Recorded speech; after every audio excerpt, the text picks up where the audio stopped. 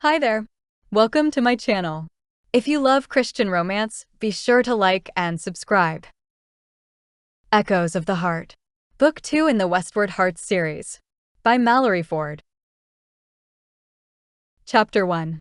Texas, 1899. Callie dropped the last of her crates on her childhood bed, the same faded green gingham quilt Mama made so many years ago, lying reverently over the soft cotton tick. She ran a hand over the carefully stitched fabric, a lump in her throat at all the memories it represented and all the hours Mama had lovingly poured over it. That the last of it? Papa's voice carried through the hallway as he turned to heave her one and only trunk through the door. This thing has to weigh a ton. How many clothes did you buy in Chicago, girl? The twinkle in his eye sparkled as it always did when he teased her, and she knew good and well Papa's broad frame could carry her trunk just fine. Some of it's clothes, but the weight comes from my textbooks.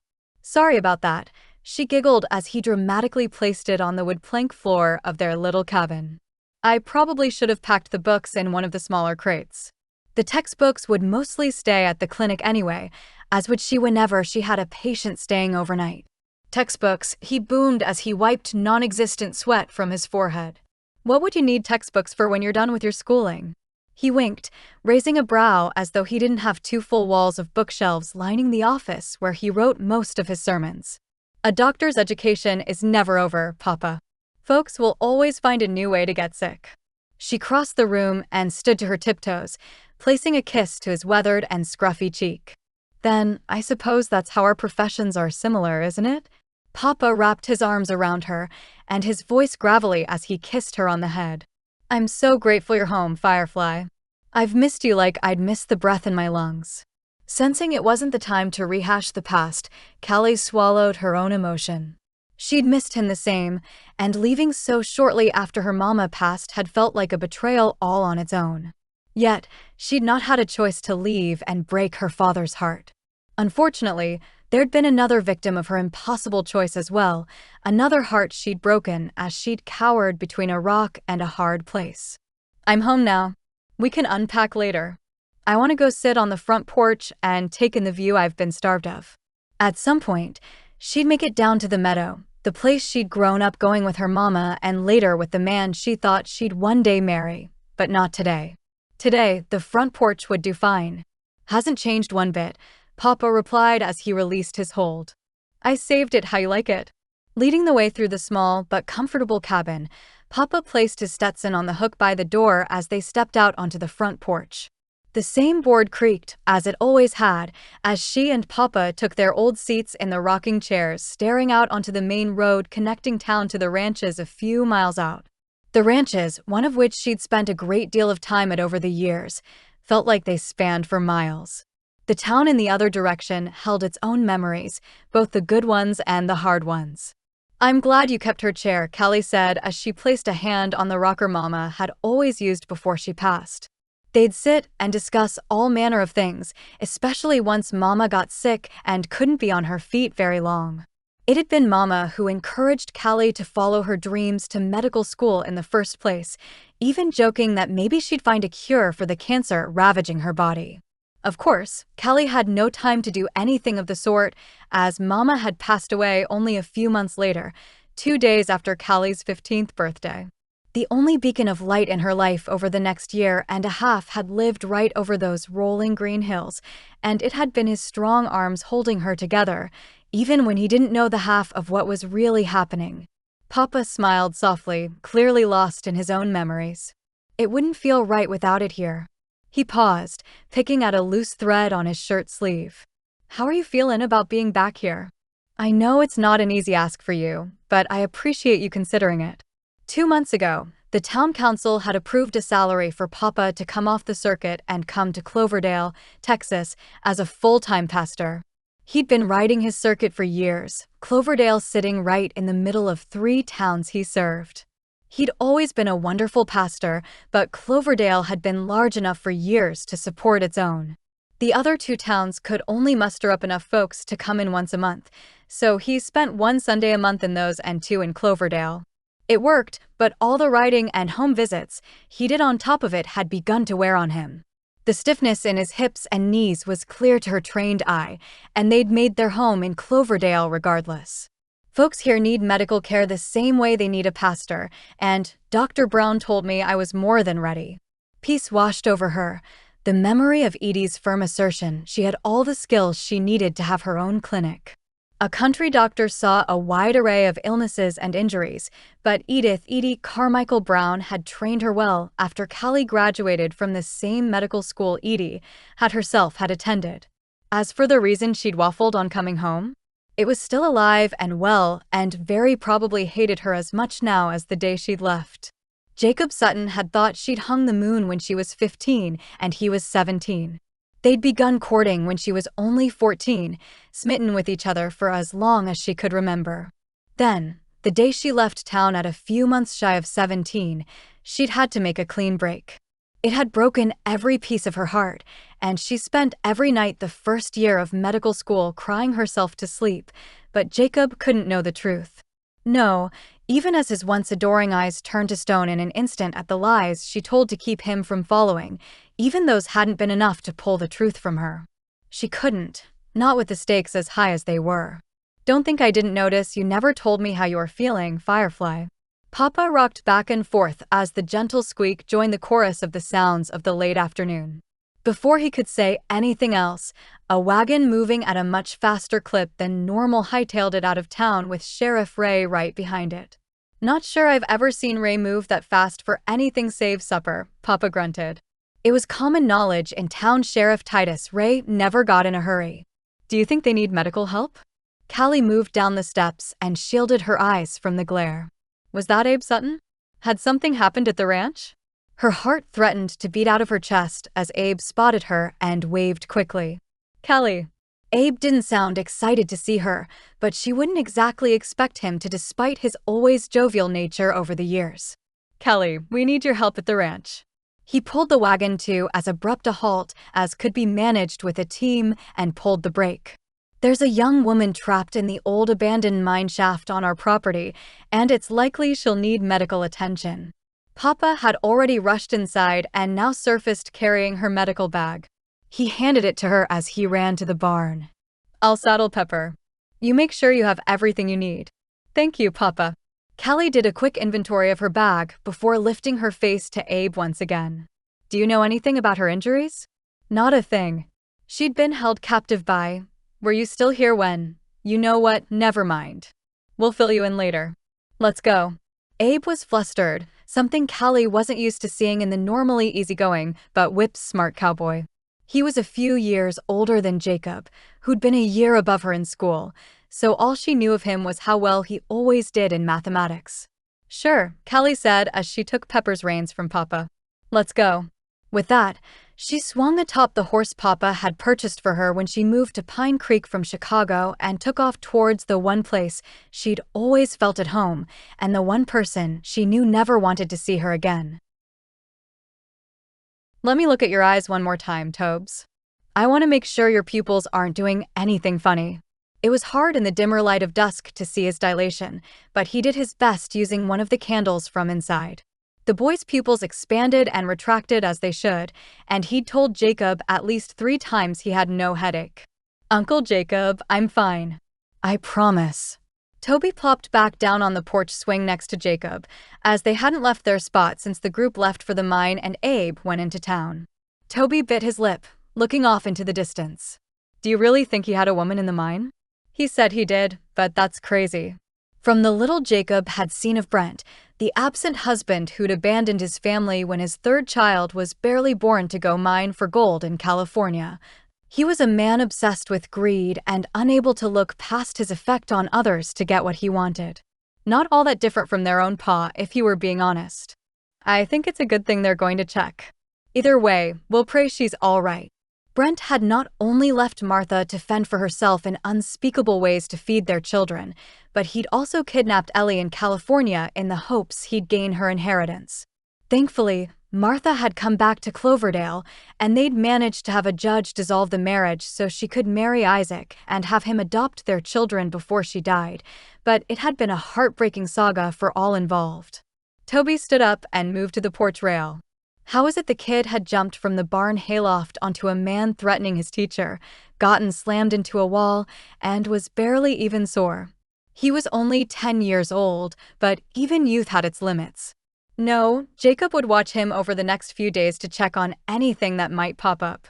If only he knew what all to look for.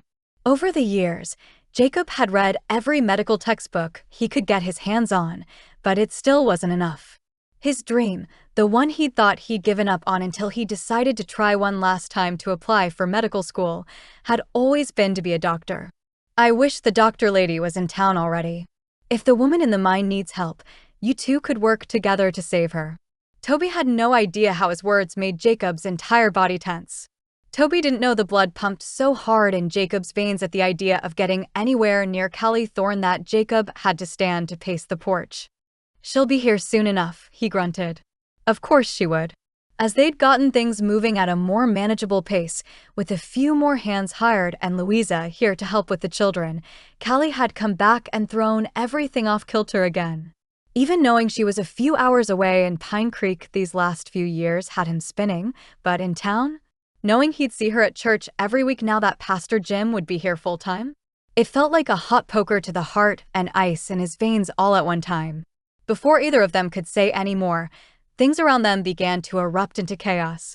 From the north, all the men and their mounts came moving at a solid canter towards the house, Micah in the back holding what looked to be a woman in his arms. Isaac rode beside him, and they slowed down as they reached the front yard. From the south, Abe drove the wagon team nearly to exhaustion, accompanied by someone in the rig with him and two behind on horseback.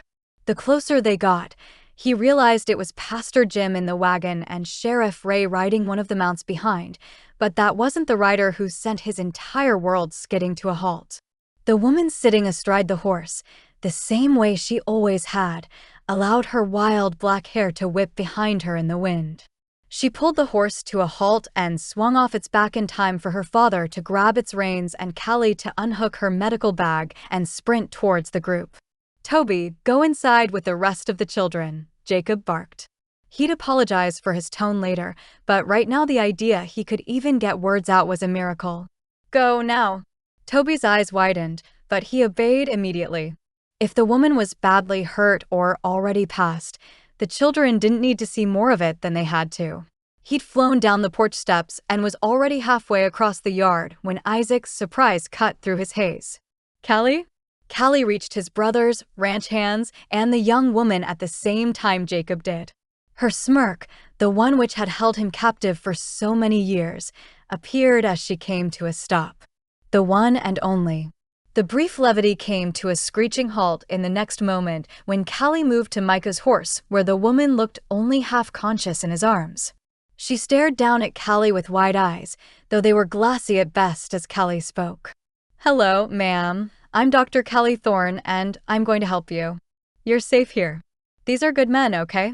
She continued to stare for a moment, her mind clearly doing its best to reconcile the situation around her. "You're a doctor?" She looked from Micah to Callie and back again, but apparently any energy she had left had been expended, because her whole body started to relax as she labored over her next words. You know what? Never mind." With that, the woman in his brother's arms fainted dead away, her whole body going limp. "Ellie," Micah worriedly said as he gently jostled her. "Ellie, wake up." "She's all right for the moment, Micah." Callie still hadn't looked his way, but he could see the way her own body held the same tension his did. Knowing Callie as well as he once had, seeing her grow from a girl to a woman, he knew like a cowboy knew his horse. She was nervous, but she was also confident in her training.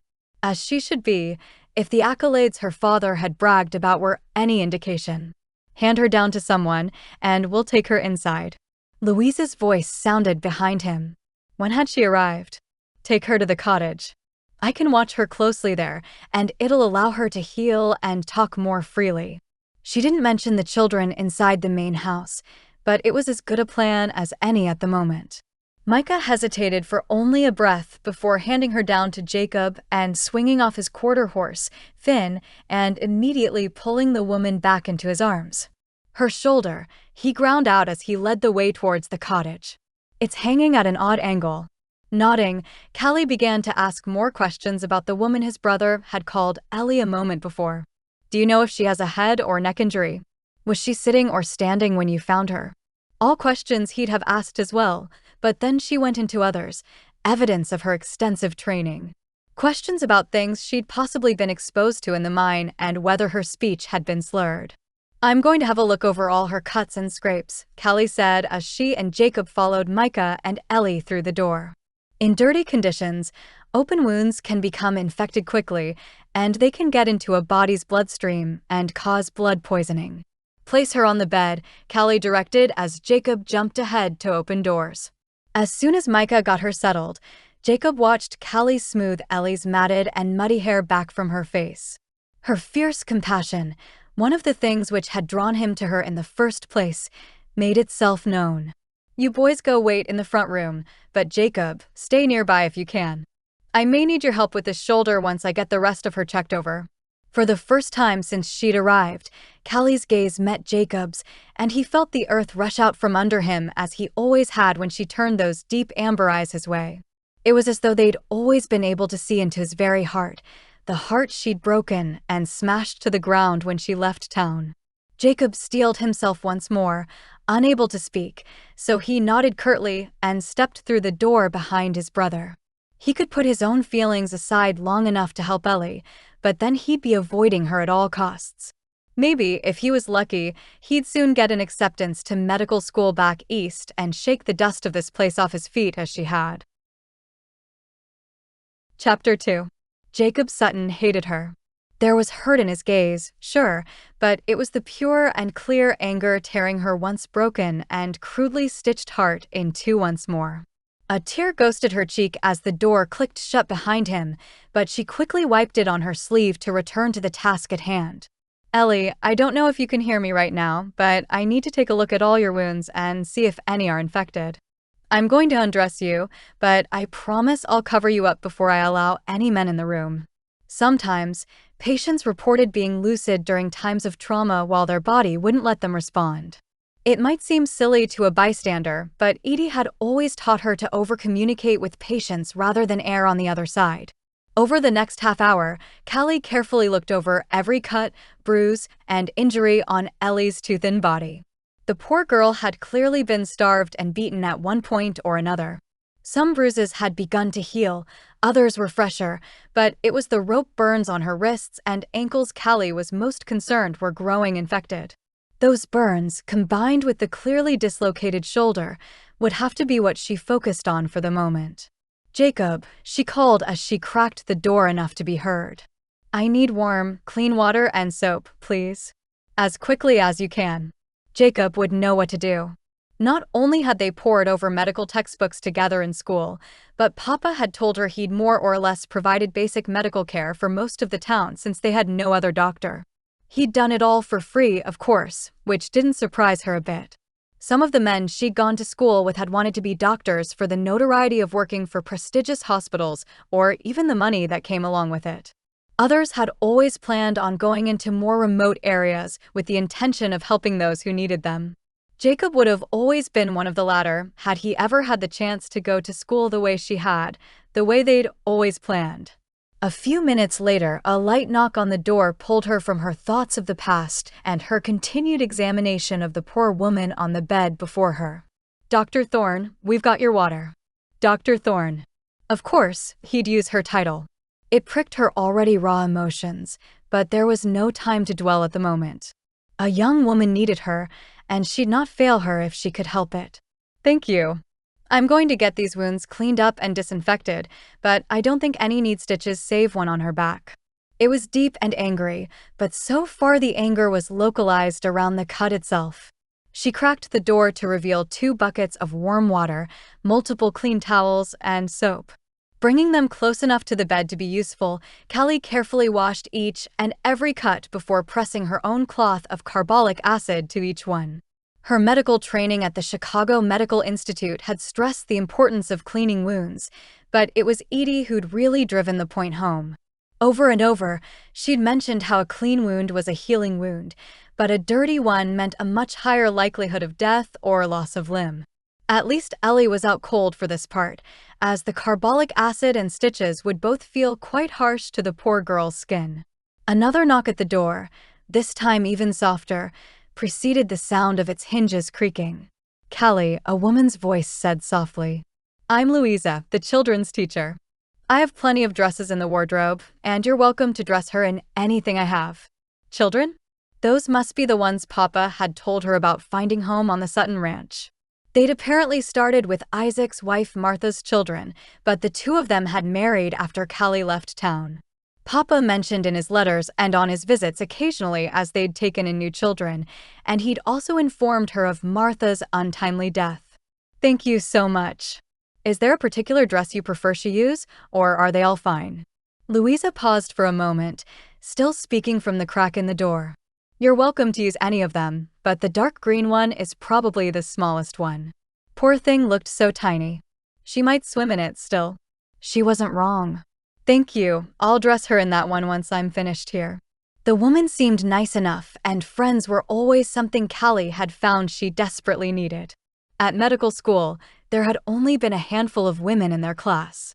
All four had lived together and bonded tightly during their studies, with two of them staying back east to take positions in hospitals while the other two went west.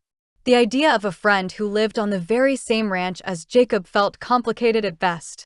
Finally, once Callie had gotten Ellie's wounds cleaned and stitched, she dressed her in the dark green dress of Louisa's from the wardrobe. It was definitely too big for her, but she'd no doubt prefer it to her old, tattered calico. Her hair needed to be washed too, but that could wait until she was awake and alert. As though the very thought summoned her, Ellie's eyes fluttered in confusion. "What? Where am I?" Her still glassy eyes widened, and Callie rushed to her bedside. "Hi, Ellie, I'm Dr. Callie Thorne, and I'm here to help you. You're safe now, and I've finished cleaning your wounds. The only thing I have left to do is put your shoulder back in place, but I'm going to need some help with that."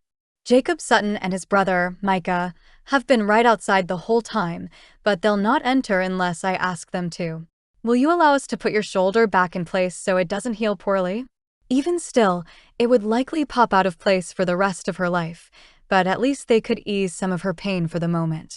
Ellie's breath shuddered, and her eyes filled with tears as she nodded. "Yes, do it quickly, please." Callie placed her hand on Ellie's and squeezed softly. "You're safe, I promise. These are good men here, and they'll not let anyone hurt you again." She called Jacob and Micah inside, and together, the three of them managed to get Ellie's shoulder back into place with as little movement as humanly possible. It caused her a great deal of pain, but the leather strap to bite down on helped. "You can do this, Ellie," Micah said as he knelt by her head and held her hand. "We're right here."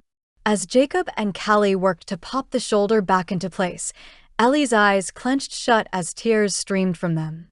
She didn't scream or yell, but Callie did wonder if she was about to pass out again before they finished.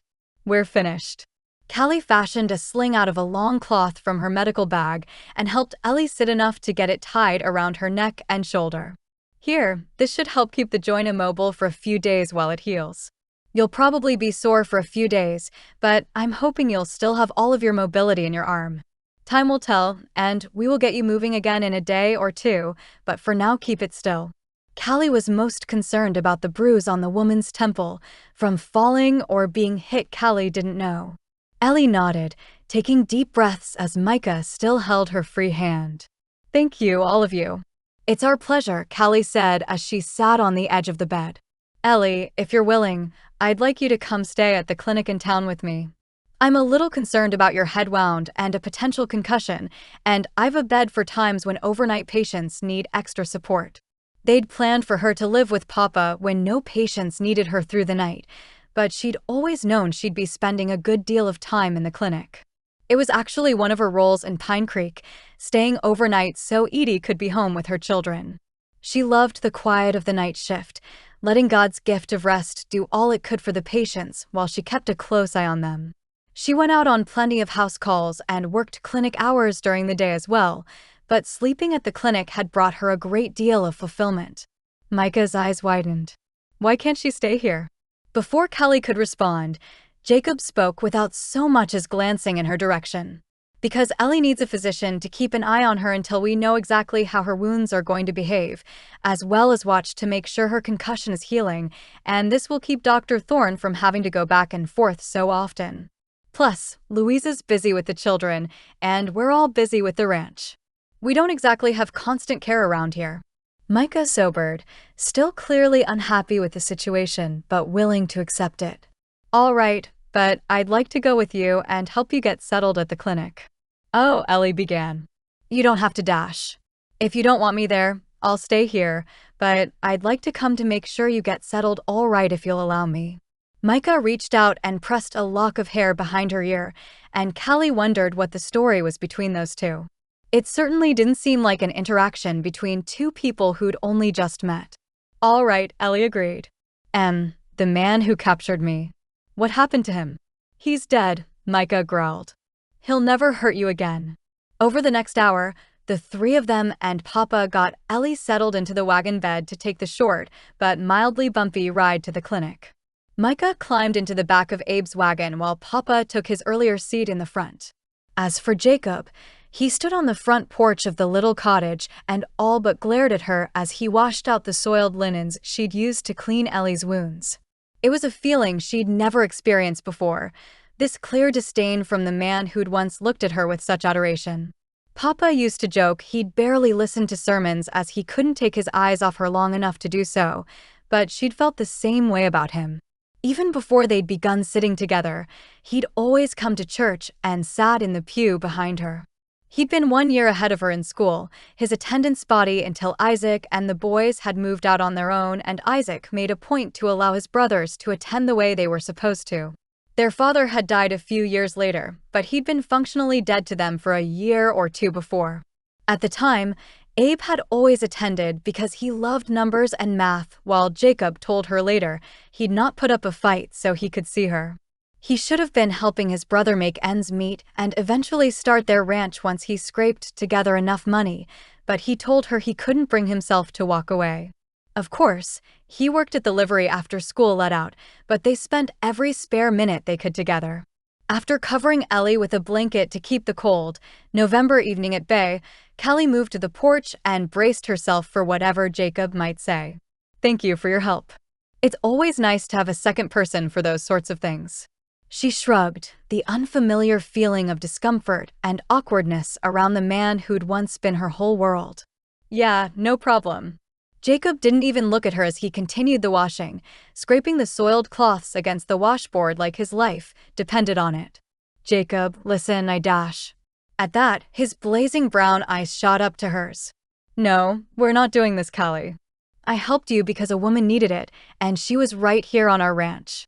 I'm not your nurse, and I don't plan to see you because you're back in town. We're not friends, we're not colleagues, we're nothing. Without another word, Jacob tossed the cloths in the water and stormed off in the direction of their north pasture. Tears pricked Callie's eyes once more, grief over what might have been in different circumstances weighing on her like a millstone around her neck. The familiar scent of pine and the mint candies he always carried filled her senses as Papa wrapped an arm around her shoulder. They stood for a moment staring after Jacob's retreating form. You can tell him, Firefly. It'll be all right. Would it even help at this point? He'd barely spoken to her, and she'd made her own mistakes despite being backed into a corner. We can talk about it later. Let's get Ellie home and comfortable. Jacob had reached the abandoned mine shaft with ideas to board it up when he realized he had no tools with him. Isaac had boards taken out to the area before they left for the cattle drive, but there were obviously no hammers or nails outside the barn. Argorg, Jacob shouted as he picked up one of the boards and chucked it as far as he could in whatever direction happened to catch his wrath.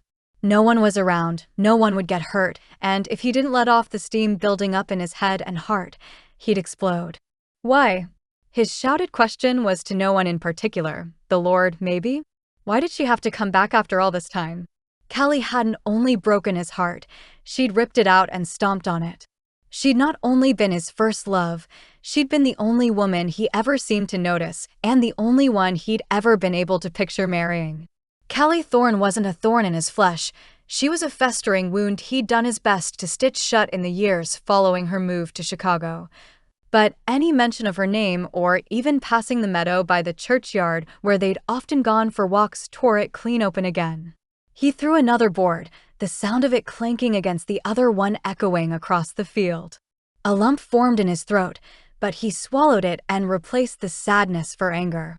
Anger was better. It didn't feel quite as helpless as the overwhelming sadness threatening to pull him under in the months after she'd made things clear. "I have to go, Jacob. If I stay here, I'll never get out." Her face had turned bright red in the morning sun as they stood in their meadow.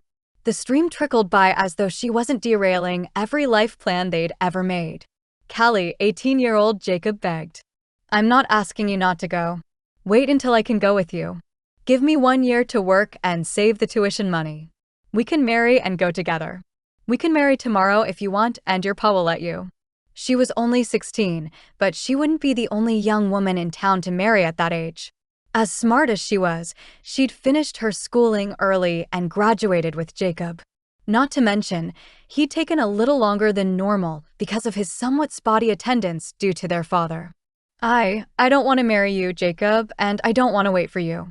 Her eyes had gone cold, the once amber beauties he could stare into for hours more like ice picks shoving their way into his heart. This was a nice childhood romance, but that's all it was. "I can't be with someone like you. You're going to turn out like your father." Jacob's eyes narrowed, his voice stolen as he choked on the words he never imagined he'd hear from her perfect lips. He staggered backwards as though she'd stabbed him. Honestly, she basically had.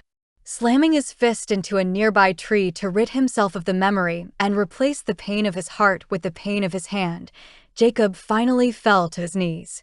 Head in his hands, one of them aching and likely bleeding, Jacob didn't even care to look. She'd hit him right in the most vulnerable spot she possibly could have, turning out like his alcoholic and gambler of a father. The man was an abusive swindler at best and probably far more. It had been through God's grace and their mother's guidance as children that had them accepting the Lord at all. "Jacob." Isaac's voice sounded softly behind him. "Oh, Jacob." He sensed his brother's presence beside him as Isaac dropped to his knees as well and wrapped his arm around Jacob's shoulders. He still hadn't let the tears fall, but they were as close to the surface as they could be without actually doing so. "I didn't realize her coming back would affect you this much." "She was everything," Jacob said hoarsely. "She was everything I ever wanted, and she shook me off like dust on the bottom of someone's boot. I'll be fine," but seeing her again after all this time, it all came back. "I know it did, brother, and I know you will be. Take as much time as you need. I can be here or I can go, but know you're not alone either way." Despite Isaac's assurances, it didn't matter. He felt the pressure of his older brother's arm over his shoulders that very moment. No, he was alone, and he always would be. Chapter 3. Sitting up isn't going to feel good, Ellie. If we can get you to the end of the wagon bed, we'll carry you inside. Callie smiled sadly at Ellie as the poor woman winced from the motion of the wagon coming to a stop outside the little building she and Papa were in the process of turning into the clinic. It was less than a 10-minute walk from Papa's house, but still a little closer to town to make it convenient for folks who needed help. The small whitewashed building had been fashioned similarly to Edie's back in Pine Creek, but they'd more or less had to work with what they had in the already standing structure. It had once been a house, with one of the town council members' mother living in it until she passed. Since then, the vacancy had apparently rendered it dusty, but Papa had done a good job of getting it cleaned and started on setup before she arrived. She'd seen it only once when she'd come for the interview with the town council, but even on the outside, it was clear he'd put in a great deal of work since. Micah swung down off his horse and jogged to the edge of the wagon. "I can carry you if you need me to, Ellie."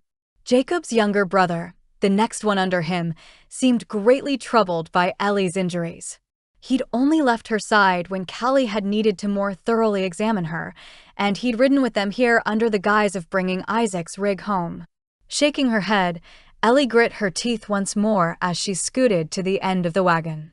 "I can walk, thank you." She impatiently brushed her hair back from her face as the green dress Louisa lent her hung loose on her thin frame. Her hair desperately needed washing, but they could accomplish that particular task tomorrow.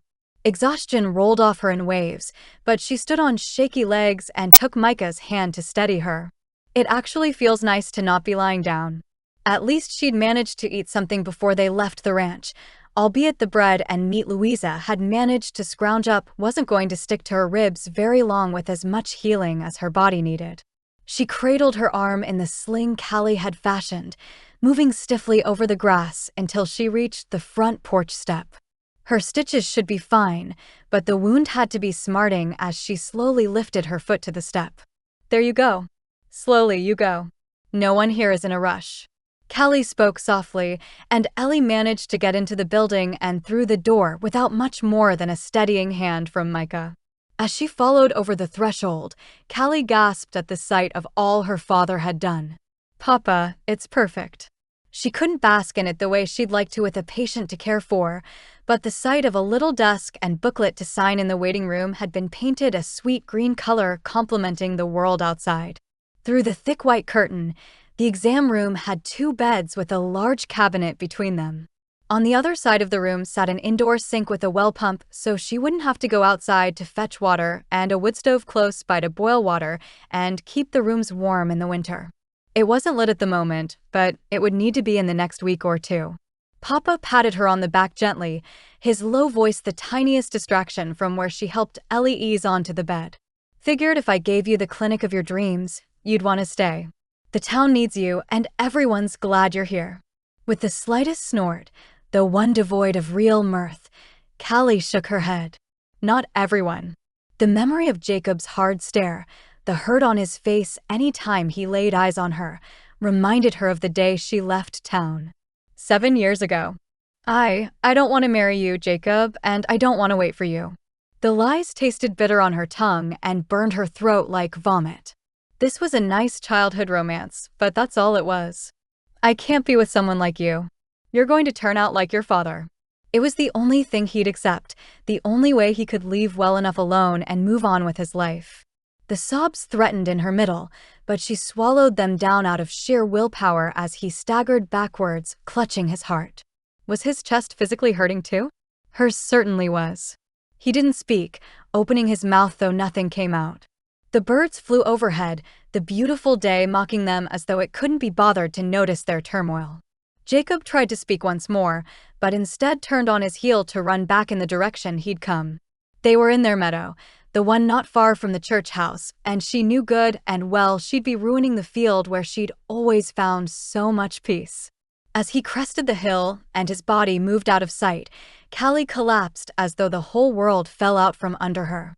There was no way she could stay with Jacob. She'd been backed against a wall. No amount of fighting or pleading on his behalf would change it, but the words she'd had to use to get him to believe her, they'd echo in her head for the rest of her life. The truth was, there wasn't a bone in Jacob's body resembling his father's, resembling the cruelty of Truett Sutton.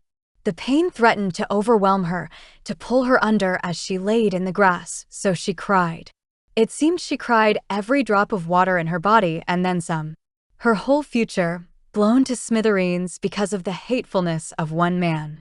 Jacob would be free of him, and Papa would too. That was all that mattered.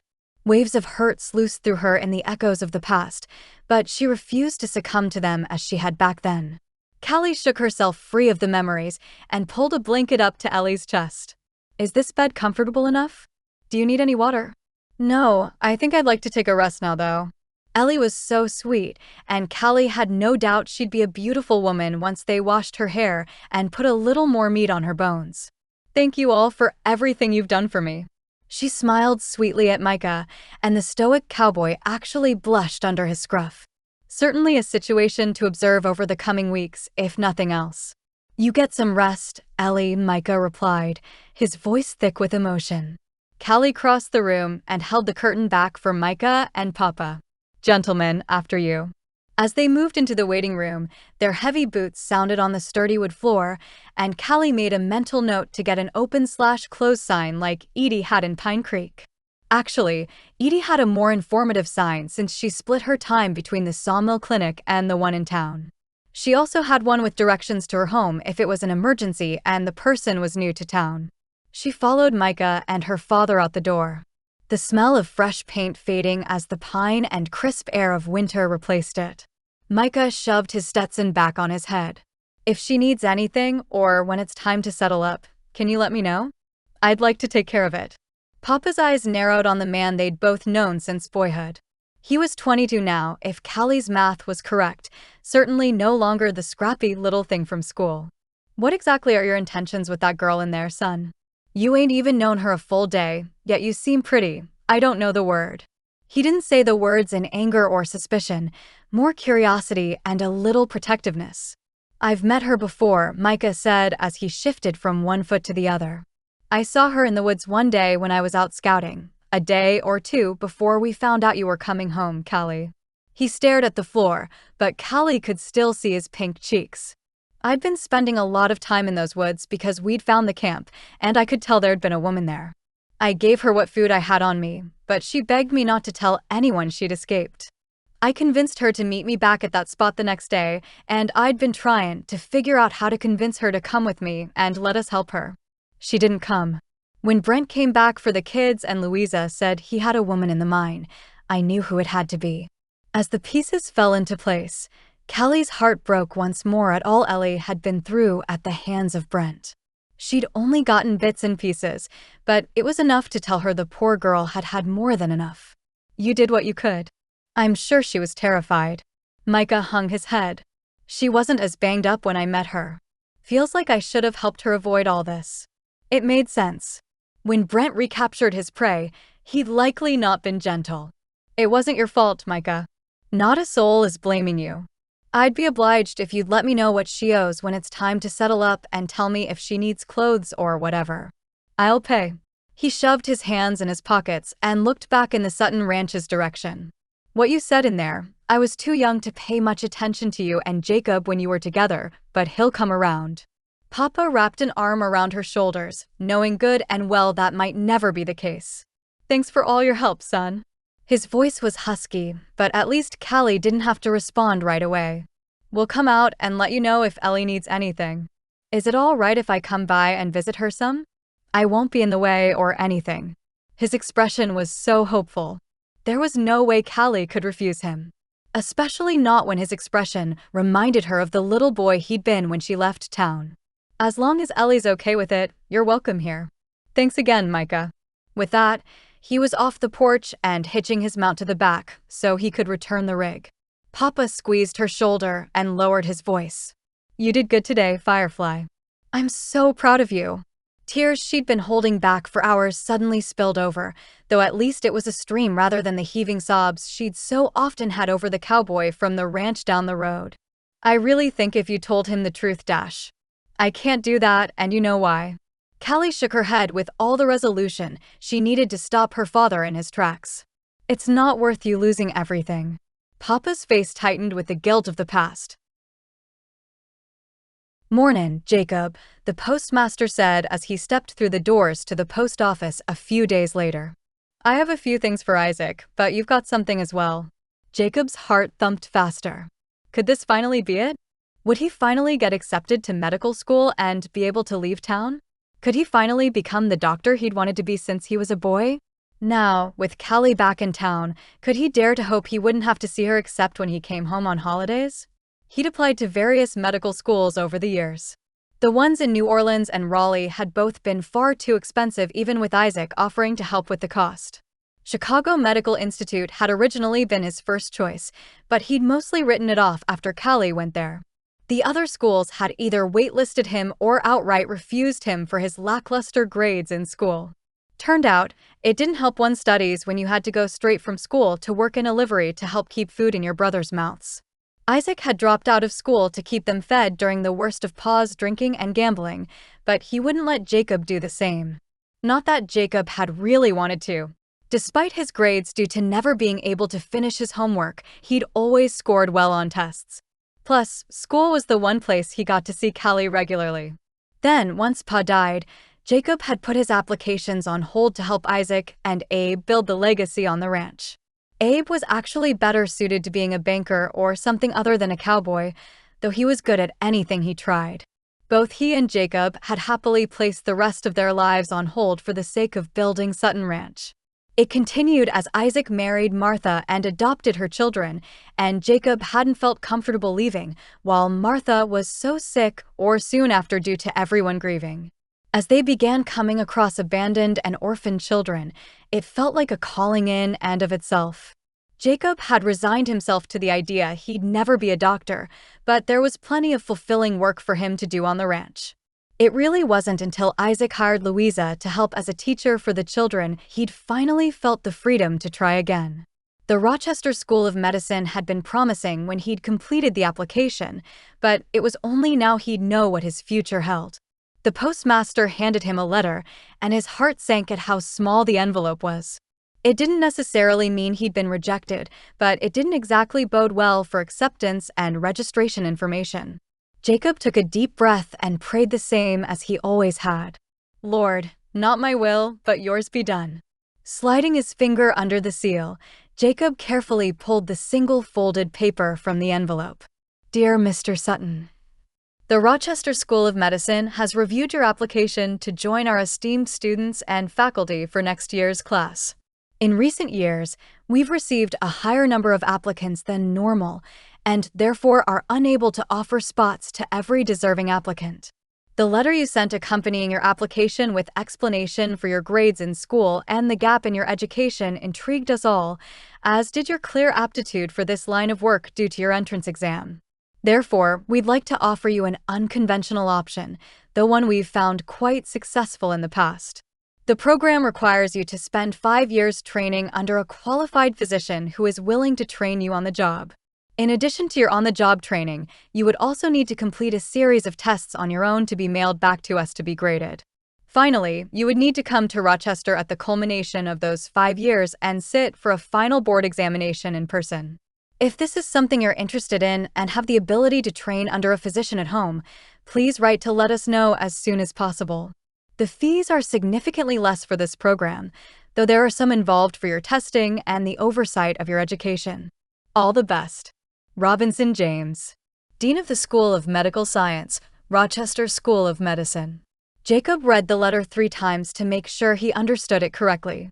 So he'd not been accepted to their on-site program, but he could train under a qualified physician. How in the world was he supposed to do that? Could he go into neighboring cities and ask to apprentice under their physician? Who would take him on? Despite the fact it wasn't technically a rejection, Jacob couldn't help but feel like it was.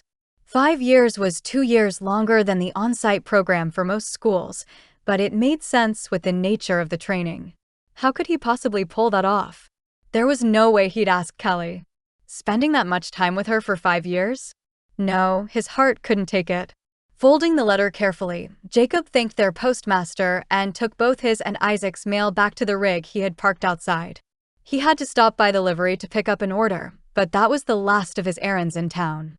He'd parked the rig outside the livery and pulled the brake when Callie breezed through the doors of the large wooden building looking every bit as beautiful as she ever had. No, she was more beautiful. Her wild dark hair was somehow thicker and more unruly, but it only made her more intriguing. She had amber eyes and olive skin, her whole appearance inherited from her mother except the height she received from Pastor Jim. She was tall, only 3 or 4 inches under Jacob's 6 feet 2 inches. As a young girl, she'd hated her height, but she'd grown to love it over the course of their courtship. It had made his teenage ego soar to know part of the reason for that was his own, much taller and broader frame. Her arm was folded through Florence Days, Hal's wife and a long-time friend to the Suttons. They giggled, and Callie's smile still took his breath away. At least, the smile lasted before falling from her face when she spotted him. "Hi, Jacob," Florence said softly as she squeezed Callie's arm a little tighter. "How are you this fine morning?" The letter burning a hole in his pocket begged him to bring it up, to see if Callie might be willing to train him, but there was no way he could ask. "Fine, ma'am. I need to go see your husband about a delivery for Isaac. Sheriff Ray told Hal yesterday the 2 of you were incredible in working to help that young woman.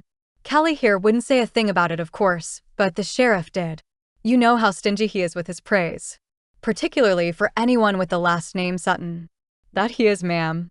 without so much as a look back for fear he'd be unable to ever look away at the woman who'd visited his dreams every night since the day she left. Jacob swept into the livery. He was about to ring the bell at the front desk when he spotted Hal standing right next to the door wearing an expression of both amusement and concern. "I was wondering if you'd seen Callie yet, but the sheriff answered that question for us yesterday." He folded his thick arms over his chest, his weathered skin and gray hair fooling some, but not Jacob. No, Hal Day was still as strong as an ox and worked his body in the way a man 20 years younger might. "You doin' all right, son?" Hal knew good and well the mess it caused when Callie left. He'd been the one to find Jacob in a saloon in the next town over when Isaac and Abe couldn't find him in town. It had been Hal who pulled him out by the collar of his shirt and talked sense into him. At the time, Isaac had been working for Hal at the livery, and the two of them heard about Callie leaving at the same time. Jacob hadn't been old enough to drown his problems in a bottle, but the barkeep hadn't seemed to care. No, he'd served Jacob the same as he'd served the men twice his age, bringing him to a place he'd never wanted to go in the darkness. "Son," Hal said as he grabbed 18-year-old Jacob's collar and pulled him through the dusty, crowded bar. Once on the creaky front porch, the mountain of a livery owner shoved him forward. "What do you think you're doing?" "She said I was like Pa, so I reckon I might as well reap the benefits of bein' a drunk," Jacob spat. What he wouldn't give to go a few rounds in a ring if he could find one. The liquor hadn't dulled a thing, so maybe he could pick a fight with one of the men and get himself knocked out. "Don't call me son." Hal narrowed his eyes and moved towards Jacob.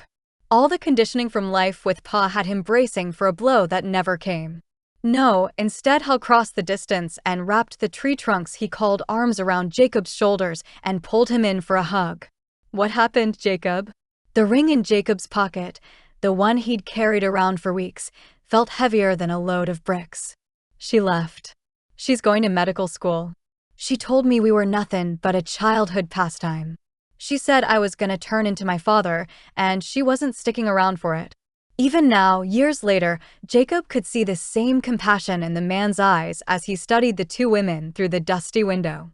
Hal had known about the ring in his pocket. He'd known of his plans to give Callie his name before they went off to school together. "I don't know how I'm doing, Hal." "How am I supposed to know? You asked the Almighty to help you figure it out?" Hal knew Jacob's doubts and questions.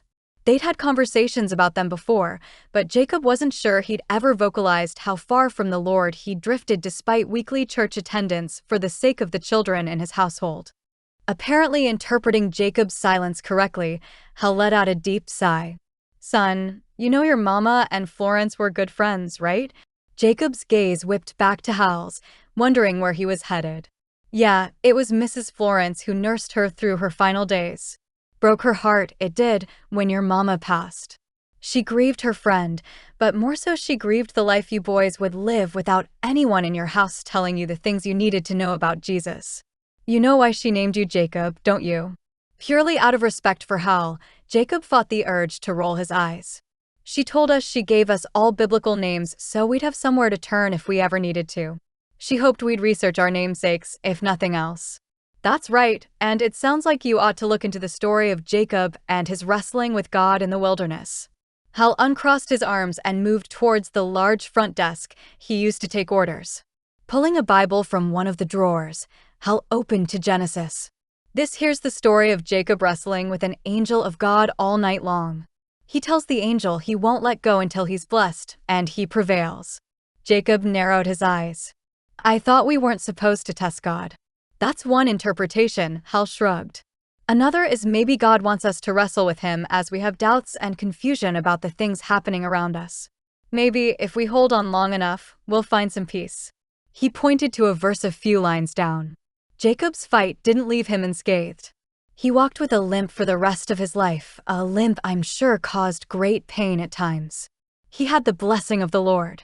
He'd surrendered to the will of God, and he'd allowed his pain to bring him closer to God.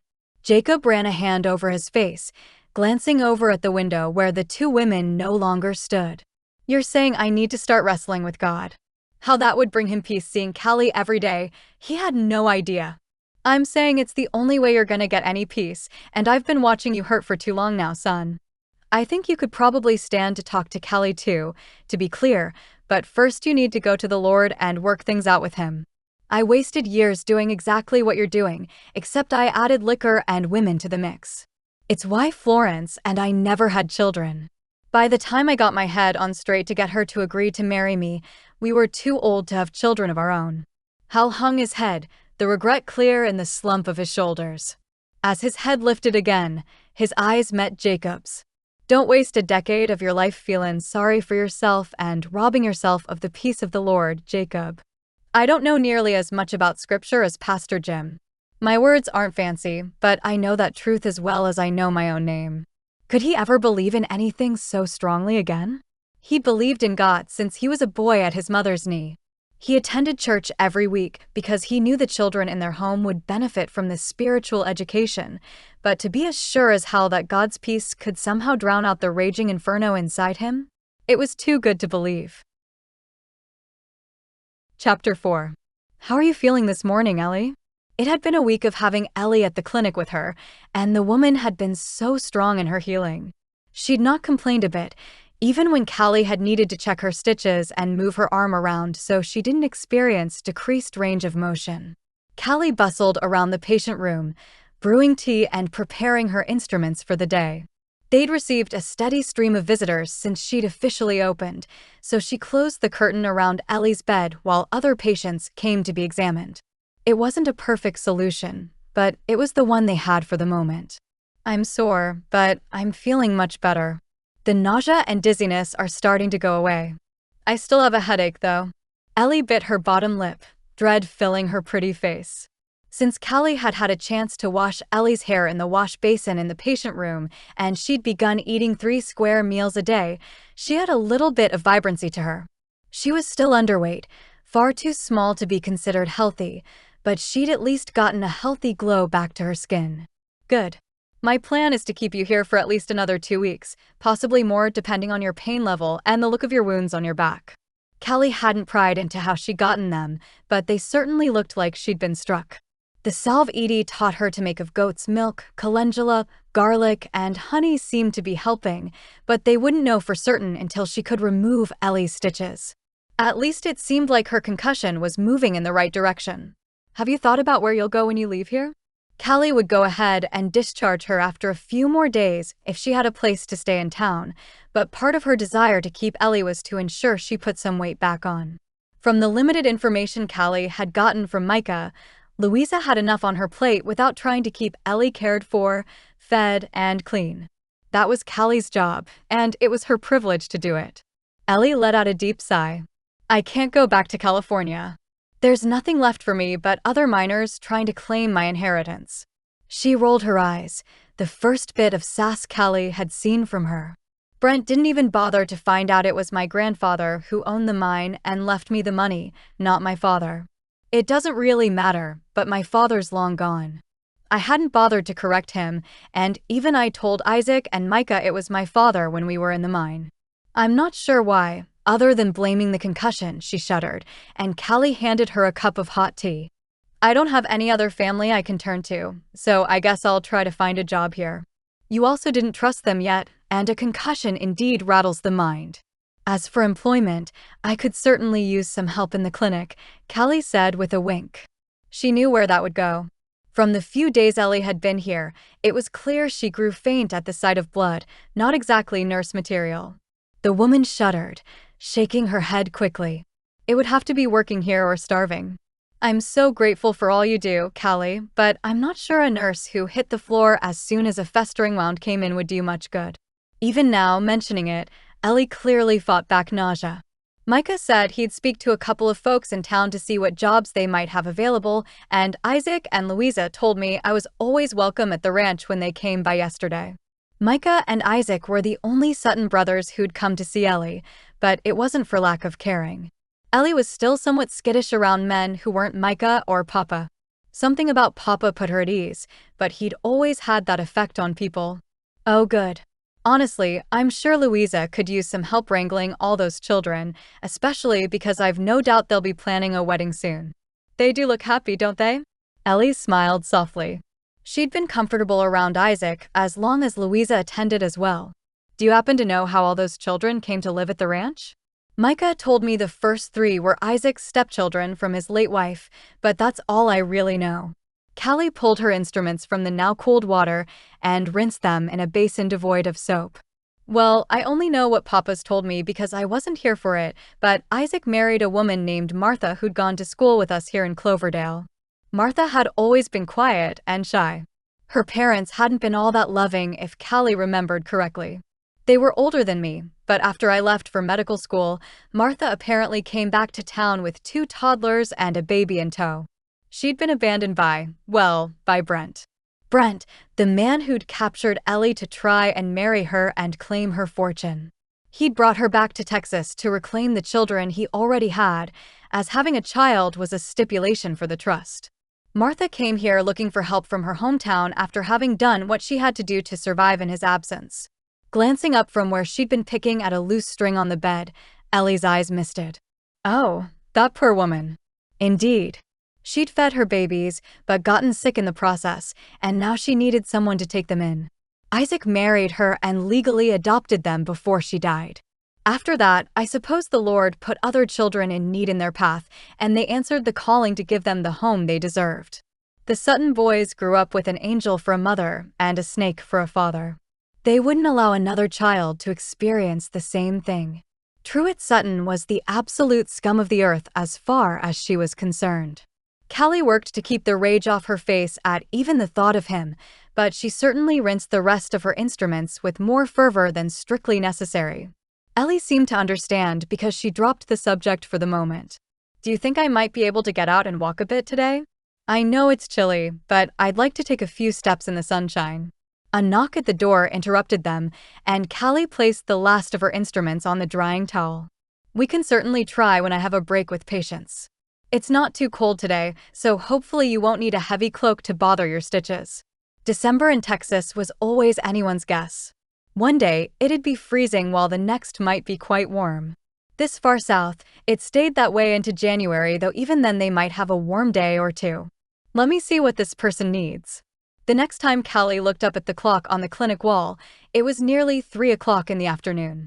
Papa had been by to bring them lunch, but Callie had barely had the chance to touch hers as patients streamed steadily throughout the day.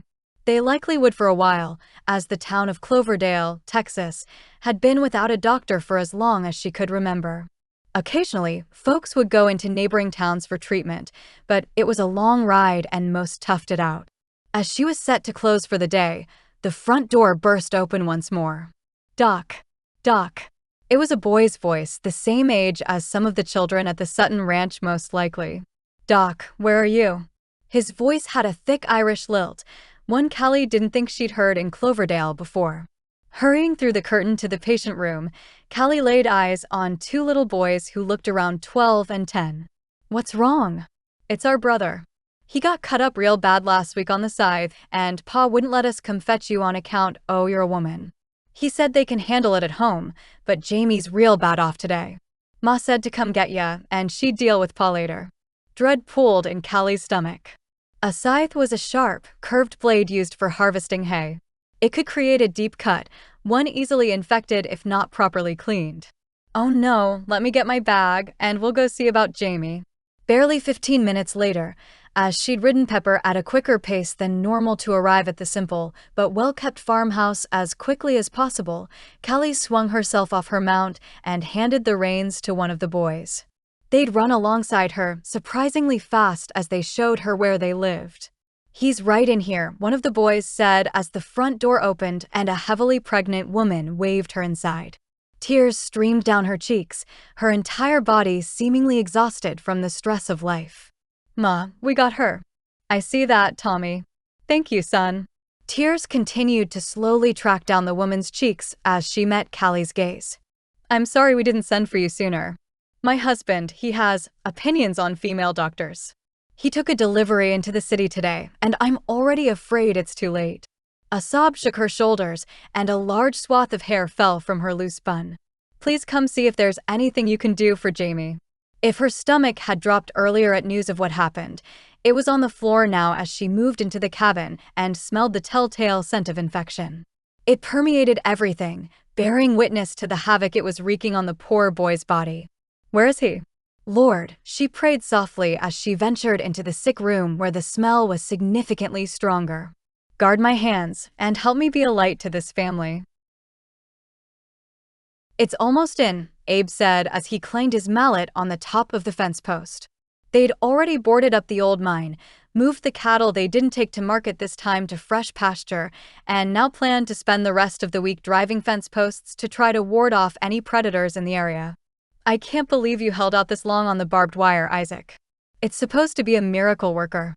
Barbed wire had been around for a few decades, but Isaac had learned ranching under an old-timer named Curtis Lee who believed in keeping the range as open as they could. They'd finally convinced Isaac to invest in barbed wire, and it had come in the week before. It'd take them a month or more to get it all placed, but it would work wonders for keeping predators out and cattle in. I guess times are moving, Isaac said as he drove the post to their left with Micah. Gotta move with them. Speaking of which, Abe responded with a smirk as he handed Jacob another fence post. You plannin' on moving into the new year with a fiancé or keep courtin' Louisa? Better get a move on or some young buck's gonna snatch her up. He winked at Jacob. Riling their oldest brother was among Abe's favorite pastimes. Isaac rolled his eyes and drove his post the last inch into the dirt. Anyone comes sniffing around Louisa, he can have a conversation with me. He straightened up, removing his Stetson and wiping his forehead. Yeah, to answer your question, I plan on proposing to her on Christmas when her family's here. Louisa's family had made plans to join them on the ranch for Christmas. All 9 of them were headed to Texas on the train the next week. She was so excited Jacob wondered if she might burst from it, but Jacob was glad they'd all be able to make the trip. Louisa clearly loved the Sutton ranch, the children, and Isaac, but she missed her family. Picking up another fence post as the 4 of them moved down the line, Micah grinned. Congratulations, brother. She's too good for you, but I reckon you know that. Sure do. Isaac chuckled before sobering softly and turning his attention to Jacob. Jacob, how are things going for you? Have you seen Callie again since the day she came to the ranch? Good mood immediately soured, Jacob scowled. Don't matter if I have. It's not gonna change anything. He'd been thinking and even doing some praying on what Hal told him about the story of Jacob wrestling with God. Jacob reckoned he could stand to do a whole lot more. But Callie? No, things weren't likely to change there. I know you planned to check the post office the other day when I sent you into town, Isaac replied. Did you hear back from your applications? Isaac, for his part, had been more than supportive of Jacob's dream to become a doctor even back when it would have meant leaving them short-handed. Especially since their youngest brother Zeke left to join the Texas Rangers, they'd needed every man they could get until they were able to hire help. I did. My grades from school were the issue again. They couldn't accept me for the on-site medical program. Abe shook his head, blowing out a breath in frustration. You'd think they'd understand your circumstances surrounding your grades, especially when you take your test scores into account. He paused, tilting his head. Wait, did you say on-site program? Is there one that's not? There is, but it's not really an option either. He told them about the possibility of training under another doctor, but that would mean leaving home for 5 years and having no idea what quality of medical education he'd receive. I appreciated the offer, but I can't see a path forward. Isaac closed the distance between them and placed a hand on Jacob's shoulder. Can you keep applying to other schools? I know you said the one in New Orleans was too expensive, but we had a really good year this year at the stockyards, so dash. Wait a minute, Micah said with his gloved hand in front of him. Why are y'all acting like there's not a perfectly good doctor right here to train you? Look, Jacob, I know you've got your issues with Callie. I've been in the clinic a few times this week, and she seems to really know her stuff. Oh, Isaac said as he turned to their younger brother. Don't think we're not going to talk about why you've been up there so much bothering Ellie. That's coming next. Isaac turned his attention back to Jacob. He's not wrong, Jacob. We don't really know what all happened between the 2 of you, and I'm not about to pretend to. If you want to be a doctor, it seems silly to let it go because you don't want Callie to train you. Who says she even would? Especially after she believed he turned out to be like his father. You don't know until you ask, Micah said with a shrug. I might give it a few days. She had an awful day yesterday. Concern for Callie and frustration at how much he cared Ward for the top spot in his heart. What happened? I heard about it from Ellie when I went to see her yesterday after dinner, but apparently 2 kids came running into the clinic looking for her yesterday. From what Ellie said, I'm guessing it was Clyde and Tommy O'Sullivan. Apparently they had Irish accents, and the O'Sullivans are the only family in town I know who does. The O'Sullivans had a farm to the east of town and nearly as many children as the Sutton ranch. In fact, Jacob thought he'd heard Eilish was expecting again, but they didn't get into town too often. Was there an accident? This from Isaac, and Jacob could already see his brother brainstorming how they might help the family. Apparently, the older brother got cut on a scythe, and it had been days since it happened. Days. Jacob hoped his first guess was incorrect. Why didn't they come get someone? According to Ellie, the boys said their father didn't trust lady doctors, but their ma sent them that day anyway. Jamie was in bad shape. Callie got back from the house call about the time Pastor Jim and I were getting ready to leave, and she looked like she'd cried a whole bucket of tears. I can't say for sure what happened, but she looked a little bit in shock. Jim had gone with me to make sure everything was proper for Ellie, so he stayed with Callie to make sure she was all right. Of course, I don't know for sure what happened, but it doesn't take a doctor to know a gash from a scythe can take a leg or a life quick. He was right. All Jacob wanted at that moment was to ride into town and check on Callie, but he had no right. Doctors experience death. It was part of the job, but it didn't mean Callie's tender heart could accept it any easier than she had when her cat died at 14 or her mother passing too shortly after. Whether she had anything to do with it or not, it was sometimes the luck of the draw. It wasn't his place to go check on her, and he didn't know what he'd say anyway. He could have all the opinions he wanted about Callie and the way she left things, but he'd seen the way she cared for Ellie. She was a good physician. Sometimes a body was too far gone. Chapter 5. Callie, Louisa said as she exited the steps into the churchyard 2 days later. Florence and I are considering getting together once a month for a sewing circle, and I wondered if you'd like to join. Callie had to more or less jar herself free from her exhaustion-induced haze to respond. Oh, a sewing circle? I'm afraid I'm far better sewing stitches than I am fabric, but dash. Oh, you don't have to be good at sewing, Louisa replied quickly. It's mostly to visit. She then seemed to take in what Callie knew was a haggard appearance, and her brow furrowed. Callie, are you all right? Clearly, the bags under her eyes had betrayed her. How could she possibly answer the woman's question? She'd lost a patient 2 days ago, a 14-year-old boy with a whole life ahead of him. By the time she'd arrived, the leg was too far gone to save, so she'd begun weighing her options. Initially, her plan had been to amputate to remove the infection, but the telltale stripes of blood poisoning all the way up his leg and into his torso told her he was too far gone. She'd given him everything she could, lancing the wound, and trying her best to draw the infection and fluid out with everything at her disposal, but he'd passed. The father had gone to the city to try to find a male doctor, but she had no idea if he'd been successful. He hadn't returned by the time she left, and poor Jamie was already gone. Holding his pregnant mother as she grieved her eldest child would be seared into her memory forever, and it was no wonder she'd barely slept since. I've had a hard week at work. The understatement of the year, but there wasn't much else she'd choose to say out of respect for the O'Sullivans' privacy. Haven't slept much. Oh, you poor thing, Louisa said with genuine sorrow. I'm so sorry, I dash. Before she could say anything else, a deep voice with an even stronger Irish lilt than the boys who'd come into her office that day came roaring from the other side of the churchyard. Callie Thorne. Where is Callie Thorne? She killed my son. It appeared Aidan O'Sullivan had returned, and he'd heard of his son's death. Callie shut her eyes for only a second, steeling herself for whatever was to come. Mr. O'Sullivan, she said as she waved him down and walked as quickly as she could in his direction. Why don't we talk over at the clinic? The sound of heavy footsteps and her father's familiar scent of pine and mint bolstered her. He didn't speak, but his presence behind her slowed her racing heart.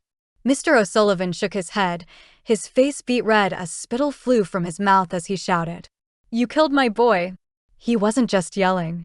He was also sobbing, and it broke Kallie's already shattered heart. I was going to get a real doctor in the city, but Eilish sent for you instead? I knew you weren't to be trusted. I knew you'd kill anyone you touched. His green eyes, the color of a field after a fresh rain, burned with rage and grief. "Mr. O'Sullivan," Callie said as softly as she could and still be heard over the gathering crowd. "I am so sorry for your loss, and not an hour goes by where I don't pray for your family. I wasn't even summoned until it was too late." He'd been lying in that bed for nearly a week, the infection spreading the whole time. "It wasn't my fault." She might as well have been speaking to a tree trunk for all the mind Mr. O'Sullivan paid her. Another familiar presence took a spot at her side. Jacob held up his hand to Mr. O'Sullivan. "Aiden, I know you're grieving right now, but you can't come out here yelling at Dr. Thorne. She didn't do anything wrong, and I won't allow you to speak to her that way." If the situation weren't so awful, Callie might have been shocked by the protectiveness rolling off him in waves. "I really am so sorry, sir, but there was nothing I could do." The next moment blurred before her as the grieving father took a step towards her with his fist raised. Bracing herself for impact, Callie froze in place for a blow that never came. Instead, a grunt and loud thud on the ground pulled her from her shock in time to see Jacob had not only stepped in front of the punch meant for her, but he'd also tackled the man to the ground after accepting his fate. Jacob didn't punch Mr. O'Sullivan back, merely flipped the man onto his front and clasped both hands behind the man's back. "Aiden, don't do this," he growled. "A little help here, please?" Apparently shaken free of their own shock, Papa and Isaac both descended upon the two men on the ground and took Aiden O'Sullivan in hand. Blood dripped onto the ground, but it didn't appear to be from Mr. O'Sullivan as he was brought to his feet and pulled back towards the typically as useful as a pushpin, Sheriff Ray. "All right, gentlemen," Ray said as he slowly moved towards the fray. "Break it up." Callie couldn't keep from rolling her eyes. "A little late for that, Sheriff." She steadied herself with another deep breath as Mr. O'Sullivan started in on her again. "She killed my boy, Sheriff. She ought to be in jail." "You're the one who took a swing at a woman," Isaac replied. "We all saw it. She's the one who might press charges against you. Or my brother, since he took the blow meant for her." It was only then Callie spotted Jacob standing to her side with a handkerchief pressed against his eyebrow. It had grown steadily more red in the minute they'd been standing there, and she had no doubt it would need stitches. "I don't want to press charges, Sheriff, but I'm also not to blame for Jamie's death." "You keep my boy's name out of your mouth," O'Sullivan roared. "He'd still be alive now if it weren't for you." It wasn't true, but there'd be no reasoning with a man in his condition. All right, Sheriff Ray finally interjected. "Come on, gentlemen. Help me take Mr. O'Sullivan to my office and we'll talk. Dr. Thorne, can you stop by tomorrow and give your statement?" "Yes, sir," Callie replied. Mr. O'Sullivan kept shouting awful things at her as Isaac and Papa led him from the churchyard, but her attention was now on the cowboy who jumped in front of her. Jacob's navy blue eyes looked even darker than normal as they trained themselves on her. His breath moved quickly, pushing his chest up and down as his brow furrowed. "You all right? He didn't clip you, did he?" His voice sounded pained, more like a growl than anything. "I'm fine. Thank you for stepping in and not hurting him." Callie stared off into the distance as Mr. O'Sullivan and his captor shuffled towards the sheriff's office. She eyed his brow, where the second handkerchief he'd apparently placed on it had grown red once more. "Let me take a look at that eyebrow. I've got my bag with me." Jacob shook his head, taking a step back as though she'd been the one to strike him. "No, it's fine. Don't worry about it. Jacob, don't be stubborn. Let me stitch it. Why can't you leave well enough alone?" His words weren't shouted, but his voice was louder and tighter than normal. "You have to try and fix everything, don't you?" Callie flinched at his harsh words, and he regretted them the moment they left his mouth. The Callie he knew was still in there, and the hurt in her eyes was quickly replaced with fire.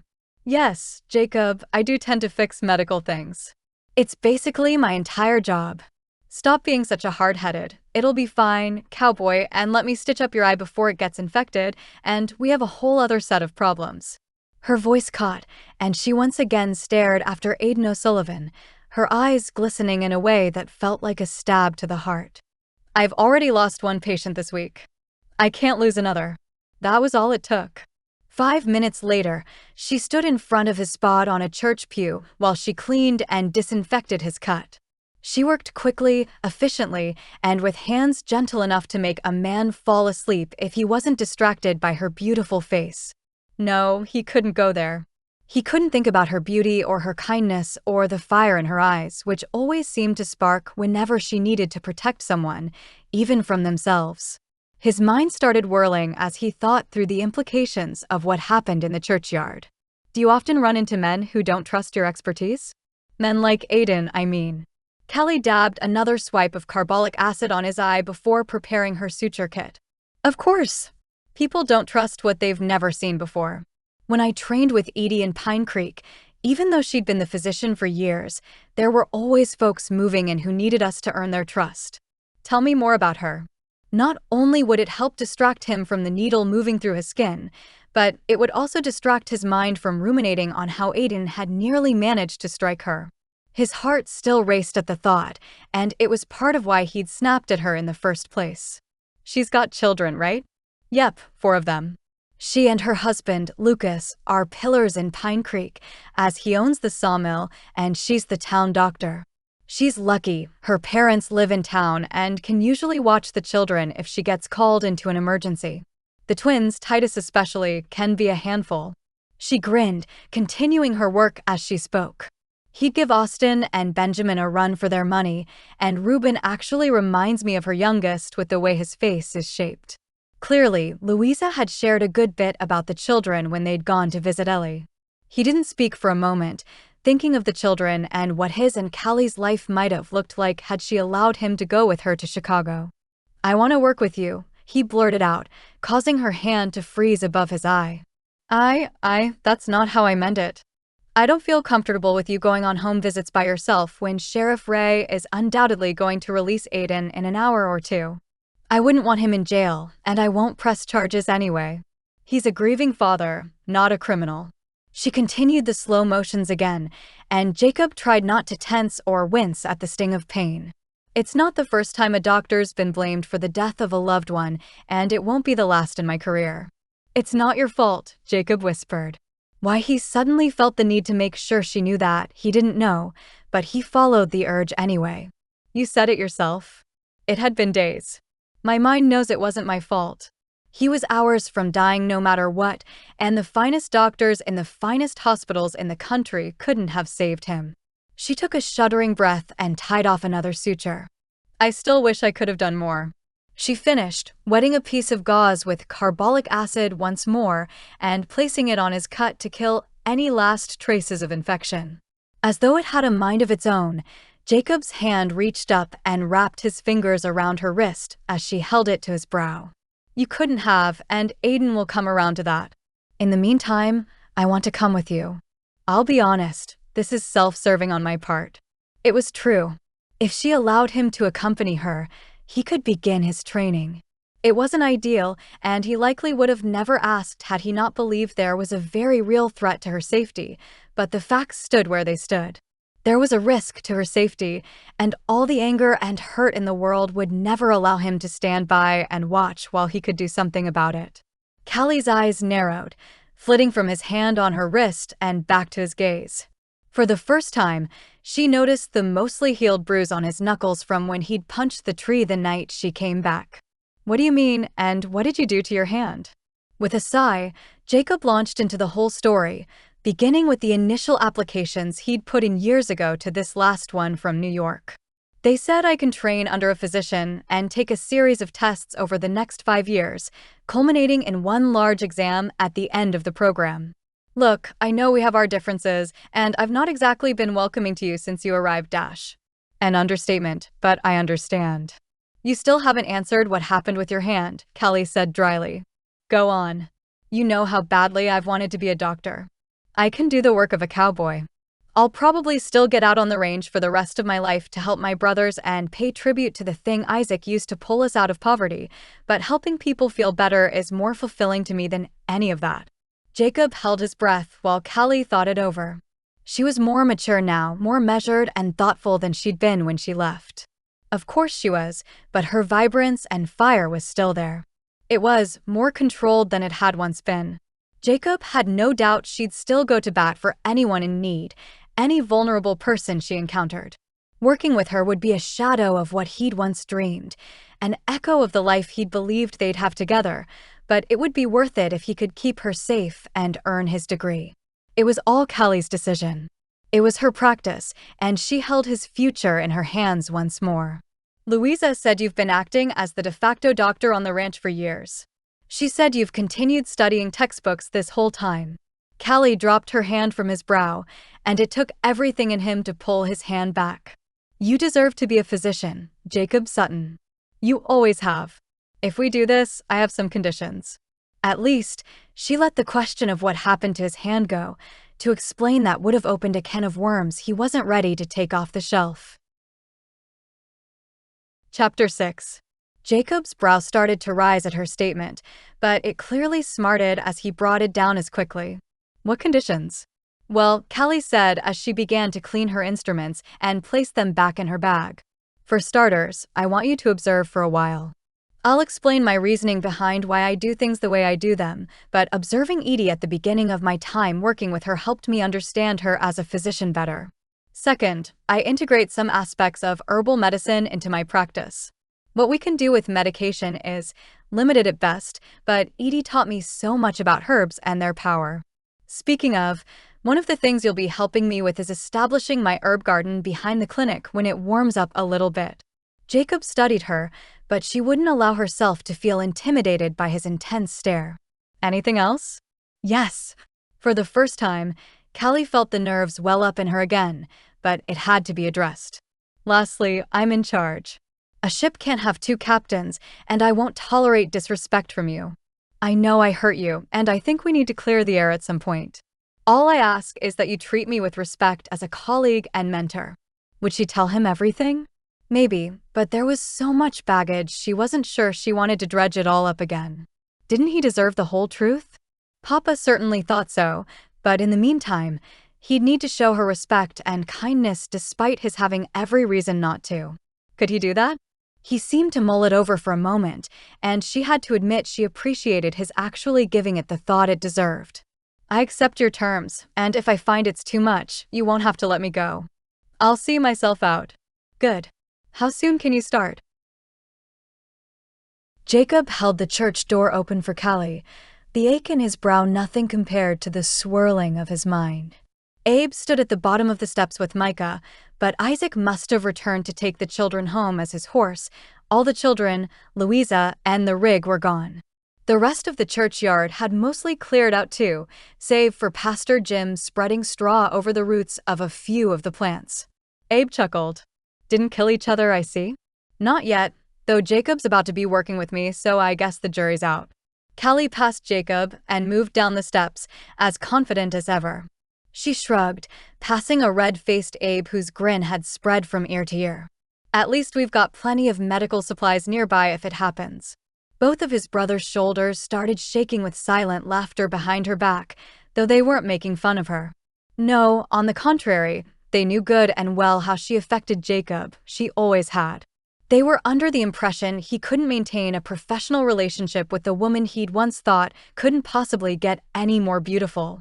She had, unfortunately, and the slight pink of her olive cheeks as she whipped around to face him only enhanced the effect. Her wild black hair, the curls she'd once lamented as they were as stubborn as she was, wouldn't even pretend to be contained in a bun or braid. No, she tended to let them fly, kept out of her face only by some sort of clip on top of her head. At least, she always had, though there was bound to be some sort of containment while she worked on patients. It was only then Callie's brown eyes showed the exhaustion of the day, the pain of losing Jamie O'Sullivan's oldest boy clear on her face. The lines around her eyes, normally lifted in an easy smile or determined expression, formed as her normally high-set shoulders slumped the tiniest bit. No one else would notice, or at least not the extent, but Jacob's heart thudded in his chest as he realized he could still read her like a book.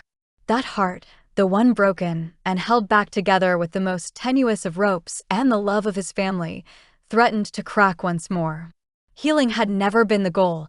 He'd known it was an impossible feat. It wasn't your fault, Callie. He'd repeat it over and over until she believed it, the way she'd always reminded him who he was when he forgot, at least until the day she'd accused him of turning into his father. She knew what he meant. Her leaving? Shattering the future they once had? It was indeed her fault. Jamie O'Sullivan's death wasn't on her, and there was no way he'd let her blame herself. I know it wasn't, but it doesn't make it hurt any less. She opened her mouth to speak again, only to snap it shut and take a step back. It was only then Jacob realized how close they stood. The scent of herbs lingered in the air even after she put distance between them. I'll see you Wednesday morning at the clinic. We'll start with office hours before heading out for home visits. It would have been sooner, but he had a few projects to wrap up on the ranch. With no further statement, goodbye, or acknowledgement of what he'd said, Callie turned and crossed the churchyard to where her father stood with Hal and Florence. Jim opened his arms to her, engulfing her in them the same way Jacob used to when they were younger. He watched her only long enough to feel the familiar longing before tearing his attention from the scene and turning to face his brothers once more. Abe's head flopped carelessly in Micah's direction. So, are we placing bets on how long it takes the two of them to make it to the altar? With a snort, Micah shook his head. I'd prefer to keep all my cash, thanks. Plus, I'm headed to the clinic to check on Ellie since I'm in town. Louisa gave me a few things to take to her. Could have given them to Callie, Jacob said knowingly. There was something between his little brother and Ellie. Any fool could see that, but exactly what their history was remained a mystery. I imagine she's headed there, now. Micah shrugged before taking Finn's reins and preparing to mount. I think I'll take them myself. See you at the ranch later, boys. With that, Micah and Finn took off at a trot in the direction of the ranch, though it'd be the building around a half-mile out of town on his mind. Beside him, Abe stuffed his hands in his pockets. He told you anything more than the line he fed me about wanting to make sure she's all right? Reckon he feels guilty she got hurt on our land. If you believe that's all it is, you're not as smart as I thought you were, brother. Jacob chuckled, all while trying to ignore the pang in his heart and the punch to his gut to still see Callie across the churchyard. She now stood beside her father, talking and laughing softly with Hal and Florence as well. Her laugh didn't reach her eyes, and Jacob could see how forced it was even from a distance. He'll tell us in his own time. I'm smart with numbers, not so much romantic entanglements, Abe quipped. Women make about as much sense to me as an unbroken stallion.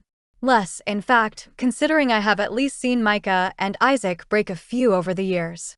Abe was a plenty adequate cowboy, but he'd never had the cow sense his brothers had. Even Jacob wasn't as much of a natural with any of the animals as Isaac and Micah. Those two seemed to communicate on the range without words, knowing what each one needed before a single command was given. They'd all played their roles. Well, everyone but their youngest brother, Zeke. Ezekiel Zeke Sutton had gone off to join the Texas Rangers the day after he graduated and hadn't been back but a handful of times since. He was 22 now and sent letters on occasion, but that was the extent of his involvement. As for Abe, he kept all the ranch's books meticulously. He invested some of their profit, and the result had been the ability to hire new hands to lighten their load as more children had come to live at the ranch. All the kids viewed Isaac as their parental figure, with the rest of them filling the role as involved uncles. Jacob also filled the role of the ranch doctor, patching up injuries and helping with illnesses as much as he could without proper training or access to much medication. It worked for them, and as much as they missed Zeke, he had his own demons to fight being the youngest who'd never had the privilege of knowing Ma. Jacob clapped a hand on Abe's shoulder. I don't reckon any of us understand females all that well, brother. Maybe Louisa will take pity on us and help us out. He didn't let his mind wander to what it could mean for himself and Callie. That ship had sailed. Not to mention, if they tried to rekindle a relationship again and she got antsy, he'd be back at square one with his training. No, as he and Abe mounted up and headed back to the ranch, Jacob fought tooth and nail not to imagine a future in which Callie Thorne would become Callie Sutton. One where they practiced side by side to serve the town they'd grown up in, the town where they'd fallen in love. No, he was doing this to protect Callie from further accusations and to complete his own training. That was all it could ever be. Even as they plodded down the road towards the ranch, Jacob couldn't deny the prick of conviction in his heart to trust the Lord with the days ahead. After Hal's talk about letting a wrestling match with the Almighty lead him closer rather than further from him, Jacob had prayed and read his Bible more than he could remember doing in ages. There were some things harder to let go of than others. Chapter 7. Louise's eyes went wide as she stood across from Callie in the patient room at the clinic the next day. "Jacob's going to be working with you." "Here?" "What?" "I don't understand." Louisa had come with Isaac, Micah, and Jacob into town that morning to help move Ellie to the ranch. Jacob would start his training the next day, but he needed to finish a fence line at the ranch and didn't want to shirk his responsibilities. He'd come into town that morning with his brothers, minus Abe, and Louisa to do as much as possible to ensure a comfortable transition for Ellie. The men were all outside with Papa prepping the wagon while the women prepared to help Ellie dress.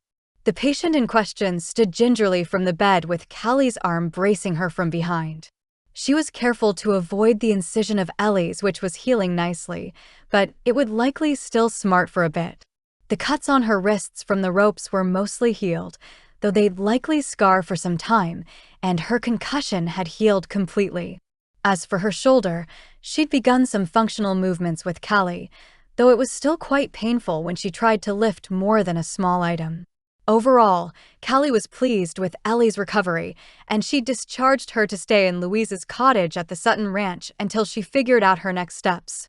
"He needs someone to train him, and I happen to have the certifications needed to do so." Callie met Louise's confused and slightly protective gaze. "I know you're worried about him, but he deserves to become a physician if it's still his dream. If I can make it happen for him, I will." The woman's eyes softened. "I know. Isaac and I were talking a few nights ago, and I was under the impression you two hated each other. How can that change so quickly to the two of you becoming colleagues? After you first came back to the ranch to help Ellie, he rode off into the pasture and started tossing things around. He even punched a tree from what Isaac said. He's lucky he didn't break a knuckle, but he stayed at the line shack for 2 days after." Louisa couldn't have plunged the knife any deeper if she'd tried. That was what had happened to Jacob's hand. The bruising had mostly healed, but it had clearly been ugly at one point. "Look, I know you're protective of him and all the Suttons, but this is his decision. There's more than anyone knows involved with my leaving town, and I don't plan to do it again." Thankfully, the one who drove her to the decision in the first place was long dead. Standing straight and tall as her once bruised ribs were almost fully healed, Ellie turned kind eyes on her. "You get to have your secrets, Callie. Thank you for all you've done for me. I don't know if I'd have been able to heal as well with a male doctor." It had been 3 weeks since they'd found Ellie down in the mine shaft, 3 weeks since they realized Brent had held her hostage in an attempt to forcibly marry her and gain her inheritance. He'd only come back to get his children from his marriage to his late wife Martha, but those children were Isaac's now. Isaac would never let them go, not with the way he protected everyone around him as though his life depended on it. Apparently, the inheritance held a stipulation of having children, something Callie still didn't understand, but it really wasn't any of her business. "Thank you. I'll be out to the ranch at least once a week until I'm satisfied you're completely healed. I want to make sure you've got full range of motion and strength in your shoulder. You've got entirely too much life ahead of you for anything else." Ellie smiled, a beautiful sight showcasing the dimples in her naturally pale skin. She had curly blonde hair, though not as wild as Callie's. She was a few inches shorter than Callie as well, looking somewhat fragile until a body got to know her. She'd even put on a few pounds since she'd been in the clinic, and the fullness of her cheeks had started to fill out again. Regular hair washing also meant the matting and damage of her hair was mostly gone, and Papa had even managed to scrounge up a few dresses of Ma's, which fit her like a glove. It was honestly no wonder Micah had apparently fallen for the young woman so hard. As though her thoughts had summoned him and the rest of the men, the front door opened and Papa led the way inside. "I'm gonna miss you, girl." Ellie blushed sweetly as she allowed Papa to wrap her in a gentle hug. Callie knew from first-hand experience how healing those bear hugs could be, and she'd grown to trust him when she didn't trust other men in the weeks they'd been there. She trusted Micah too, as well as the other Suttons, though she didn't let the other brothers touch her. "I'll miss you too, Jim, but I'll be around." I'm excited to help Louisa with the children's Sunday school class in January. The two of them had gotten together and determined the children could use their own lesson before the service. It would serve to get some energy out as well, as Louisa rarely did anything with the Sutton children which required sitting. The families had all agreed to arrive 1 hour earlier on Sundays, and the plans had grown from there. Callie looked up to find Jacob's gaze fixed on her. It was the first time she'd seen him since Sunday, and she had no doubt he'd seen her fall apart in her father's arms after all was said and done. He didn't say anything to her, but his eyes showed his concern. With the slightest hint of a smile, Callie nodded.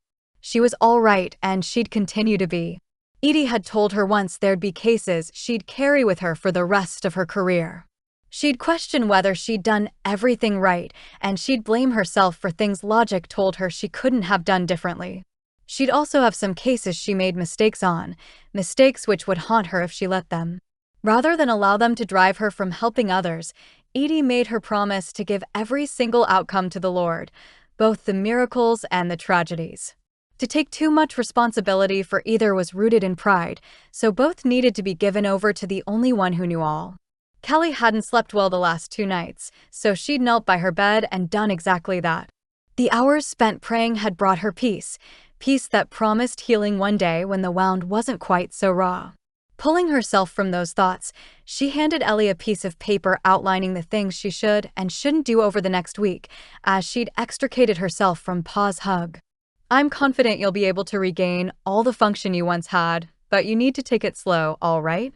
Micah, the only other man she'd allow so close to her for the time being, studied the paper over Ellie's shoulder. 5 pounds? Should she really even be lifting that much? We can dash.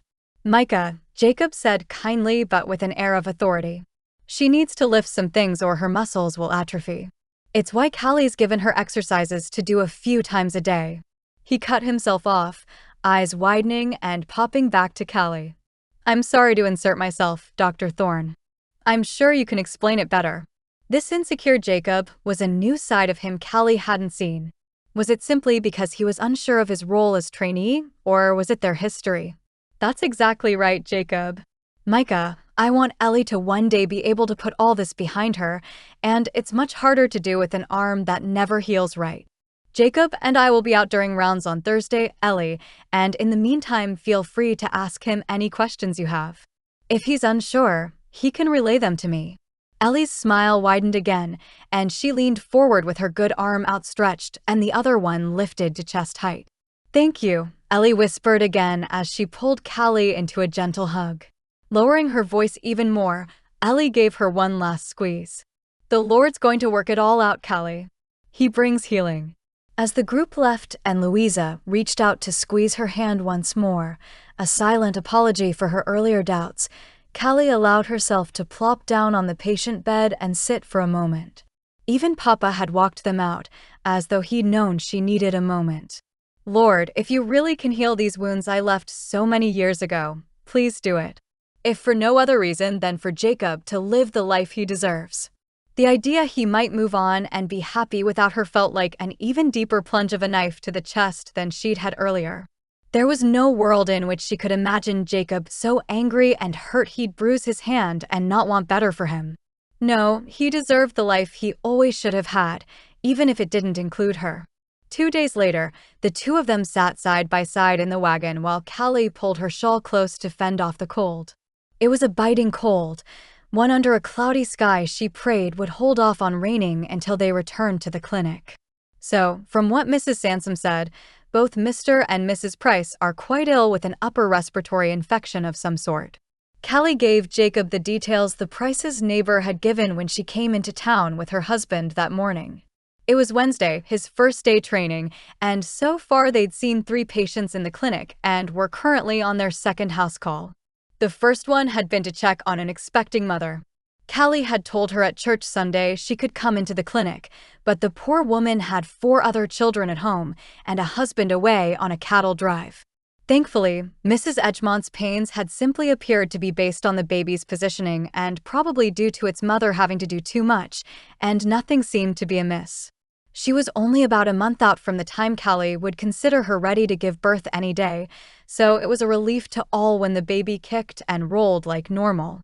Jacob drove the rig Callie had gotten from Hal, expertly guiding it over the washed-out spots of the Price's long road.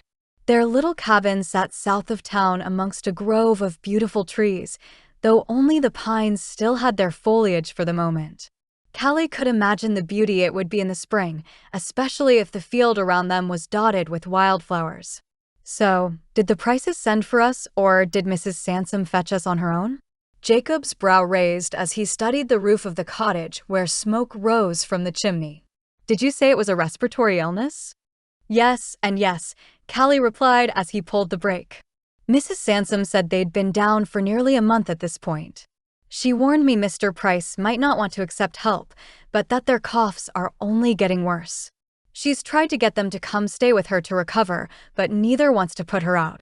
She looked across the meadow at Mrs. Sansom's house, a similarly sized cottage she and her husband shared. From what Callie remembered, both couples had raised their children right here in this meadow together. As children, they'd walked to school together and run home in the afternoon. The children had mostly moved on now, save for Mrs. Sansom's youngest daughter, Jane, but they had always been good people, though she didn't know the husbands well. Hopping out of the wagon, Callie approached the door with Jacob at her back. She held her bag, and he held a kit of herbs and tonics she'd fixed up in the event they needed them. Her knuckles rapped on the door twice. "Hello, Mr. and Mrs. Price," she called. "I'm Dr. Callie Thorne, and Jacob Sutton is with me. Mrs. Sansom fetched me and said you might need some medical help." A hacking cough flowed from the window, though it was shut tight due to the cold. Callie tightened her shawl around her, the cold not unbearable but certainly uncomfortable. "I think we need to go on in, Jacob. I'm concerned they might not be able to get out of bed." His eyes narrowed, but he nodded quickly. "Let me go first. From what I know of Marty Price, he can be a little hot-headed and might think someone's breaking in on them." The rest of his meaning hung in the air, but Callie knew better than to barge into homes without announcing herself clearly. It was a good way to get mistaken for an intruder and shot. "Mr. Price," he called to echo her sentiment. "We're coming in." The second they opened the door, Jacob sniffed the air. Callie wasn't sure why, but the air felt heavier than it had outside. "Mr. and Mrs. Price?" Another round of coughs rattled from the bedroom, dry but hacking and altogether worrisome. They rounded the corner to find both Prices pale-faced and both looking absolutely pitiful.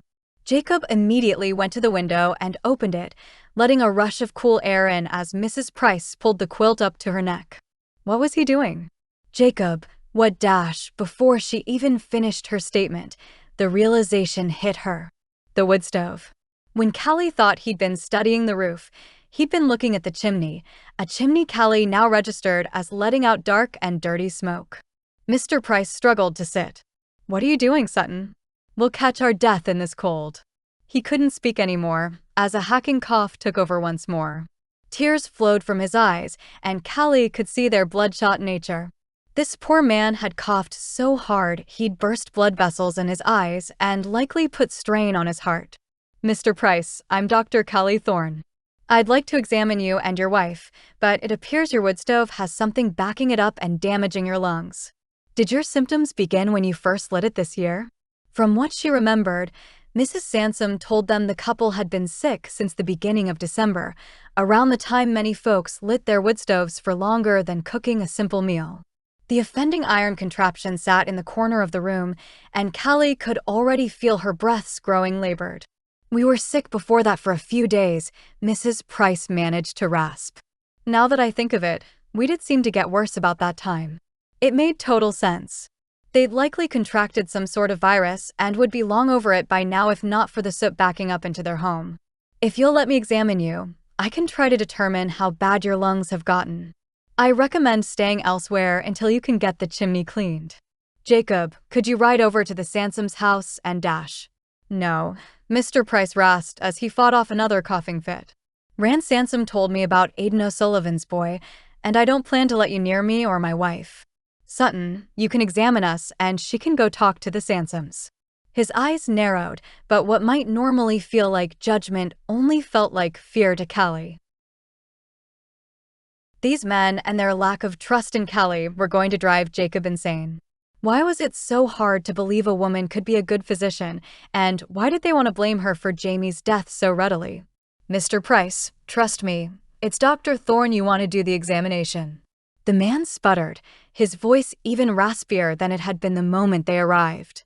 At least standing by the window meant Jacob had a little fresh air. But what about Callie? She'd already knelt next to Mrs. Price and pulled her stethoscope and other items from her bag, far closer to the compromised furnace than he'd like. Women aren't doctors, Sutton, Mr. Price growled. You'll do the examination. He coughed again, and Jacob took in the way Callie's shoulder stiffened. It's all right, Jacob. I'm right here, and I can talk you through it. Was she serious? Here, Mr. Price was treating her as a child playing doctor simply because of her gender when she was the only one with training. Dr. Thorne, may I speak to you for a moment? Yes, please excuse us for a moment, Mr. and Mrs. Price. Callie followed Jacob out of the bedroom and into the living room. Jacob, we don't have time to waste. Do you see how in and out of it Mrs. Price is? If she doesn't get out of this place soon, I'm afraid she's going to lose consciousness. Callie coughed twice, wiping her mouth with a handkerchief before facing him again. It was only then Jacob remembered her childhood health issues.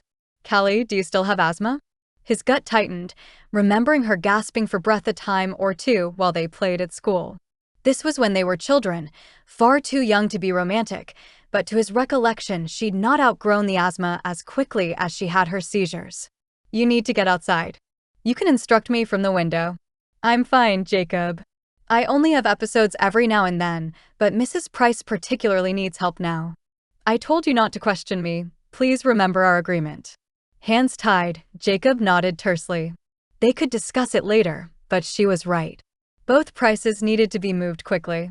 Why don't we move them over to the Sansom place first and examine them there? Maybe Mr. Price will cool off a little bit on the drive. Mrs. Sansom was a kind and generous woman, and she'd been the one to fetch them in the first place. He had no doubt they'd allow the Prices to stay. All right, let's go. Chapter 8. Your lungs sound much better, Mrs. Price. I'm optimistic you'll make a full recovery. Callie pulled the earpieces to her stethoscope down around her neck and smiled at the woman who'd regained so much color in the week she'd been staying with the Sansoms. I can't thank you and Jacob enough, Dr. Thorne, Mrs. Price said with a glare across the room at her husband. I'm so sorry he was so stubborn at the house. I could barely breathe, much less argue with him about letting you examine us. It took everything I had to give you the illness timeline. She sat back against the green calico pillows of the Sansoms' guest bed and sighed comfortably. The Sansoms' house was comfortable, a little more heavily decorated than the Price house with Mrs. Sansom's penchant for bright calicos rather than muted gingham, but both were cozy in their own right. Truly, I think that man could outstubborn a mule. Men can be like that sometimes, Callie whispered conspiratorially. By the time they'd gotten to the Sansoms' house, Mrs. Price had already begun to breathe a little easier simply by being out of the house. Jacob had helpfully come over with one of their ranch hands the next day to clean out the chimney once the fire had burned itself out. Mr. Price had been slightly less poorly than his wife, so he'd managed to continue feeding the fire to keep them warm. Unfortunately, that seemed to be exactly what had made them so sick in the first place. I think you two should be able to go back to your house today, if you like. She'd even been inside to test it the day before and agreed with Jacob the air quality was much better. They'd aired out the house for a day or two while cleaning the stove and chimney, then done their best to get the fine layer of soot off all the cabin surfaces.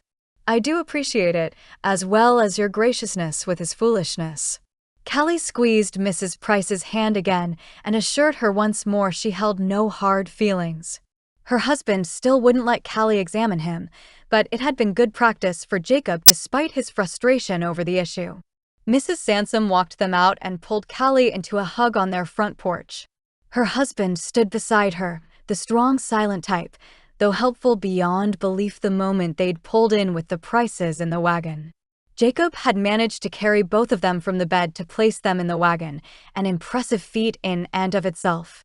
Mr. Price had at least allowed Callie to listen to his lungs once at the house at the behest of his friend. Thank you. Gloria is like my sister, and even with being so difficult, you still helped them. Between figuring out the issue with their stove and the tonic you gave them, you saved their lives. Callie allowed the satisfaction of a case, with a happy outcome, to wash over her before once again thanking the Lord for his mercy. The Lord heard our prayers, and you're also partially to credit. If you hadn't come to get us when you did, I don't know they'd have made it another day. A tear rolled down Mrs. Sansom's cheek. Praise the Lord. I suppose my Medlin is good for something after all. Behind her, Mr. Sansom placed his hands on his wife's shoulders. Your Medlin is exactly how God made you, and we love you for it. He placed a kiss to her head. Jane's gone into town to get a few more items from the general store for Christmas dinner. I'd invite you both, but I'm sure you've got plans at the ranch. Callie smiled softly. She didn't have any plans other than spending time with Papa, but that was plenty for her. Whether they had a special meal or something simple, spending time together would be all she needed for the perfect holiday. Thank you so much, Jacob replied for them both. You folks have a Merry Christmas. Interesting. Normally, Jacob let Callie take the lead in conversations with families and patients. It was a little odd of him to answer for her, but perhaps he felt self-conscious over not inviting her to the ranch? Though why he would, she had no idea. He'd maintained a strictly professional attitude the whole time, though he'd not been overly friendly. The walls he'd constructed to protect himself from her were understandable, but they still hurt. Yes, Merry Christmas. They'd turned back onto the main road headed into town when Jacob cleared his throat. Listen, I have a confession to make. Curious. What's that? I was supposed to invite you and your father to Christmas dinner a week ago, and I kept putting it off. I'm sorry, I should have asked earlier. It was still 5 days until Christmas, so still plenty of time to make the plan if he actually wanted them there. Why did you wait? Jacob sighed, flicking the reins to send the team moving a little faster as the cold, dreary weather continued. I don't know. I guess we've kept all our conversations to patients and cases, so I haven't made the time to bring it up. I guess I wasn't sure if you'd want to come. He trailed off. Do you want me to come? He didn't speak for a moment. I guess I'm not sure. He'd sent off the week before to let the college in New York know he'd found a doctor willing to help him with his training, and she'd written a letter on his behalf as well. As long as they approved him, he could begin his official training hours in a few more weeks.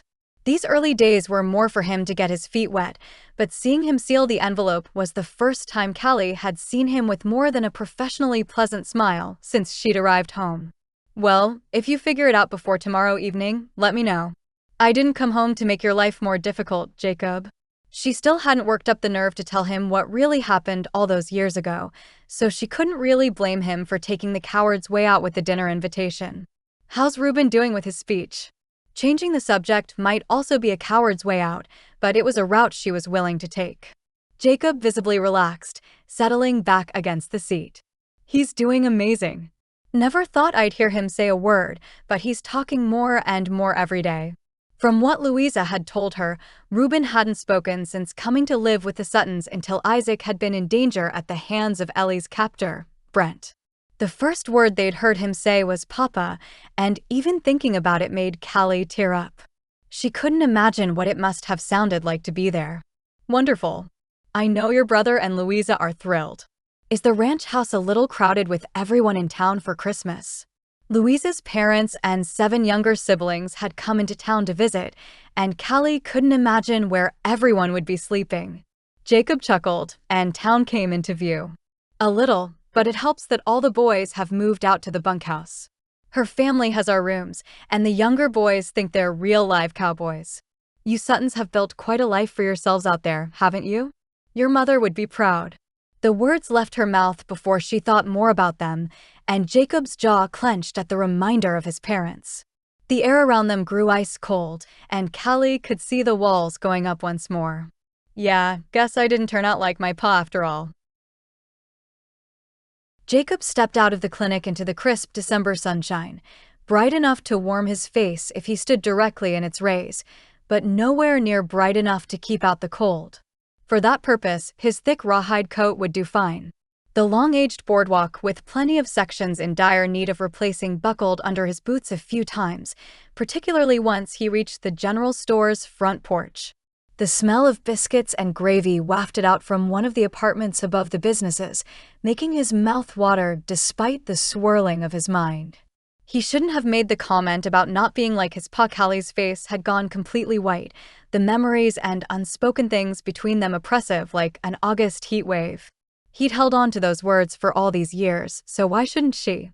Anger, guilt, and confusion swirled in his gut as they always did when he thought of Callie, but they didn't have long to fester. The moment they'd returned to the clinic, there'd been a line of patients waiting. Folks who at least didn't share Mr. Price's distrust of female doctors. They'd stitched cuts, given tonics for all manner of respiratory and stomach ailments, and even assured Mrs. Beakley she would not indeed develop tuberculosis from her husband's snoring, and Mr. Beakley that his blood wasn't too thick leading to the snoring in the first place. How in the world people got some of the ideas they did was beyond Jacob, but Callie had educated them both with patience and compassion. When she didn't expressly need to speak to him regarding a patient, she didn't speak a word. He knew he'd hurt her by bringing up the past, but he'd not been able to bring himself to apologize. He could make 1,000 similar comments, and it still wouldn't make her feel a fraction of what he did when she'd spoken the words to begin with. Jacob startled from his thoughts by shouts from up ahead, and a group of men huddled outside the livery. "Help! Someone get the doc!" Breaking into a run, Jacob jumped off the half-rotted porch and sprinted to the group. Cowboys shouted, and one knelt beside where another lay on the ground. Both looked to be a solid 15 years his senior, but the one on the ground had apparently gone down hard. A small pool of blood puddled under his head, and his eyes had rolled back in his head. "Help! Someone help!" The man kneeling looked near hysterical as Jacob dropped to his knees next to them. "Has someone gone to get Dr. Thorne?" Jacob directed his question to Hal where he emerged from the livery with a bucket of water. Hal nodded, his lips set into a thin line. "Yeah, I sent Tim for her the second he went down." The kneeling man's head popped up. "Her? We don't need a midwife. My brother needs a doctor." His eyes narrowed at Jacob. "You're not the doctor?"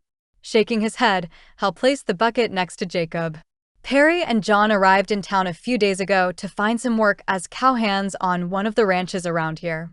Gray at the Circle P took them on, but Perry went down a few minutes ago. Think he hit his head on a rock. What could Jacob do until Callie arrived?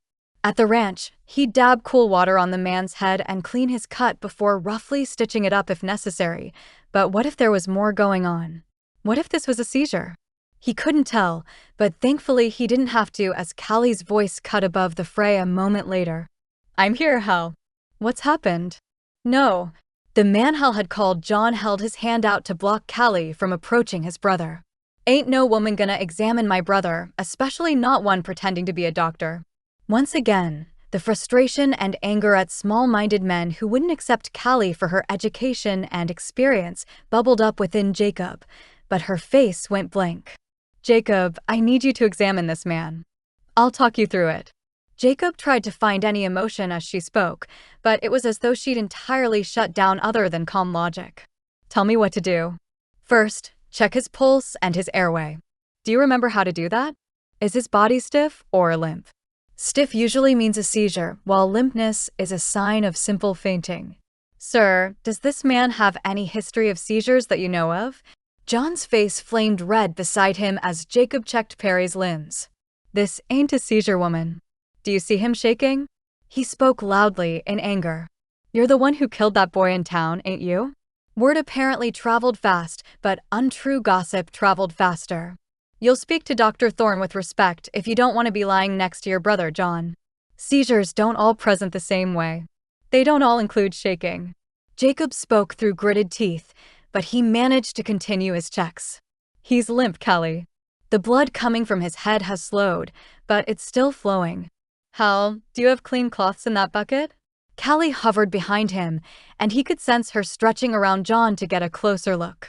"Clean the wound as best you can with the water and cloths, then hold one to it with some pressure. Jacob, lift the patient's legs, but keep an eye on the head wound. If the bleeding starts up again, put them down." Her calm words made perfect sense and had the desired effect. Not 10 seconds after Jacob lifted Perry's legs, the blood returned to the man's head, and he began to rouse. Thankfully, the head wound remained manageable, and Perry blinked a few times as the fog cleared. John? What happened? Jacob slowly helped Perry come to a sitting position, and Hal gave him a fresh drink of water from the clean water bucket. That's it. How are you feeling now? Better. Reckon I ain't been drinking enough water since we got to town. Thanks for your help. Say, did I hear a woman's voice or am I imagining things? He looked around, and it was only then Jacob turned and spotted Callie moving back towards the clinic, her skirt swishing as she moved. Jacob stood to his feet, holding out a hand for Perry to slowly stand. He kept an eye for any wobbling, but apparently the water had already started to bring the cowboy back to life. The woman was the doctor who helped you. I only stepped in because your brother couldn't see past his own ignorance well enough to know Dr. Thorne is exactly who you needed in this situation. She talked me through how to help you. Perry's eyes flitted between his brother and Jacob before he let out a long sigh. At least, John didn't speak and dig himself into a deeper hole, and he had the sense to look at least somewhat embarrassed. Apologize to Dr. Thorne on my behalf, sir. My brother here sometimes don't know a horse's front end from its back end, and he eats crow more often than can possibly be healthy. John's gaze went to the ground, though he still kept close to his brother even as he moved the arm he'd offered for support. I'm sorry. I shouldn't have said what I did. Clearly, she knows what she's talking about. Don't tell me. Her name's Dr. Callie Thorne, and her clinic is that way. We were done for the day, so she probably went home. She'll be there tomorrow for you to apologize in person. With that, Jacob gave a few instructions to Perry regarding staying hydrated and fed, as well as instructions to come see them at the clinic if it happened again. He checked Perry's head wound, thankfully a shallow cut bleeding more than other wounds due to its location. It doesn't need stitches, but do keep it as clean as you can. If it starts to show signs of infection, come into the clinic and let us take a look. He didn't address John, far less forgiving than Callie had been with Mr. Price, even though he hadn't even apologized. Thanks, Jacob, Hal said as he clapped him on the shoulder. You did good today. I know you'll make a fine doctor. Jacob stared off after Callie, unable to keep his attention from her and the unfairness of the world and their judgments. It was all Callie. Fair enough, Hal agreed. You given any more thought to what we talked about? You seem a little less, I don't know, knotted up than when we last talked. The corner of his lip quirked upward, but he didn't say anything else. Wrestling with the Lords got a way of doing that, I reckon. Where had Callie gone? The sun hadn't set yet, but it was close. She hadn't gone in the direction of her and Jim's house, nor had she headed back towards the clinic. Should he even chase after her? What would he even say?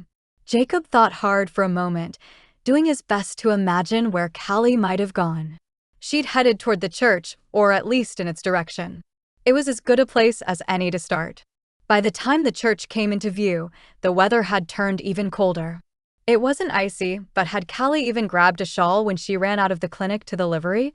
Moving quickly up the church steps, Jacob pulled on the heavy iron handles only to find they were locked. Frustration bloomed, as well as worry at his concern over the cold. Where'd you go, Callie? Suddenly, like a wave washing over a shoreline, realization hit him. Of course, she'd come this direction. He hadn't gone far enough. Chapter 9. Callie held herself together until she reached the meadow on the other side of the creek, which ran all the way from the Sutton ranch down through town and out to the west. Tears spilled over as she reached the large boulder she and Jacob used to sit on so long ago, the two of them dreaming of the future they'd never be able to have. This morning, as he'd thrown her words back at her from so long ago, it had felt like an ice pick stabbed into her heart once more. Her stomach hadn't settled all day since, and she'd not been able to bring herself to broach the subject with Jacob. It was probably some form of self-punishment, coming out to this creek they'd shared. It was where they'd had their first kiss, where he'd first told her he loved her, and she'd responded in kind. It was where he'd found her when she realized her mother wouldn't be overcoming her illness. The cowboy's refusal to let her treat his brother? It was the icing on the cake after a day which had her one stubbed toe away from falling apart all day. She could wear a mask with the best of them, a skill honed through school, and even more so during her apprenticeship in Pine Creek. There was a similar meadow there, one running from the ranches north of town into the southern farmland, and she'd often sat beside it when she needed a moment to decompress from the day. As her shoulders heaved and the dam holding back a larger flow of tears broke, Callie knew it had never been about the landscape's beauty. As a child, even during the worst of her episodes of seizures, Mama had brought her for daily walks by the creek. Being here made her feel close to her mother, and sharing the spot with Jacob later had only deepened her affection for the place. As lovely as Pine Creek was, it had never been home. Then again, Cloverdale held both her greatest dreams and her worst nightmares. Exactly which ones would win out was anyone's guess. She'd only gotten started on her rare pity party when a hand on her back and the feeling of warmth enveloping her pulled her from the memories. Her head whipped around, but she'd known solely by scent whose coat had been wrapped around her shoulders. Jacob rounded the boulder, looking every bit the cowboy he was with his Stetson settled on his head and scruff darkening his strong jaw. "They'll learn to trust you, Callie. We'll make them." His jaw tightened, frustration, anger, and concern all present in his navy blue eyes. A laugh escaped her, but it sounded more like a whimper through her tears and disbelief. "It's not just that, Jacob. Sure, I'm not used to being treated this way because Edie had already earned the people's trust in Pine Creek, but I knew it would be an uphill battle when I came." She'd been fighting uphill her whole life. From her seizure disorder, she'd thankfully outgrown to her asthma, which still occasionally flared in poor conditions, to her mother's death and the circumstances around her leaving town. Nothing had ever come easily, despite how it might look to a casual onlooker. Jacob studied her, clearly warring with something behind those dark eyes. "Is it what I said? This morning, I mean. In the wagon? I shouldn't have thrown it back at you, but dash. No, you had every right to do that, Jacob. I can't believe I ever compared you to your father." She had to tell him the whole story. She couldn't do so with him sitting out here without a coat and her face threatening to freeze from the tears running down it. "There was more to me leaving than you know. I can't tell you the whole story now, but I will soon." What did she mean? Could there really have been more to her breaking things off before she left town? "What do you mean, more to the story?" His fists gripped on the boulder they sat on. The idea anyone had hurt her or tried to run her out of town brought fire to his veins. "I'll tell you soon, but it wasn't what you said either. It's everything.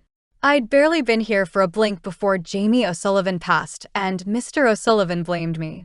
Suddenly, as much as folks can thank me and treat me well, it's like the ones who hate me weigh more on my confidence than the others." She shook her head, and Jacob fought the urge to wrap her in his arms as the tears continued to flow. "They're foolish and ignorant, but they'll all come around. I know they will. It was you today who helped Perry, not me. I told them so." "Oh, I don't care about the praise," she chuckled darkly. "I want to earn their trust, and some days it feels like a harder fight than others. You're brilliant, and you'll be a fantastic physician in no time. Their trust for you will come so much easier. It's not your fault, it's just exhausting." Jacob reached up and wrapped one of her wild curls around his finger, his hand lifting of its own accord. The black locks were as soft as ever, swirled in ringlets far too wild for typical women's hairstyles. The only time he'd seen her pull it fully back was when they examined patients with cuts or when they performed procedures. Individual curls were still forever popping free from her ribbons. Callie's eyes moved to meet his, the hurt and hope colliding in her dark brown orbs, tear tracks staining her cheek in the nearly gone sunlight. Still holding the lock of hair, Jacob moved his palm to cup her cheek, the cheek he'd run his fingers down more times than he could count, the cheeks which had both graced and haunted his dreams. "It's exhausting because you care, Callie. I always knew you'd be good as a physician, but even I didn't realize how good." He'd seen it over the last week working with her. Callie was not only brilliant as a practitioner, she listened to her patients and provided an empathy and understanding he knew few possessed. Maybe it was her experience with her own health problems or those of her mother, but she didn't let her own pride stand in the way of treating those who needed help. She'd coached him through examinations twice now, seeming completely unbothered at the anger and lack of respect lobbed her way. She'd not even snapped back at Mr. O'Sullivan, though it was objectively his fault Jamie had been allowed to get so sick without any help. Would he have made it if they'd come to get her sooner? Maybe, maybe not, but he'd have had a better chance. You know, Callie said as he reluctantly dropped his hand. It felt cold in her absence. When I got to Pine Creek, we had a string of tough outcomes. Sure, there were more good ones, but it doesn't make the hard ones any easier. Edie told me it would become vital for me to give the burden of responsibility over to the Lord while retaining the emotion I needed to relate to folks. She let out a breath, shaking her head. I'm not sure I've mastered it yet. Unable to stand the emptiness any longer, Jacob reached over and took her hand. You'll get better and better with every case, Jacob said. How could he touch her this way when he still held so much anger in his heart over her leaving? Though, as all-consuming as it had been when she first arrived, he found it hard to care as much as he once had. Callie, he whispered as he squeezed her hand and removed his Stetson. I've never been anything but honest with you, and I don't plan to start lying now. You're under my skin, same as you were when you were 15 years old. There's not a night that's gone by I didn't dream of you or a day pass when you weren't on my mind. Her sharp intake of breath was the only sound she made, her mouth falling open a little as her breath fogged the air. Jacob leaned forward, pressing his forehead to hers. She didn't pull away, but she didn't close the distance between them either. I've missed you, Thorn, more than I ever thought possible. Despite my best efforts, you're part of me. They sat that way for a few breaths, him breathing in her scent of the herbs she used to help folks at the clinic and the florals she must have in her soap. He should have been cold, but he didn't even notice the chill until she ripped her forehead from his and jumped to her feet. Jacob, this isn't right. You said you've always been honest with me, but I haven't given you the same respect. Nothing can move forward until you really understand why I left the way I did, but tonight isn't the night to discuss it. Jacob joined her on her feet, jamming his hat back atop his head as the sweet moment they'd shared shattered. Why not, Callie?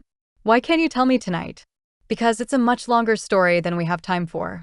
It's too cold out here, and Papa's gonna be worrying about me as it is. Plus, it's not my story to tell. She shrugged out of his heavy coat and tossed it his way before he could protest. Good night, Jacob. Tears spilled from her cheeks once more, and she ran off towards town, leaving only questions in her wake. Chapter 10. Uncle Jacob, Reuben said at church 2 days later as he climbed into Jacob's lap. You have candy? The kid was so sweet, his red hair and bright blue eyes a little bit of balm to Jacob's swirling thoughts.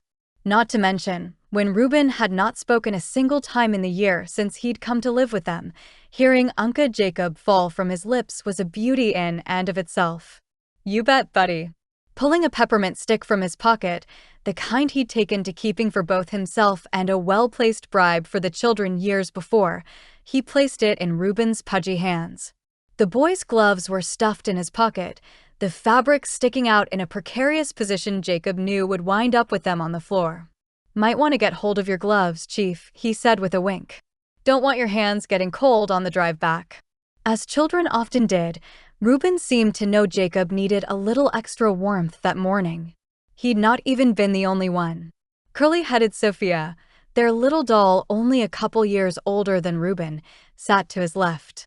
Isaac sat on the other side of her with the twins, Benjamin and Austin. Those two could get into more trouble than Isaac and Louisa knew what to do with, but they were good kids. Further down sat one of Louisa's brothers who'd come into town with her parents, though the two families were far too big to sit in only one row. Cecily, Toby, William, and Liza all sat in the pew behind them with Louisa, some of her siblings, and her parents, with others overflowing into a third pew behind them. Louisa's siblings were older than the children at the Sutton ranch save for Cecily down to Liza, so they were pretty well behaved in church. The side door to the church opened, and Pastor Jim stepped through with Callie in his wake.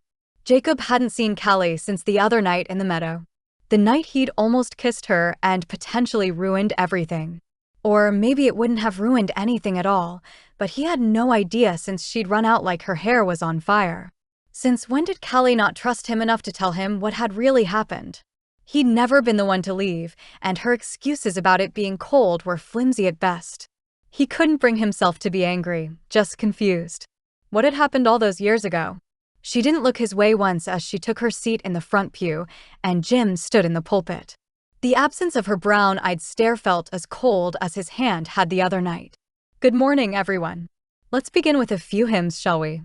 Callie ducked behind the church building after the service as Jacob, his brothers, and the children exited the building. She'd shut out the side door as soon as Papa had released them in the hopes of avoiding talking to anyone, her own cowardice altogether unfamiliar and annoying even to her. At least Ellie seemed to be healing well. Micah helped her step into the wagon, and Callie couldn't help but notice his hand lingered in hers longer than strictly necessary. She didn't avoid people. She'd run away exactly one time in her life, and apparently, it was enough to haunt her for the rest of her life. Ever since she'd given Jacob the limited information she had the other night, her anxiety had gotten the better of her. Would he possibly understand? Would he hate her even more? Would he even believe her? Would others get caught in the crossfire?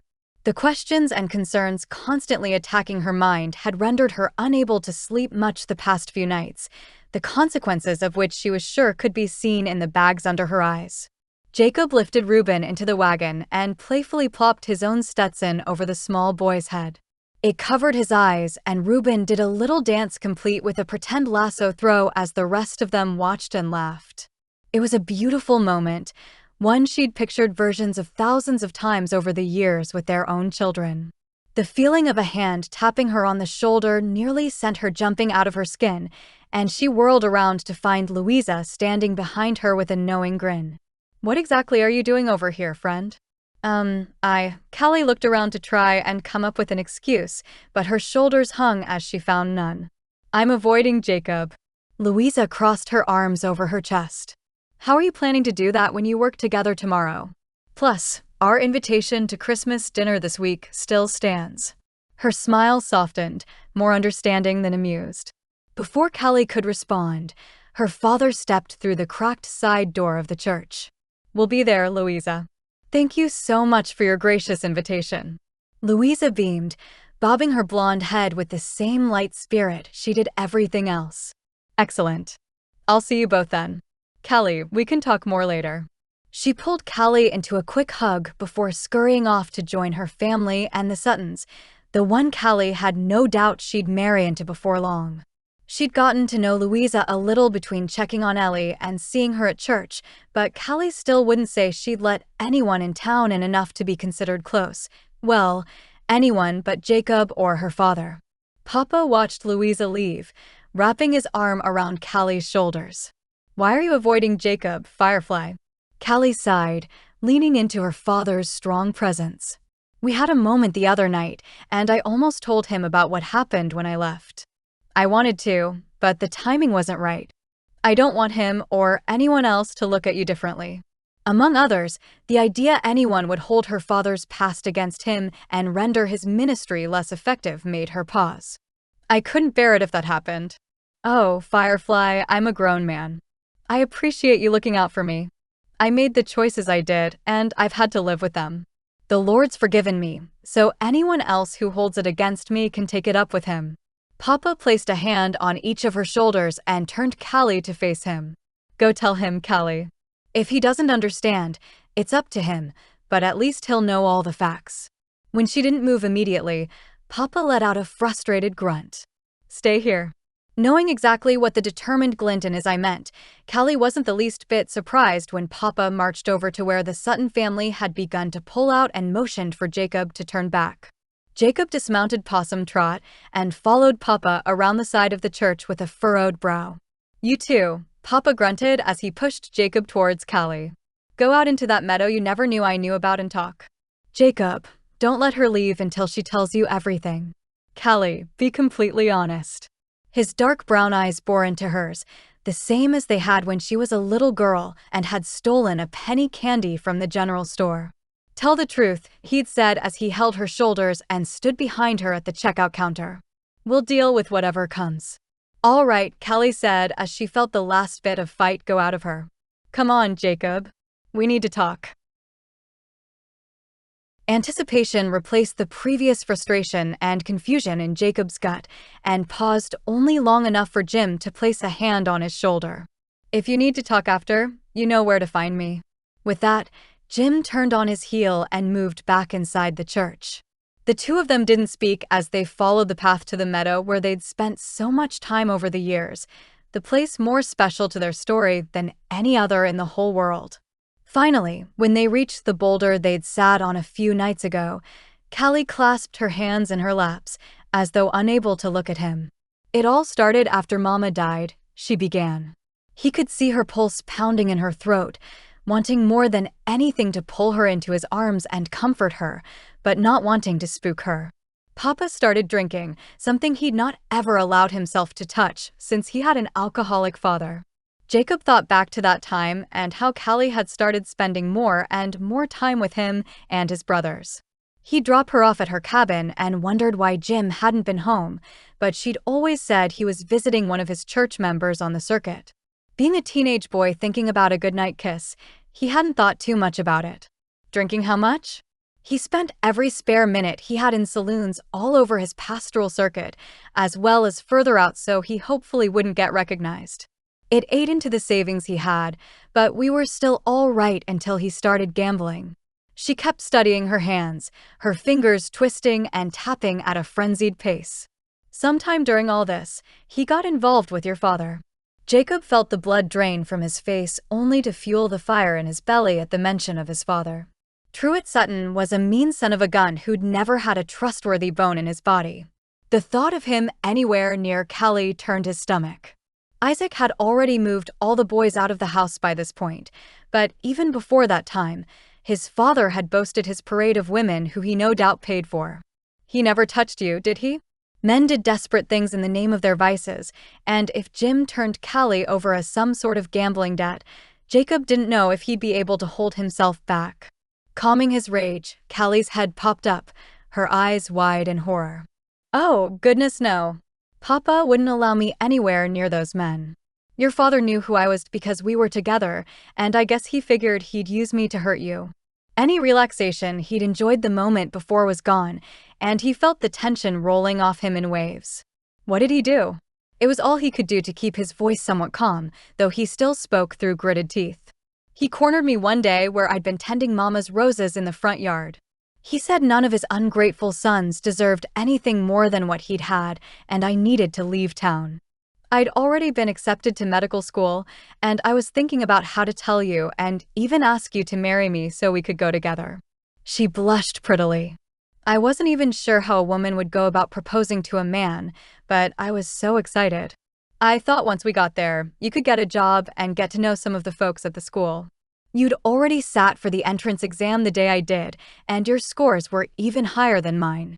I knew once the school got to know you, they'd understand your poor grades were due to circumstance rather than ability." How much she'd always believed in him had made Jacob feel 10 feet tall, but the cloud of whatever his father had done hung over him like a storm cloud. "My father ruined it." She bit her lip, her gaze falling back to her hands. "He said he'd come across my father at multiple saloons and gambling halls. He threatened to tell the folks in this church and his others what Papa was up to, but he also said Papa owed some of his friends money. If I didn't leave town and break things off with you, he said his lips would start flapping and Papa might get hurt." Her eyes met his once more, misted with unshed tears.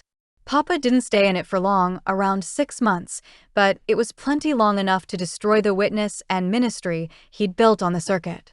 Papa deeply loved every single person who sat in his pews on Sunday. If they turned on him and he lost his job, I knew he'd only spiral further into the grief drowning him. "So you left," Jacob said. His voice sounded faint, a little husky like it did when he was ill. "You said the one thing that would keep me from following you." "I did." Callie stood to her feet, meeting his eyes where he still Saturday. "Papa didn't go to any more saloons after I left, and he paid off the debts he owed during my first year of school. Thankfully, there was a scholarship benefactor providing tuition assistance to women with strong promise as physicians, and it included an apprenticeship with her in Pine Creek, Texas, once I graduated." She took a step back, but Jacob couldn't bring himself to reach for her or even move a muscle. The reality of what had led to the worst years of his life weighed down on him, threatening to crush him in its reality. Callie seemed to understand, as she placed a gentle hand on his shoulder. I know it's a lot. Think about it. We can talk once you've had a chance to mull it over. I'm sorry I didn't tell you before now, Jacob. It was the hardest thing I've ever had to do. With that, Callie dropped her hand and moved back towards the entrance to the path leading back to the church. How long he sat there, his history totally rewritten in a matter of minutes, he didn't know. For once, rather than chase after her and try to rush ahead of the Almighty, he bowed his head. Lord, help me wrap my mind around all this. He prayed, letting out his frustrations, anger, and hurt, plus the guilt of being so angry at Callie all this time. It was as though he'd lanced a wound, the pain of the initial cut nothing compared to the relief of letting the poison flow out of him, and at the feet of the only one who could bring healing. Chapter 11. The bell above the clinic door jingled the next morning, ushering in the cold of the front which had settled in overnight. It was bitter, and the road from Papa's house had been half frozen anywhere with even the slightest bit of moisture. There was no way Jacob would make it in from the ranch, not if he valued his horse's leg. Thankfully, the clinic had been sparse as well. The banker, Mr. Graves, had come in for some cold-related breathing issues, as had Lorna Parsons due to some indigestion she'd been experiencing. Honestly, for Lorna, it was probably more due to constantly judging others and the heartburn accompanying such actions over any real illness, but she'd keep an eye on it. I'm in the back, Callie called. She'd actually slept more last night than she had in days, probably due to getting the story of her leaving town off her chest. She'd walked away before Jacob had a chance to respond, but this wasn't due to running away. No, it was the realization this was a delicate issue, one he needed to think and pray on. No one responded to her call. Callie finished up the instruments she'd been drying on her countertop, and the sound of boots slowly clapping across the waiting room floor greeted her before she spotted their owner. Unfortunately, it wasn't only the sound greeting her, but also the pungent scent of tobacco and some sort of liquor in the air. Hello, Callie said as the man came into view. He was tall, not as tall as her father, but at least as tall as Jacob. He towered over Callie, though he wasn't as broad as either of the other men. His beard was long and unkempt, but there was something familiar about the green eyes under the brim of his wool cap. Can I help you? Her stomach turned, every instinct she had screaming to be careful. Why did today of all days have to be the one Jacob wasn't here? The stranger took a step forward, but Callie recognized the move for what it was and inched her way down the wall. If he managed to pin her into a corner, she'd have a much harder time getting away. Guard dog not here this morning? The man grinned, his teeth yellowed, and she had no doubt his breath would be far more pungent than even the aroma wafting her way if she got close enough. Reckon it's too icy out for your cowboy protector to make it into town. Callie's eyes narrowed. Had he been waiting for a day Jacob wouldn't come into the clinic? Who are you and what do you want? Professionalism gone and steely resolve replacing her fear, Callie straightened her shoulders. No one would make her cower in her own clinic. Realization dawned as the man took a step closer, now over an arm length away. The eyes, of course.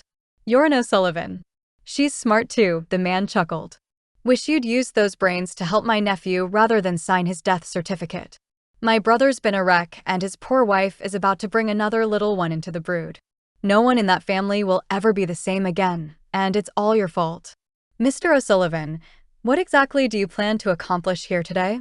Callie inched over again, preparing to make a break for the front door the second she had an opening. I've spoken to your brother and his wife and expressed my condolences, but there was nothing I could do.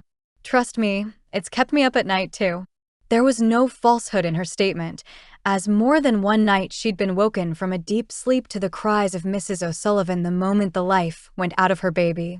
Jamie's uncle didn't seem to care, though, as her statement only seemed to make the fire in his green eyes burn brighter.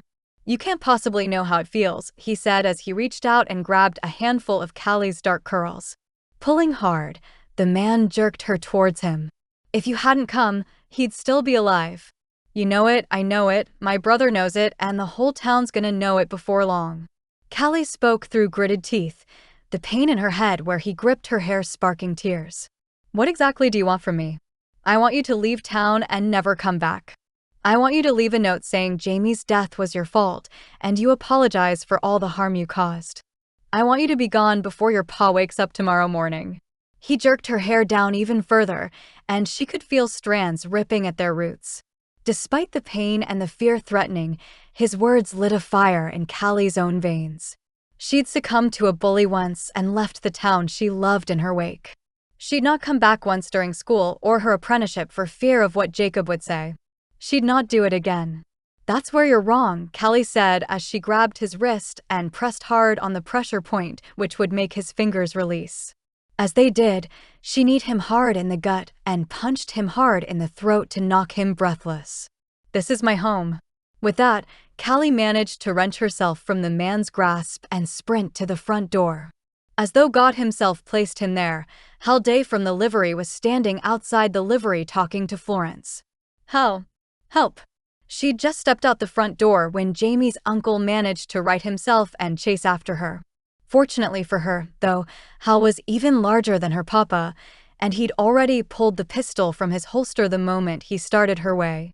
Despite his age, the man moved quickly, and he reached them as the man grabbed her hair once more. "Unhand her, Tad," Hal growled as he pointed the pistol straight between Tad O'Sullivan's eyes. "She didn't harm Jamie, and she's got a whole passel of Sutton cowboys who are already gonna want to string you up for touching her." As though jarred from an alcohol-induced haze, Tad let go and put his hands in the air. Callie stepped away from his reach to Florence's waiting arms as Sheriff Ray sauntered their way. "What's going on over here, Hal?" For a man who supposedly kept the peace in this town, he certainly didn't move with any urgency. Callie told the sheriff everything that had happened. Tad's watery eyes and the bruise blooming on his throat corroborating her statement, and Sheriff Ray took him to the jailhouse. It was only once he was out of sight that Callie realized how cold it was outside, the spitting ice from the sky already having penetrated her clothing. A shiver rocked her body. "Oh, honey," Florence said as she rubbed her hands up and down Callie's arms. "Let's get inside and get you warm. Hal, go see if Jim's at the church, all right?" By the time Florence got her settled with a steaming mug of lavender tea, the shock had worn off some, and Callie was able to take a deep breath. Florence smoothed Callie's hair where Tad had yanked on it, though there wasn't much smoothing to be done with her wild mop. "Oh, Callie, I'm so sorry this happened to you." "People fear what they don't understand," Callie replied softly before taking a sip. "They're grieving. It makes everything worse." And Florence added with the softest of smiles, "What they say about you isn't true.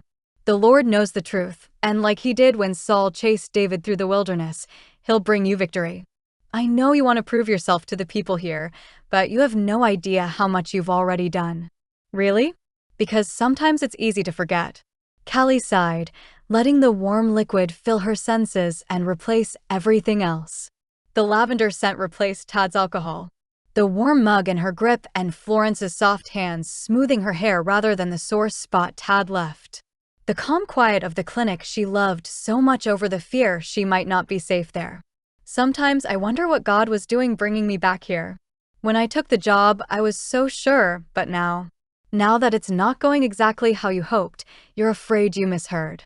King David didn't mishear when Samuel anointed him, but he still had quite the time running from Saul and his army.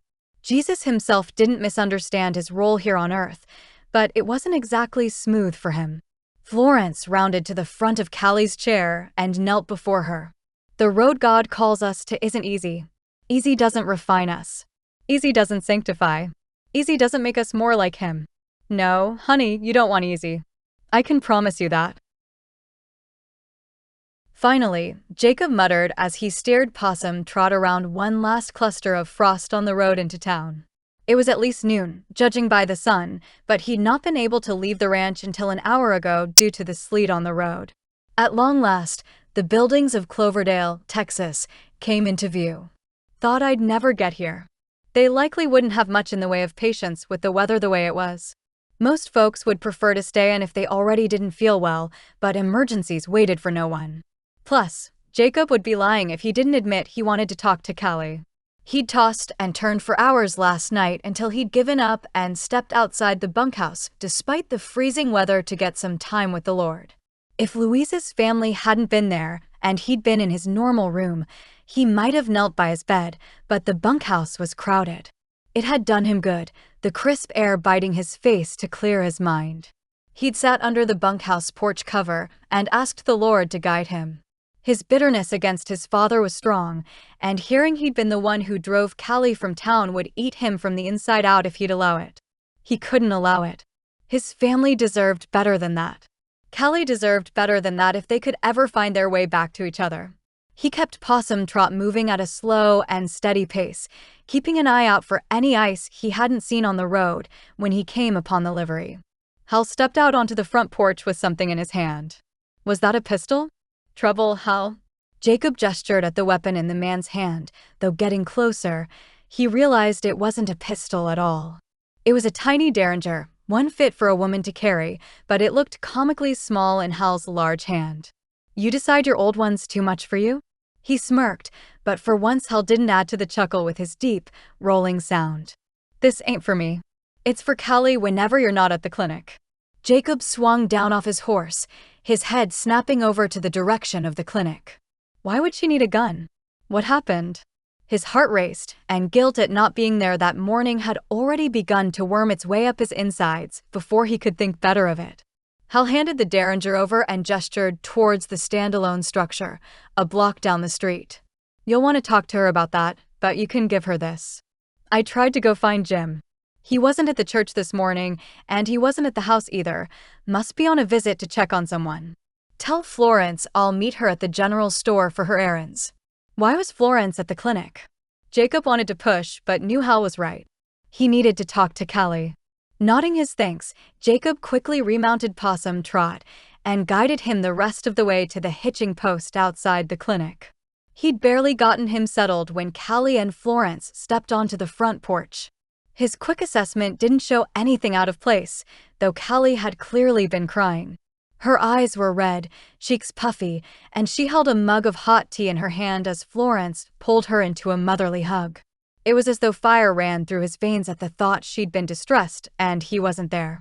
He'd never done well with a woman's tears, a trait all the Sutton cowboys shared, but he wanted to be the one to comfort Callie despite everything that had happened. Guilt wrenched its way into his gut despite the logic of knowing why he'd not been present clear in his brain. They'd only released when both women spotted Jacob, and Callie's mouth dropped open a fraction.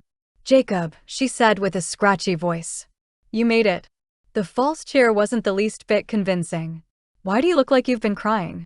Why did Hal hand me a gun to give to you on my way in? He didn't mean to growl the words, but it's how they surfaced nonetheless. What happened this morning? Chapter 12. If Jacob didn't take a breath, he was likely to break a tooth from clenching his jaw so hard or burst a blood vessel from the looks of his forehead.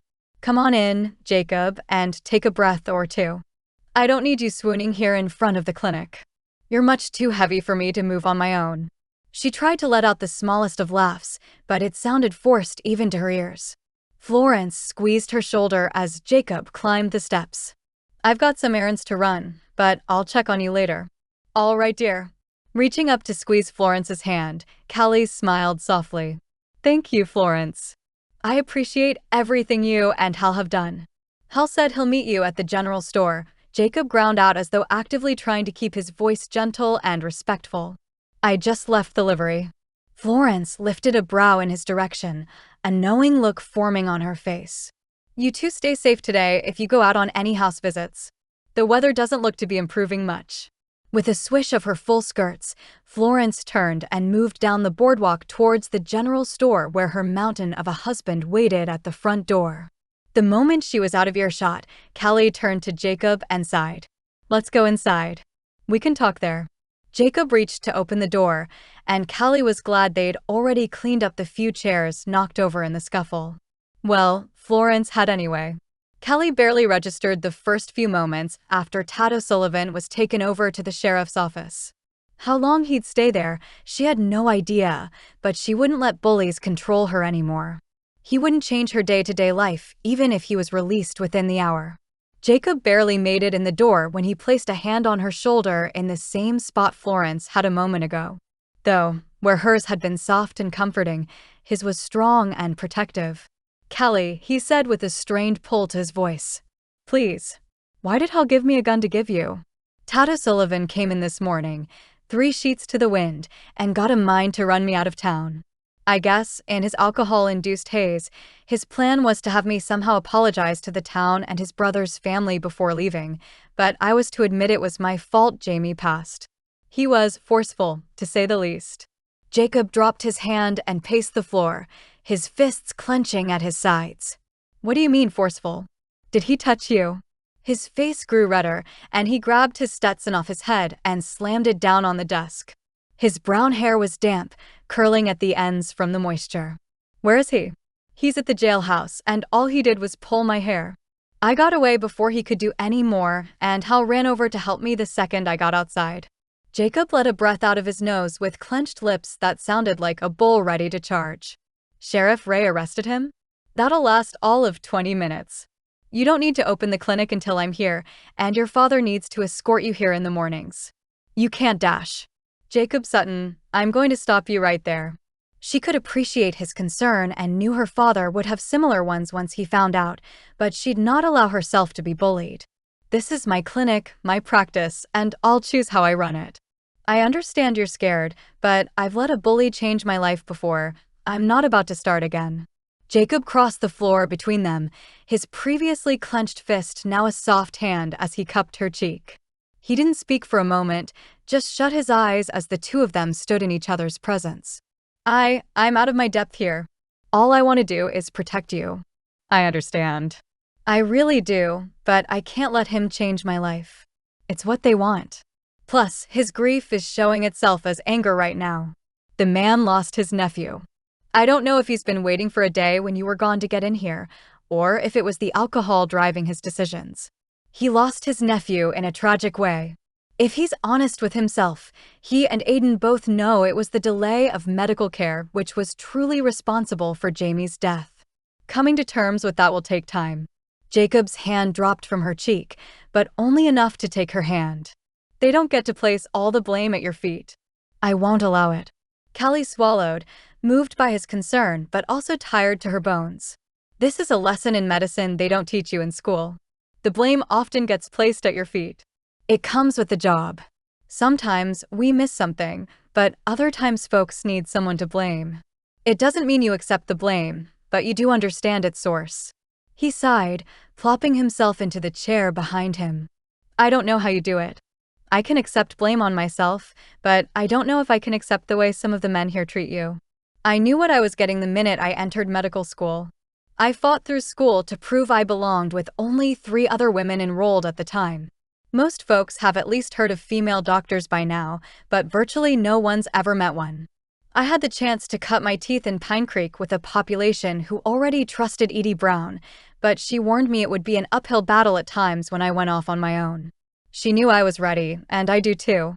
Callie sat beside him, squeezing his free hand before pointing to the derringer he still held in his other hand. "Since we don't have any patients at the moment, why don't we go out back and you refresh my memory on how to use one of those things? It's been quite a while since Papa taught me, and I'd like to see if I'm still a crack shot." "That's it," Jacob said as he handed her another bullet. "Click it back into place and pull the hammer. That'll cock the gun and strike the firing pin." She did so with as much competence and confidence as she did everything else, clicking it back into place as though she'd been using it her whole life. "Excellent. Now, try to hit the target." He nailed a piece of paper from the clinic to the tree to serve as her target, and so far, Callie had hit it more times than not. A derringer wasn't powerful enough to do too much damage, but it would give her time to get away. As long as she controlled the kick, she should be able to get to safety. The range was short on these, but it was one she could carry in her skirt pocket for protection without being detected, smart as far as Jacob was concerned. He still didn't plan on letting her do any home visits without him, but Callie was right. She couldn't let Aiden, Tad, or anyone else control her life. She hit the paper once more before flexing her hand. "I think that's enough for today. If I have to stitch anyone up later, I'd like for my hand not to be shaking." "I'm sure they'd prefer that too," Jacob replied with a wink. His insides still whirled, but all he could do was ask the Lord to protect the woman who'd never stopped meaning the world to him. He could try and deny it all he wanted, but Callie Thorne had always been it for him. Listen, Callie, about what you told me yesterday. It was hard to believe the revelation she'd told him about his father's involvement in her leaving town had been relegated into the shadows that morning, but it had. Callie turned from her focus on the target and lowered her weapon, careful despite its lack of a bullet. I know it was a lot to put on you, but I felt you deserved the truth. Thank you for telling me. How did he put into words when all the feelings he'd been fighting for years suddenly felt free to rush forward? It was overwhelming at best, crushing at worst. Before he could get the words out, Jim Thorne's deep voice, filled with panic, sounded over by the clinic. Callie. Calliope Thorne. Where are Dash? He stopped the moment he rounded the clinic building and spotted her, his whole body sagging with relief. Callie. He jogged the distance between them, enveloping her in a hug Jacob had no doubt was more about reassuring himself she was okay than imparting comfort. If he'd had the right, he'd have done the same. I heard what happened from Lorna Parsons in town. She said she'd watched Tad O'Sullivan drag you out into the street by your hair. Dash. That's not exactly how it happened, Papa. Callie pulled back and Jacob didn't miss the way her eyes darted to his as well. She'd mentioned he pulled her hair, but dragged her by it? It had taken everything in Jacob not to burst through the doors of the sheriff's office already. The idea of any man dragging Callie by her hair made the urge almost impossible to resist. Both of you calm down. Of course, she'd noticed the rage building without him saying a word. Callie noticed everything about him, always had. Then how exactly did it happen? I told you he wanted me to apologize to the town and render my resignation, essentially. He was well past tipsy, so his words weren't exactly eloquent. That's the gist. I'm the one who ran outside on my own, and he grabbed my hair again once he caught up with me. By that point, Hal had spotted me and made him unhand me. Jim's gaze, normally kind and jovial, popped to Jacob. Where were you? I trust you to keep her safe. I was on my way and late due to the ice storm. It was already over by the time I got here. Jacob knew it was fear, not anger guiding Jim, or he'd have been more upset. Honestly, he couldn't help but feel the hot iron of guilt he'd not been there himself. It couldn't be helped, but it didn't mean he didn't hate it. I wish I had been here. The air and ire went out of Jim as he released Callie. I'm sorry, Jacob. You're not to blame. Where's Tad? His jaw firmed again, and Jacob could see a tiny bit of the man he must have been during his short stint in saloons. His eyes were a little wild, chest puffed out with power. I'd like to speak to him. Wouldn't mind doing so myself, Jacob added. He's with Sheriff Ray at the jailhouse from what I understand, Callie said as she rolled her eyes. I don't think either one of you needs to get within 100 feet of that place for a few days. Now that we've finished our shooting lesson, can we please go back inside? I'm freezing, and I'd like to pick your brains about what to bring to the ranch for Christmas dinner. Chapter 13. Warmth and love radiated from the two-story cabin at the Sutton ranch. Not only had Louise's parents and 7 younger siblings joined the brood, but so had all 6 of their ranch hands. With all of them together, and add Callie and her father, as well as Hal and Florence, the house was full to bursting with nearly 40 people crowded into every nook and cranny. Despite the crowd, the coziness and light felt healing for Callie, even without stepping inside yet. She'd not told anyone about the nightmares she'd had in the 2 nights since Tad O'Sullivan had attacked her, the phantom pain from where he'd grabbed hold of her hair still smarting on occasion. She'd woken up in cold sweats, unable to fall back asleep, so instead, she'd lit the candle by her bed and read her Bible or some of her medical textbooks. Papa held up a hand for her as she dismounted Pepper as though she needed it, and she took it because sometimes needing her father was more for her soul than practicality. You look beautiful, Firefly. You could be wearing a burlap sack, and Jacob would still think you're the prettiest thing in the room. I may have to pick his jaw up off the floor. With a chuckle, Callie smoothed her dark green velvet dress she wore under her thick shawl. She'd tamed her hair to the point the curls looked intentional, and no doubt the cold had deepened the blush on her cheeks. Not to mention, the Texas air always agreed with Callie's skin much better than the city air of Chicago, and moving back to Pine Creek a few years ago had brought back life to what had once been a dull complexion. "Thank you, Papa. You don't look so bad yourself. Maybe we'll find you someone to impress this year." She winked, knowing what his response would be. He wrapped his arm around her shoulders, his other hand laying his mounts and Pepper's ropes over the hitching post. "No, Firefly, your mama was it for me. I reckon you know a thing or two about that, don't you?" His brow raised in her direction, and Callie sighed. "I guess I do." Jacob Sutton, regardless of distance or how he felt about her, was indeed it for her. As though summoned by her thoughts, the man in question stepped out onto the porch, followed by his big brother, Abe. "See, I told you they'd be here soon," Abe said far too loudly as he elbowed Jacob in the ribs. "Jacob here has been looking out the window every 3 minutes for the past hour, despite the fact Louisa told you to be here at 4. He snorted as Jacob rolled his eyes. "It's the price of another man down in the family, I guess." Jacob didn't respond, instead jogged down the front steps as laughter and the smell of roasted chicken wafted from the house. "You look beautiful, Dr. Thorne." Offering a hand to her father, the men shook hands. "Will I get punched in the nose if I kiss your daughter in your presence, sir?" His lip quirked up, and her father puffed out his chest. "Long as you keep it quick," he grumbled without an ounce of actual threat. Jim Thorne loved Jacob almost as much as Callie did, and she had no doubt he'd felt guilty for years over the role he'd played in their breakup. "I reckon I'll go on in and see what trouble I can get the boys into." All the Sutton boys loved Pastor Jim, and Louisa told her he frequently got them riled up to the point they'd end up in some sort of trouble. It was a blessing, though, as none of them had grandparents close by to fill the role. Papa grabbed Abe by the arm and dragged him inside. "Come on, son. They don't need us being nosy out here." He dropped his voice into a stage whisper. "We can watch. I'm out the window." More laughter, the sound of a piano, a few squeals, as well as even more delicious smells hit the air as Jacob led Callie to the porch swing. Through the windows, she could see their Christmas tree, candles, wreaths, and garland of pine and ribbon, and even dried orange slices hung in a few spots as well. The fireplace mantel looked like it came straight out of a fairy tale. The crackling fire offered warmth for those inside. Children played, many of whom Callie didn't recognize and assumed they must be Louisa's siblings. A group stood around the piano and sang while a boy of around 16 played heartily. "Thank you for inviting us tonight." Jacob reached over and took her hand. "It wouldn't be Christmas without you." Jacob took a deep breath.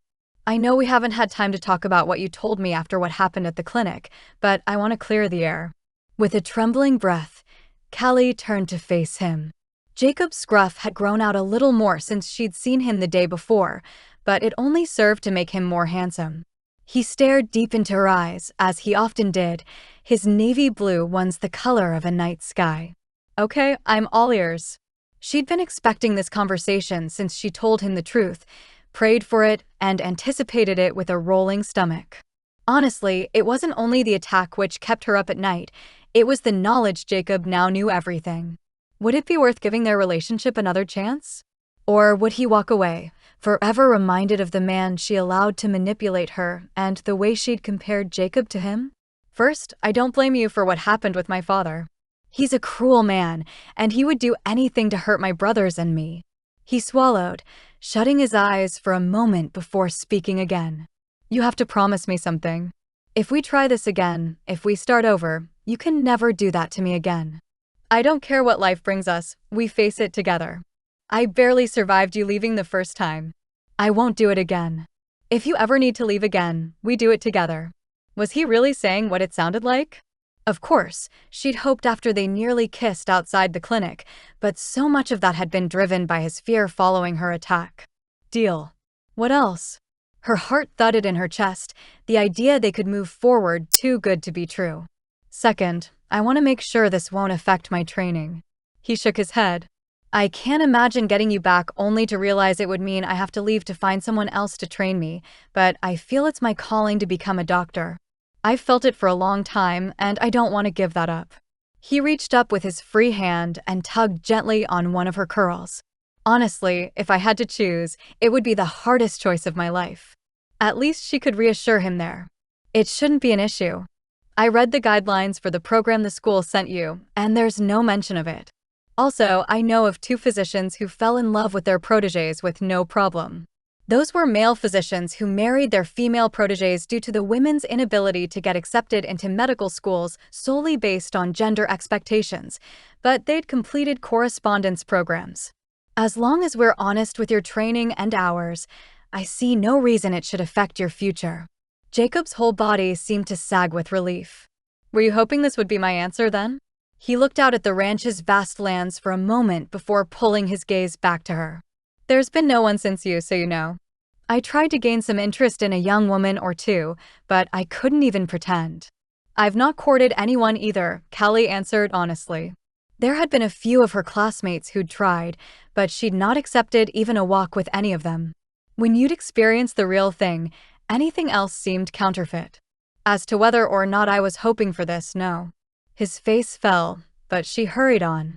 I've been praying for reconciliation between us since the day I left, but I didn't dare hope for it. It seemed too good to be possible, too perfect to even dare to hope for.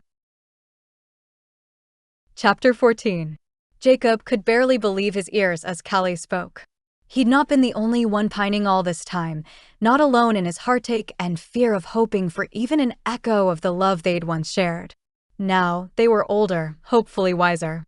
They'd both walked hard roads filled with both the grace of God and the consequences of others' choices. After she'd told him, it had been so tempting to fall into the ever-present anger which threatened whenever his father was mentioned, but it would have helped nothing and no one. Their youngest brother, Zeke, had never quite been able to let go of his anger toward their father. He'd also been the one robbed of any time at all with Mama since she died of childbed fever after giving birth to him. I know I asked your father if it was all right if I kissed you, but now I want to ask you. If I do, you need to know this isn't for me. As far as I'm concerned, there's no going back. He'd respect her wishes if she ever chose to break things off, but he never would. He'd follow her to the ends of the earth, knowing good and well what happened when a Callie thorn-sized hole was left in his life. It wasn't worth it to go through it again. Nothing was. If I kiss you now, I reckon you're stuck with me. Callie grinned wide, her brown eyes the color of chocolate right after it had melted on the stove top. Then I suppose you better kiss me. Needing no other prompting, Jacob crushed his lips to hers the way he'd not even done the first time. Back then, they'd been awkward, young, unsure of themselves or what was appropriate for a couple their age. This kiss was chaste, but it spoke of a man and woman in love with no thought as to who knew it. His heart had claimed her as its own years ago. When they pulled apart, her cheeks had grown beautifully flushed, and it took everything in Jacob not to lean forward and take her lips again. You're even more beautiful than I ever dreamed, Callie Thorne.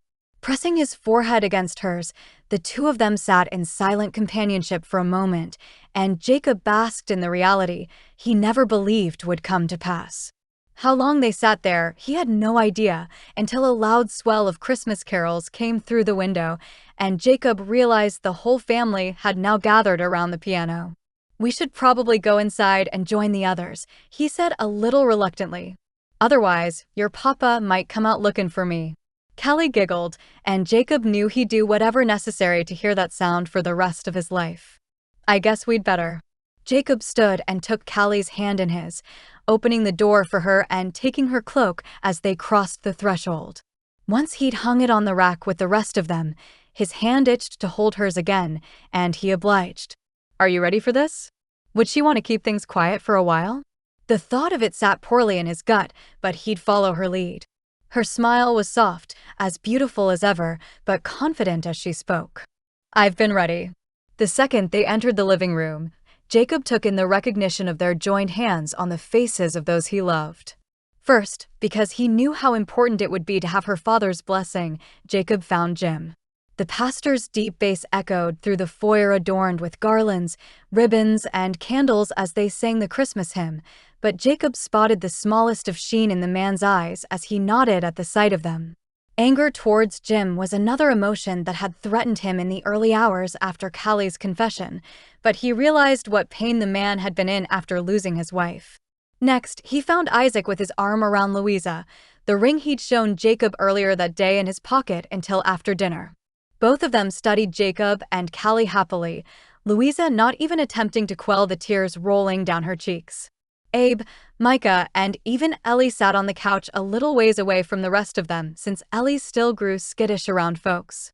Both his brothers wore knowing smirks to go with her soft grin, and he knew he'd hear plenty of "I told you so's" over the next week. Louisa's family didn't notice too much, but Hal, Florence, and the older children noticed them at different times. 13-year-old Cecily seemed the most excited, followed by her younger sister, Liza. Both girls had long loved a fairy tale love story, and he knew they'd want to hear every detail of his. The boys barely noticed or cared save Toby, who gave him a similar smirk to the one his brothers wore. The kid was growing up, and soon enough he'd train as a cowboy if he wanted. For now, he, Cecily, and Liza still got to hold on to the last few years of their childhoods despite being the oldest of the kids. Jacob let go of Callie's hand only long enough to wrap his arm around her shoulders as Louisa's brother finished playing the hymn. As they all stopped singing, Jacob took in the sights and smells around them once more. The large Christmas tree Abe and Isaac had cut down sat in the corner of the living room with the children's paper ornaments dotting it all over. They'd even tied strings to a few of Micah's whittling projects, so tiny wooden animals could be spotted as well. Candles lit the room even though the sun had set during the time between Jim and Callie's arrival and entering the house. Everything from chicken to rolls to mashed potatoes and the best gravy he'd ever smelled sat on the table, ready for digging in after they finished their caroling. Before that, Jacob's heart swelled impossibly larger as he tightened his grip on Callie's shoulders and softly directed her to where Isaac and Louisa stood to the left of the old upright piano. "Watch Isaac," he whispered, and Callie's mouth dropped open in an adorable gasp as his brother dropped to one knee beside Louisa. "Louisa Davenport, you're the son I never expected, and the light I never want to let go of." Jacob held back a snort at his brother's speech, one he'd been working on and practicing for a month. It was sweet, but a little corny coming from the rugged cowboy's mouth. "The children, my brothers, and I were a family, but I had no idea there was a missing piece until you came onto the ranch and filled it. You give them the world with your brilliance and gift of teaching, but it's your heart we needed the most. I think I fell in love with you the day you hobbled into the house on a sprained ankle, refusing to be carried lest you lose the respect of the children. It's only grown since, and every moment with you here reminds me how much the Lord cares about our day-to-day lives. Will you do me the immense honor of being my wife?" If tears had been streaming down Louisa's face before, they downright flowed now. She could barely get out a squeaked yes before throwing herself into Isaac's arms as he stood. Her mother cried as hard as she did, as did her two oldest sisters. Her father, a quiet man but one clearly beloved by his wife and children, wiped his eyes as well. As beautiful as the scene before him was, it was nothing compared to the woman beside him. As Jacob turned to study her, the realization of how much he wanted to marry her washed over him like waves on the shore after a storm. He'd give Isaac and Louisa some time, let them bask in their moment, but the ring burning a hole in Isaac's pocket had nothing on the one Jacob had bought from Hal when he was only 18 years old. It had been Hal's mother's ring, one he'd sold to Jacob when the latter had spoken to Hal about his plans. Hal and Florence never had children, and both of them had provided counsel and nurturing to the Sutton boys over the years. Florence had been good friends with his mother, and she'd done her best to carry on her friend's legacy with her boys after her death. Louisa's brother started up again on the piano, another lively Christmas hymn flowing from his fingers as half the folks in the living room sang, and the other half congratulated the couple. Louisa and her mother hugged while her father shook Isaac's hand, though both were quickly pushed out of the way by all 8 of the children who viewed Isaac as their father. Little Reuben, the boy who'd only begun speaking again recently, jumped into Louisa's arms. "Can I call you Mama?" 6-year-old Sophie stood beside him, the same question clear in her eyes as well. "Of course, you can, sweetheart," Louisa replied as she crushed the two of them into a hug. Callie trembled beside him, and Jacob pressed a kiss to her head. "Do you need a minute?" The loss of her mother, while a decade ago, could undoubtedly still bring grief in the midst of such a sweet moment. Mrs. Thorne had been a wonderful mother, as much a maternal figure as Florence to Jacob after he and Callie became close. No, their happy tears, she whispered as Cecily, Liza, Austin, Benjamin, and Toby all joined the group hug of the new family. William hung back for a moment, slightly shyer than some of the rest, until Isaac reached out and pulled him into the hug as well. There, on Christmas night, Jacob could hardly believe how far the Lord had brought their family in the past few years. What had once begun as 5 hurting and angry boys at the mercy of their father, pitching tents on the land Isaac had managed to scrape up the money for, had become a family who sheltered the lost and vulnerable. Those who'd once been the punching bags for their father had become a safe place for those who needed it. Not only that, as Jacob took in those around him, he realized they'd been able to open their hearts to love once more. Hal had never allowed Jacob to give the ring back to him, as he said he had a feeling the ability to give it would come back around.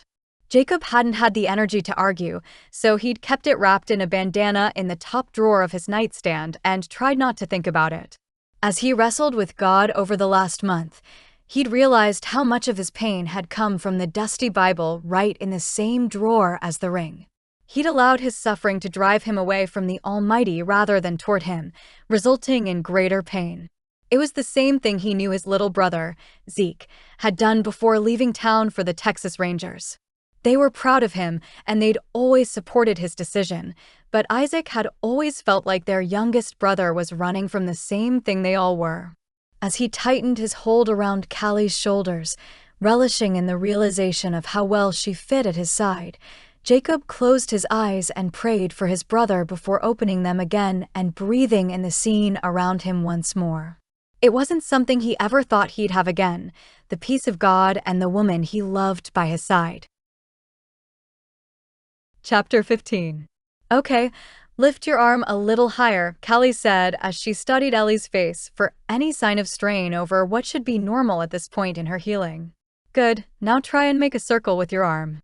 Ellie did so, the light from the early January sunshine streaming through the examination room window. Folks milled about outside, but all were preoccupied with the first warm day they'd had in 2 weeks.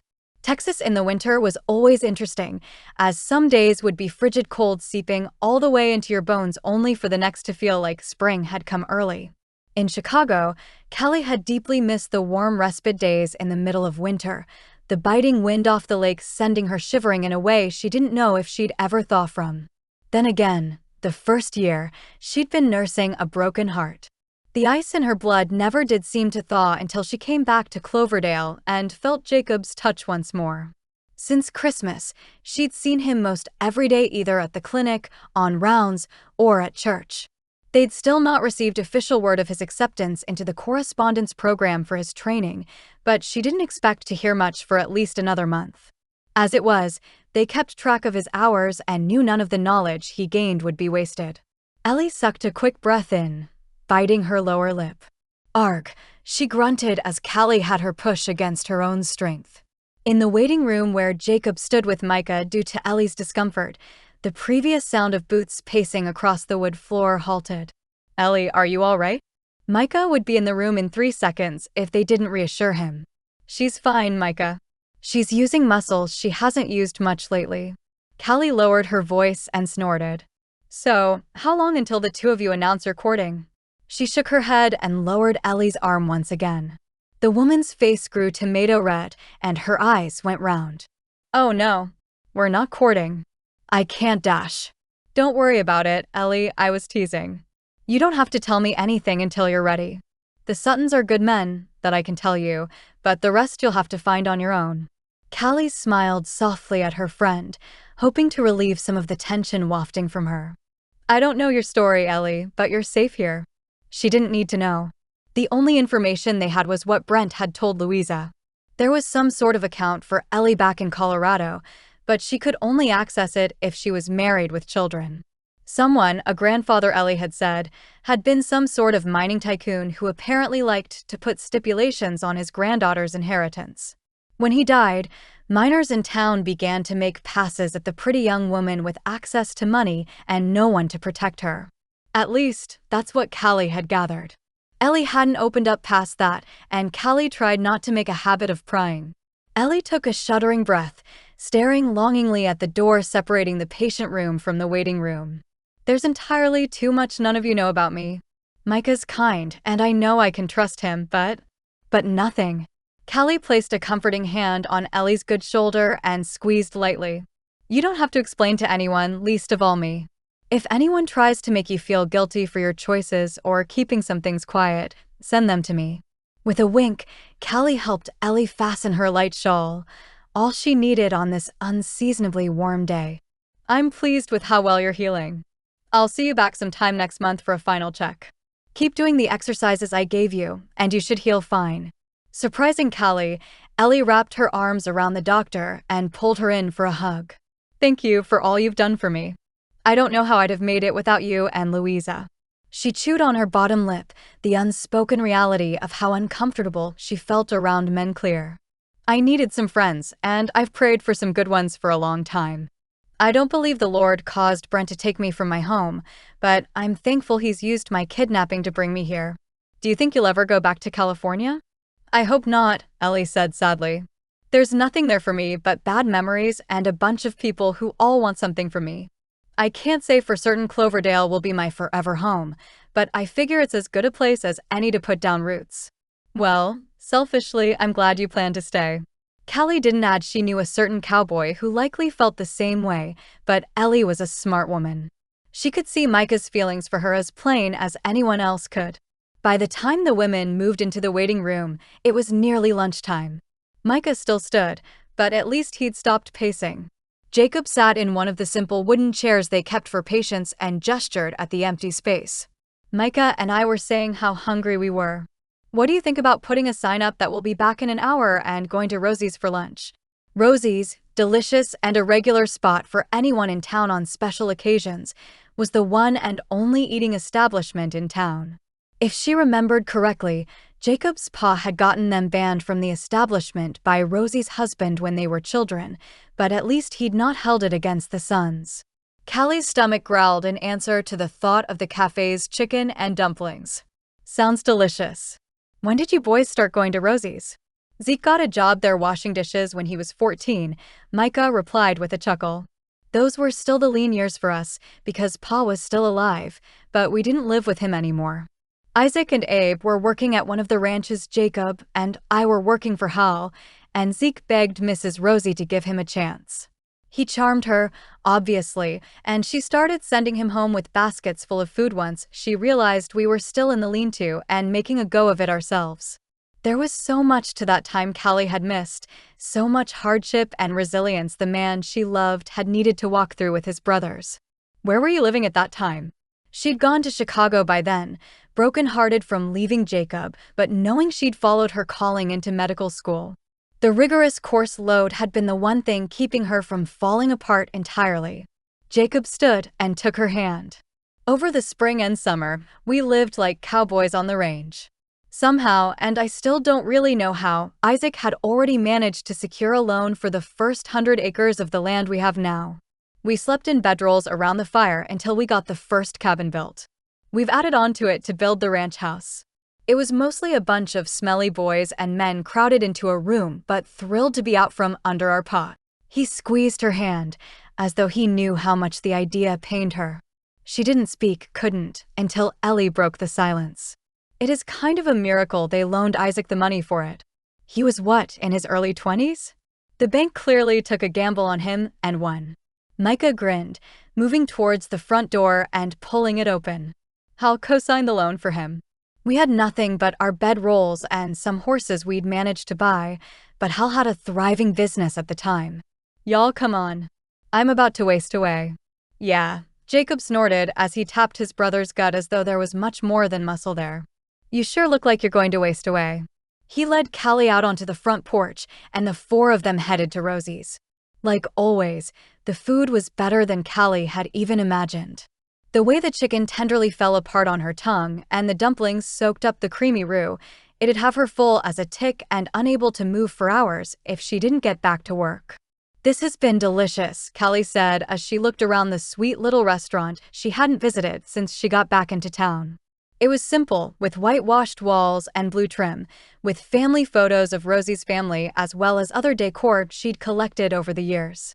"I'm afraid we've got to get back to work." Jacob mock groaned.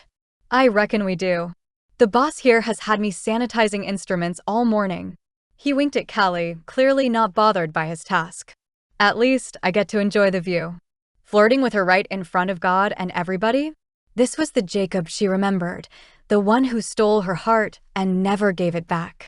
"Jacob Sutton, you behave, or I'll make you wash the linens the next time we have a patient soil them." It wasn't an uncommon occurrence for patients who went through particularly painful procedures to lose control of some of their bodily functions, particularly when they were younger children. Even stitching could make it happen if they'd already been holding it. Jacob held up his hands in surrender. "Whatever you need, Doc. You're in charge." "You know," Micah said as he took one last sip of his water, "I think I forgot what Jacob acts like when he's in love and the two of them are actually together. It's a little weird." The shimmer in his eye told Callie he was teasing, but Jacob didn't seem even a little bit bothered. They paid their tab and moved out into the rare warm January day, the sun bright on Callie's face as Jacob led her down the street. His hand was on the small of her back protectively, something that had always made her feel safe and secure when they were younger. It was no different now, but the feeling would be tested as she stopped short at the sight of the men standing on the front porch of the clinic. Tad O'Sullivan stood with his brother, Aiden, the latter far more worse for the wear than the one who'd actually been in jail. Where Tad sported some scruff and clearly needed to change clothes, he at least didn't sport the bags under his eyes his brother had. Tad's eyes held the haze of whiskey, and the smell coming off him evidenced the same, but Aiden didn't appear inebriated. No, he looked broken. If it ain't the doctor and her little assistant. Tad stalked toward them, and Jacob dropped his hand from her back to move slightly in front of Callie. He didn't completely block her, but he stood between her and Tad nonetheless. "Taking time off in the middle of the day? Must be nice." Micah gently guided Ellie behind Callie and Jock before taking a spot next to his brother. "What exactly are you doing if not taking time off in the middle of the day? By the smell of it, you've already hit the saloon." "Well, when you've been in lockup for a few days, what else is a man supposed to do? Tried to get my brother to drink with me, him being a grieving father, and all that." Tad glared at Callie, but it wasn't him she cared about. Behind him, Aiden shoved his hands in his pockets and studied the ground. His knees shook in his trousers, a detail most wouldn't notice. He shifted his weight from side to side before finally meeting her eyes. It wasn't hatred she saw there, not like in his brother's. No, it was pure, unadulterated pain. "Come on, Tad," Aiden rasped. "Eilish is expectin' me home." His pregnant wife, the one who'd had to grieve her oldest as she carried her youngest. It was a contradiction no mother should ever have to bear. "How's she doing?" The words were out of her mouth before she could think better of it, and while Aiden's eyes popped up to meet hers in surprise, it was Tad who spoke. "You don't ask about her or even think about her," Tad growled. "It's your fault she took to bed for days over Jamie's death. Your fault if she loses this baby." "Tad," Jacob growled. "I'm giving you one chance to walk away, but this is your only one. You don't get to speak to her that way. Callie didn't do anything wrong." "Didn't do anything wrong? She let my nephew die there in the bed. Then she rode away like she hadn't destroyed a family. Clyde and Tommy are probably gonna have to drop out of school to help Aiden on the farm now, thanks to her." He pointed at Callie, wagging his finger over Jacob's shoulder. "Sounds like you ought to get out of the saloon then, and help your brother rather than make him come into town, pick you up from jail, and take you there," Jacob replied. Tad's eyes narrowed at Jacob momentarily, but his focus didn't stay on him long, moving instead right back to Callie. "No," he slurred. "It's on her and she's gonna pay." With that, his hand reached to his right hip and pulled a pistol. Jacob's stomach was on the ground the moment he realized Tad's hand had gone for his holster, but there was no way a drunk and angry man was going to get the jump on him and harm a hair on Callie's head. He'd already done it once, it would never happen again.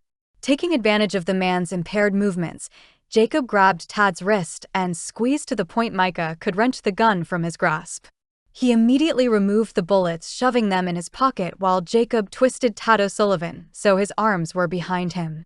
"You threaten her one more time," Jacob growled in Tad's ear from behind him. "I won't be so amenable to walking you back to the jailhouse. Sheriff Ray might not want to hold you, but I've got a mine shaft on my property you'll never get out of without help." Callie gasped behind him, but he wasn't kidding. At least, for once, Sheriff Ray had noticed the commotion in his streets and actually made his way toward the clinic. As he took in the scene before him, his whole body sagged in the desire to not do his job and frustration at missing his afternoon nap in one of the cells, likely nagging. "Tad, you left me 2 hours ago. How are you already in trouble again?" Before anyone could respond, shouting from down the street sounded alongside the rumble of a horse and wagon. "Doc! Doc! Someone help us!" The woman's cry was frantic, and it was only then Jacob realized it was Sally Bergen, the wife of the owner of the small sawmill to the southeast of town. It was where most in town bought their lumber if they didn't build the traditional log cabins, but it was only Bertram Bergen, a church member, and his 3 sons who worked there. "It's Nathan. There's been an accident at the mill." Her husband, Bertram, drove the team so fiercely Jacob worried one of the wheels would fall off, relaying the seriousness of the situation. Jacob shoved Tad towards Sheriff Ray, keeping an eye on him and his own body between the man and Callie as they hurried to clear a spot for the wagon to pull in. Bertram hadn't even pulled the brake when Callie hopped in the back of the wagon, her entire face going white at whatever she saw there. Jacob closed the distance in 3 long strides, his own stomach whirling at poor Nathan's bloodied and mangled leg. This was a far worse wound than the one Jamie O'Sullivan had endured, but the 2 boys were around the same age. Nathan had clearly fainted from the pain, the poor kid's brow furrowed even in his lack of consciousness. Callie's eyes snapped to Jacob's, and it was as though he could hear her very thoughts. She couldn't lose another boy this way, not so soon. Despite what Aiden and Tad O'Sullivan seemed to believe, she'd grieve Jamie O'Sullivan too, probably for the rest of her life. "Dr. Thorne," he said softly at the frozen woman before him. "What do we do?" He knew the answer, and he'd start doing it if she didn't snap out of her stupor in 3 seconds.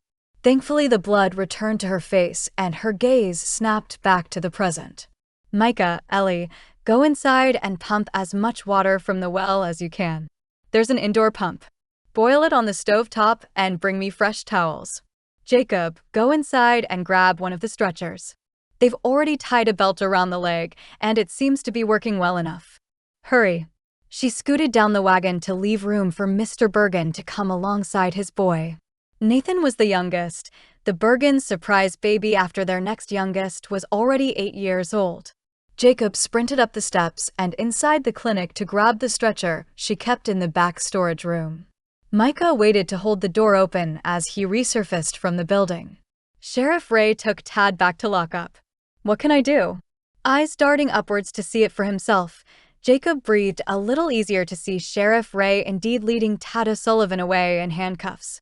Aiden, on the other hand, watched the situation with Nathan unfold, his eyes wide as he gripped the porch rail so tight Jacob wondered if it might break. "Help me carry Nathan," he told his brother. "Once I get him on the stretcher." Callie moved out of the way and rounded the wagon as Jacob laid the stretcher beside Nathan. Gently, they guided Nathan's body on the stretcher with Callie being the one to handle the mangled leg. Blood covered her, but she didn't seem to care a lick as she checked his vitals from his spot on the stretcher. "Pulses fast, but growing more and more thready as we speak," she murmured as she passed him. "We've got to get the bleeding stopped, or we'll lose him."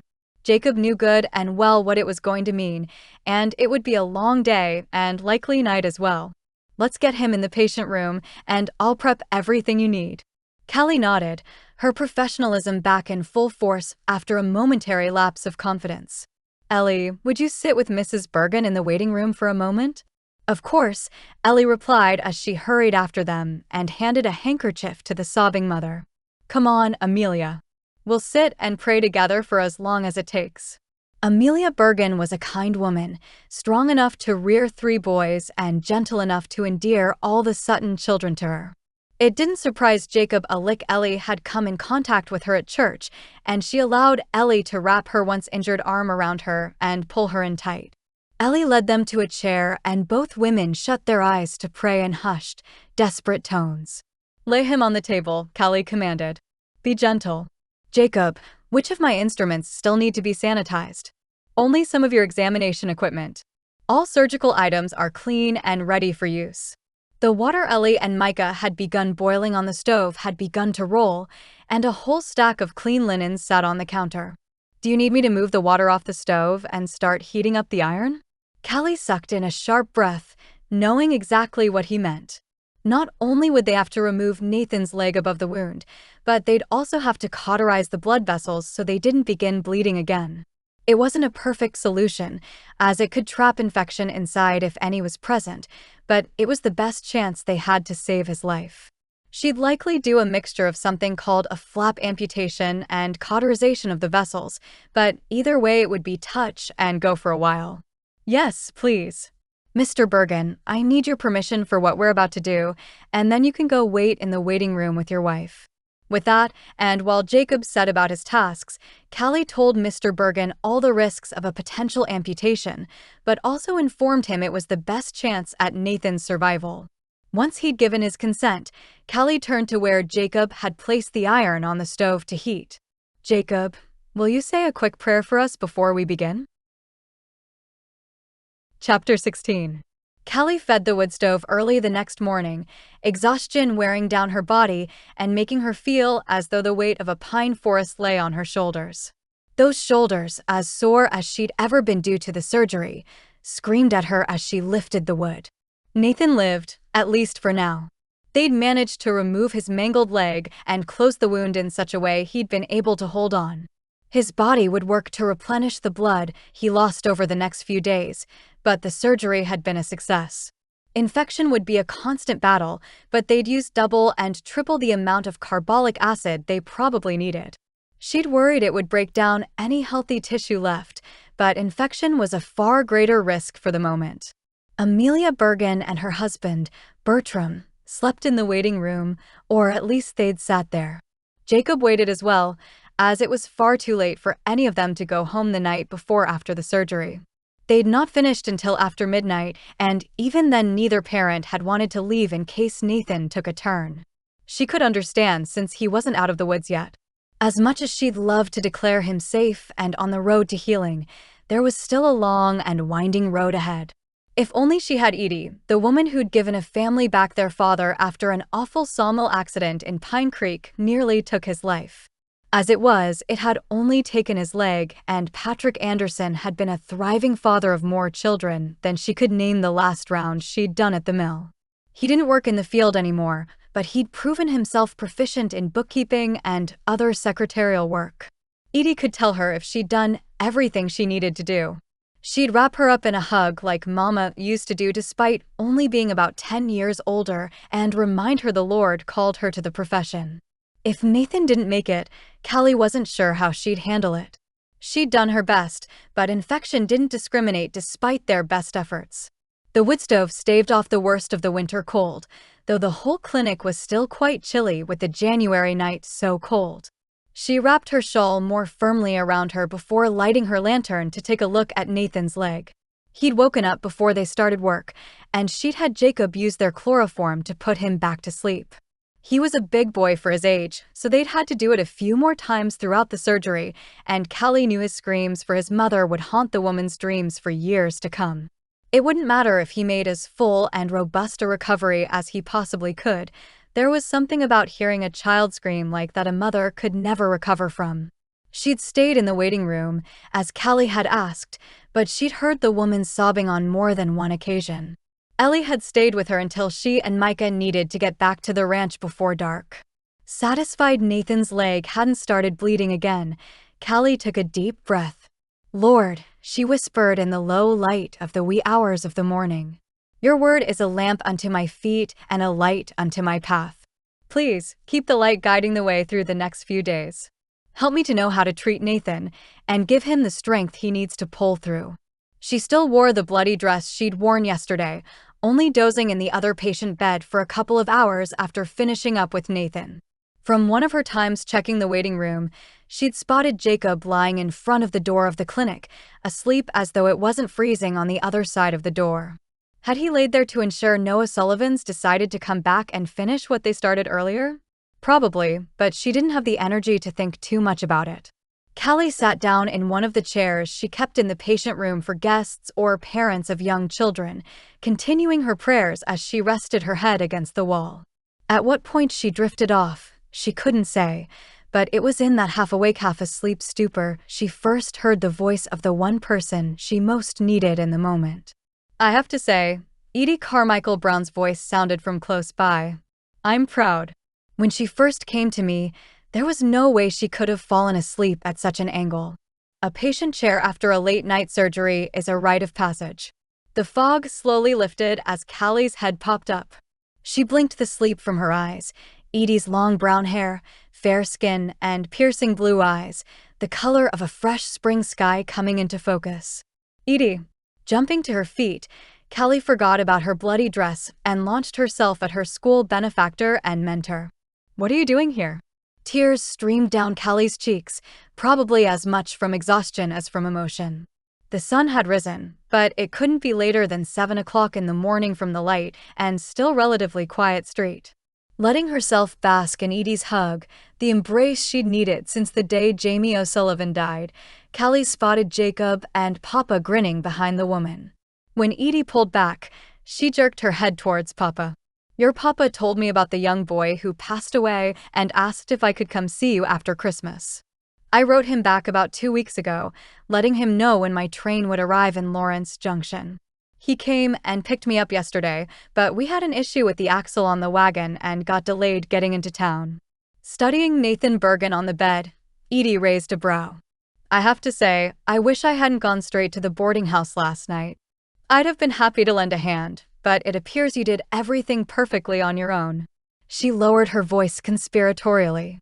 Then, you were taught by the best, and I hear you had your own help.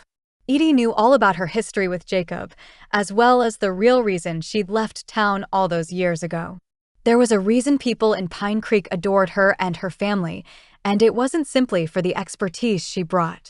No, she and her mother both possessed the ability to make a body feel so comfortable they'd share their deepest, darkest secrets.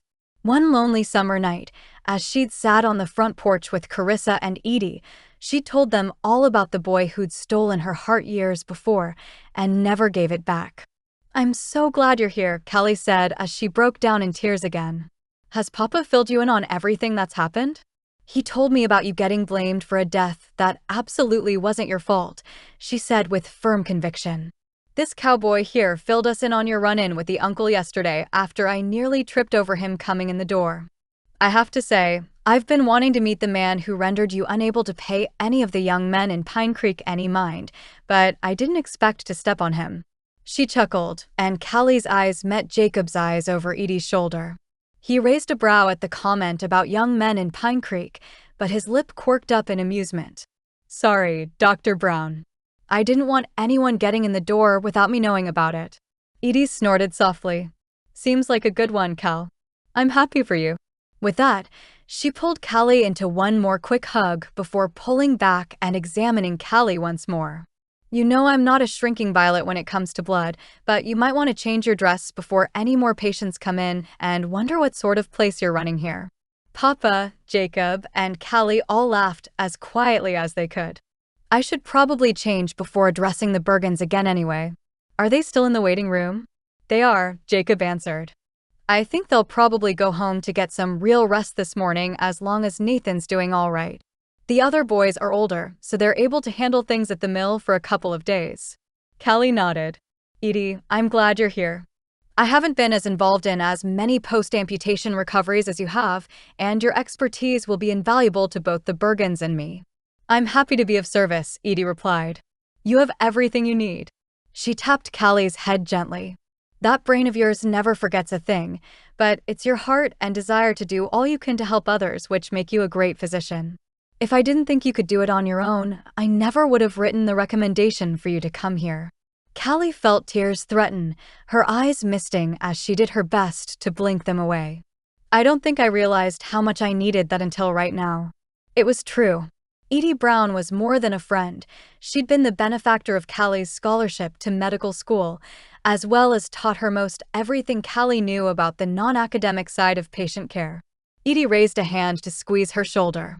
"Anytime, Doc. How can I help?"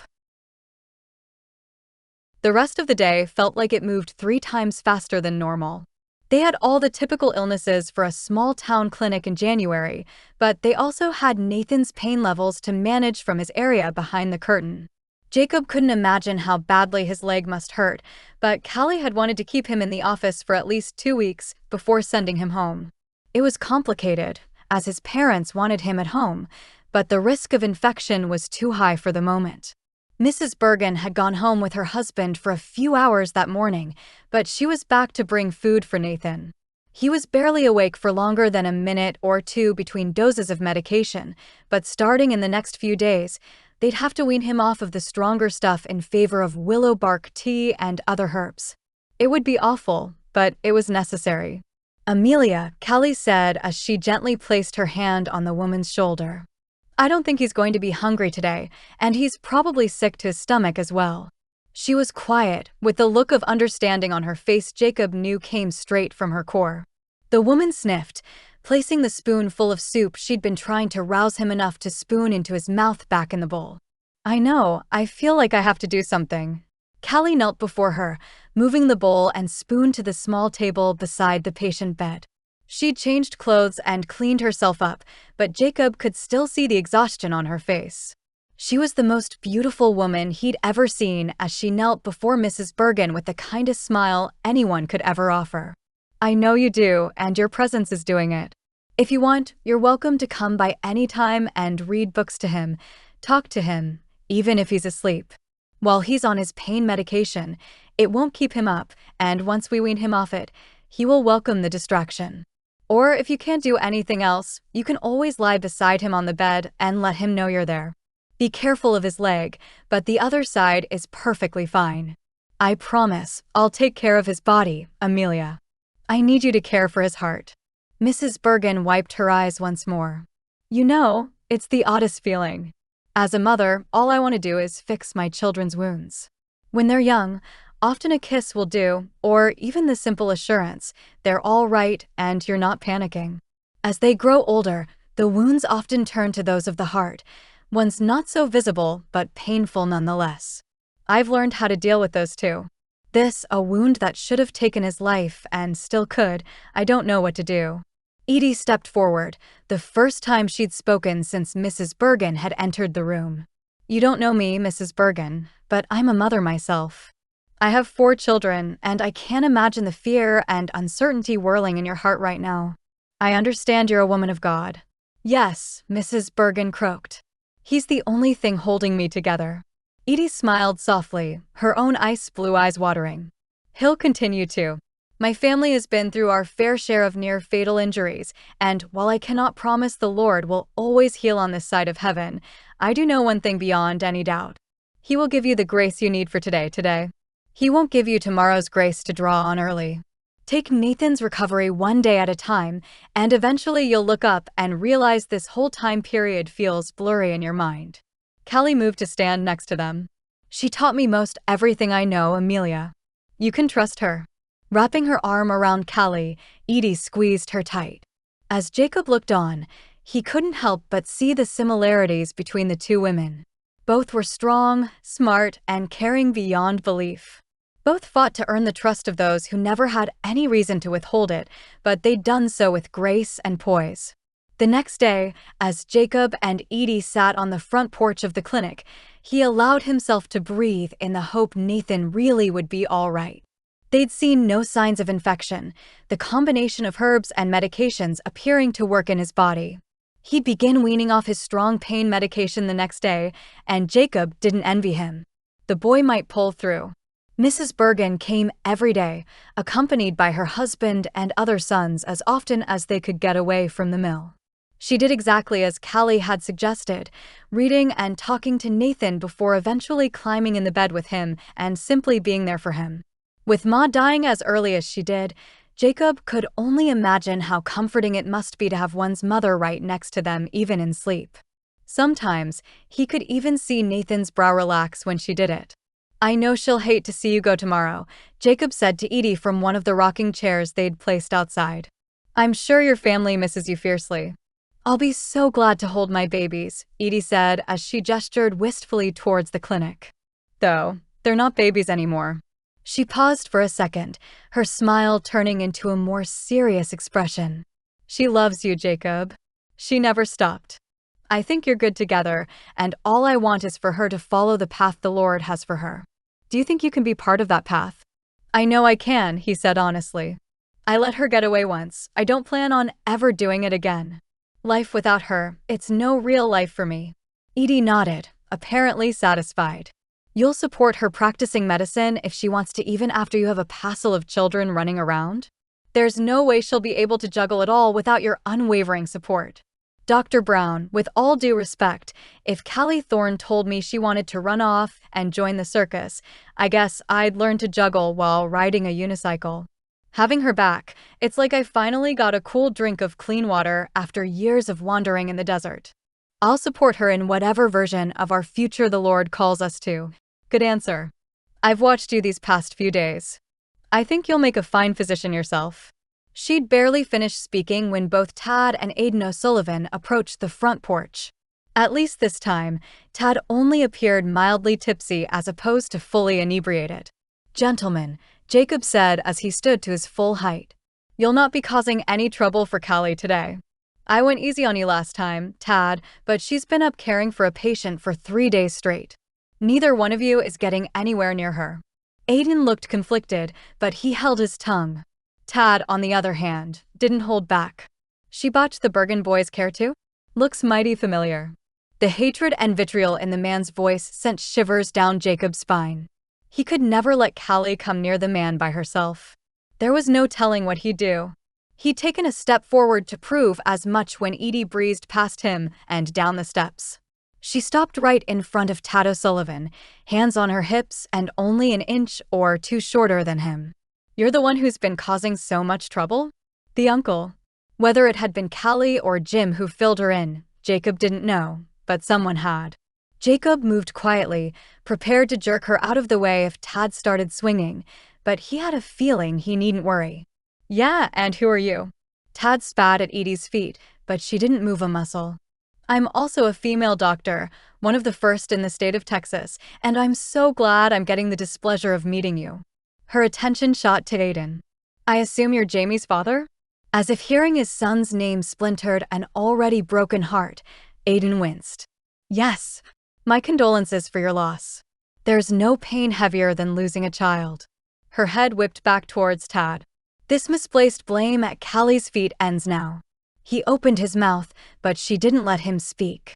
"Do you know what would have happened if Jamie had been brought to this clinic when he first had his accident rather than days after?" It had apparently been a rhetorical question, as she barreled on. "He'd likely still be alive, but your family's stubborn refusal to trust a woman doctor because you've never seen one cost Jamie his life." Her head turned back to Aiden, his stricken expression enough to break Jacob's heart if he hadn't been so angry at the O'Sullivans for how they'd handled the situation. "It brings me no joy or satisfaction to lay the blame at your feet, sir, as I know you'll carry it for the rest of your life. Know this, it was not Callie's action or inaction which resulted in your son's death. It was yours. Nathan Bergen will quite possibly make a full recovery, and from what I'm told, his injury was far more severe than Jamie's." Jacob wasn't sure what he expected next, but it wasn't for Aiden O'Sullivan to crumple to the ground in a sobbing, devastated heap. "I know," he rasped as the front door to the clinic opened, and Jacob sensed rather than saw Callie rush outside. "I know it was all my fault." "Aiden," Tad admonished as he grabbed his brother's arm to try and force him to his feet. "Stand up, brother. She's the one who saw him last. He didn't pass until after she got there, right?" "I knew he was close," Aiden sobbed. "I'd gone to try and find him a doctor when Eilish ignored me and sent for Dr. Thorne. She'd wanted to do it sooner, but I wouldn't let her." Callie knelt next to Aiden, placing her hand on his there in the dirt. No one knows exactly what would have happened if you'd brought him in sooner, but do you know what Eilish told me when I first arrived? Aiden lifted his tear-filled gaze to hers. What? She said before Jamie lost consciousness. He told her he saw Jesus in the corner of the room. This whole time, I've been grieving for your family as they lost a son, but Jamie's in a place he'd never want to come back from. You've got too much to live for, and another precious baby on the way to spend your time in saloons blaming yourself or blaming me. Give it to the Lord and forgive yourself, Mr. O'Sullivan, or it'll eat you up from the inside out. Aiden's shoulders shook once more, his face inches from the ground as his tears pooled below. I don't know if I can. Regret. Bitterness. Anger. Jacob knew it well. He dropped to his knees beside Callie and Aiden, the man's startled gaze coming up as his knees hit the dirt. All this you're feeling right now? It's an infected wound too. If you don't let the Lord lance it and heal you from the inside, Callie's exactly right. It'll destroy you. He'd almost let himself be destroyed after Callie left, and it had taken every bit of the Holy Spirit in him to keep him from falling into the same trap after he found out what his father had done. God is the healer, and he can guide you through this too. Chapter 17. Callie placed the last of her cleaned equipment on the towel beside the wash basin. It had been a long morning of seeing patients, but one she was more fulfilled by than she ever could have imagined. How was it possible it had already been 2 weeks since Nathan's accident? He'd gone home the day before, and she was able to move back into her bedroom at Papa's if she wanted to. Aiden O'Sullivan. She hadn't seen hide nor hair of either O'Sullivan brother since the day the poor man fell apart in the street, but she'd also not had any run-ins. It was the oddest thing, seeing him hit the ground and knowing beyond any doubt his grief and bitterness had simply gotten the best of him. Her compassion had been stirred, knowing the misplaced anger she'd thrown about after Mama died and she'd had to leave Jacob due to Papa's choices. The darkness, it would have swallowed her if she'd let it. A hand at her back jarred her from her thoughts. Is there anything else I can do to help? Jacob had been washing bed sheets all morning and hanging them to dry. Callie kept meaning to find a laundress so they could spend less time washing sheets and more time with patients. I finished the sheets and all our towels, and I swept up out front. Callie didn't answer at first, simply turned and wrapped her arms around his waist. Sometimes, when she was overwhelmed or simply tired, a hug from Jacob Sutton was all the medicine she needed. He complied, pulling her in even tighter with his strong embrace, her head nestled right at his heart. She felt his head settle atop hers, and she thought she felt him press a kiss to her hair in the process. This was unexpected, he said softly in his deep voice. Are you all right? I am. I needed a hug. Jacob tightened his hold around her, running one hand up and down her back in slow, calming strokes. Then I'm happy to oblige. They stood that way for a moment before Jacob spoke again. Nathan's older brother came into town this morning to deliver some lumber and said Nathan's doing well. He was sitting up and the whole family had dinner around his bed last night, so he could feel somewhat normal again. He said he even joked and laughed a little bit. Thank you for telling me that, Callie whispered. It was one of the things weighing on her, but she kept giving it all to the Lord over and over again. I'm really hopeful for them. She pulled back, their arms still wrapped around each other, but now looking into each other's eyes. I think he's going to be fine. At this point, is there any real risk of infection? Jacob's curiosity and desire to learn knew no bounds, and it was one of the reasons he'd make a great physician. They received the letter earlier in the week he'd been officially accepted into the correspondence program, and he'd already ordered the textbooks they wanted him to purchase. Well, some of them Callie already had, but others were more specific to the school in Buffalo. If there's any sort of open wound, there's always a risk, but at this point, it's low. The good news is his body is well on its way to replenishing all the blood he lost, so it's easier for him to fight small things off now than it would have been. It'll take another month or so for him to feel like himself again where that's concerned, but of course then he'll be faced with his new normal. Edie had been so helpful in talking through the recovery process with her while she'd been in town. Working for a town with a large sawmill, one her husband happened to own, meant they saw more accidents requiring amputations than the average Texas town. It was simply a fact of life in Pine Creek, But apprenticing meant Callie had experience with the process beyond what she might have had if she'd come straight home to practice. Edie says he'll go through emotional ups and downs, and he'll probably experience phantom pain for months. The more acute concern of infection has mostly passed. Jacob lowered his lips to her forehead. This town is lucky to have you, Dr. Thorne. I'm the lucky one. Or I guess blessed might be the better word for it. She stood on her toes, and her lips met his for a kiss she hoped would always send the good shivers down her spine. When she lowered back to the ground, a grin spread over his face as he reached up to twist one of her curls. I think you're right, ma'am. We've both been blessed beyond what I ever could have imagined. Before he had a chance to say anything else, the clinic door opened again, and the sound of quick footsteps sounded in the waiting room. Does someone have an appointment? His brow furrowed. Sometimes, folks walked in for mild issues, but usually a walk-in meant some sort of emergency. Nope, let's go check it out. Dr. Thorne, 10-year-old Clyde O'Sullivan shouted breathlessly. Mama's having the baby, and she thinks it's stuck. Tommy, his 12-year-old brother, stood next to him. He was pale as a sheet, and Callie had no doubt the boy remembered the last time he'd been in here. Pa sent us to fetch you. Her eyes widened at that, but she didn't comment on their father's change of heart.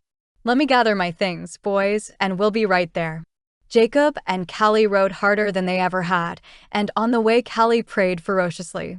Lord, don't let this family lose Eilish or the baby. Not so soon after Jamie, Lord.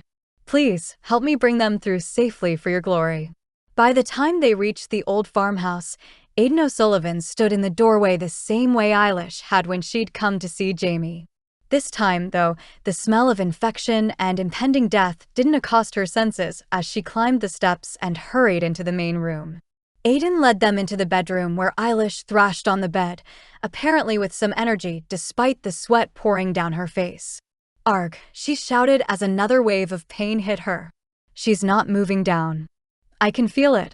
Callie rushed to her bedside, addressing Aiden as she pulled her Pinard horn from her bag. It was similar to a stethoscope, but used for babies more often than not. Let me take a quick listen to the baby's heartbeat, and I'll get a better idea of how she's positioned. Eilish grimaced and forced herself to lie still.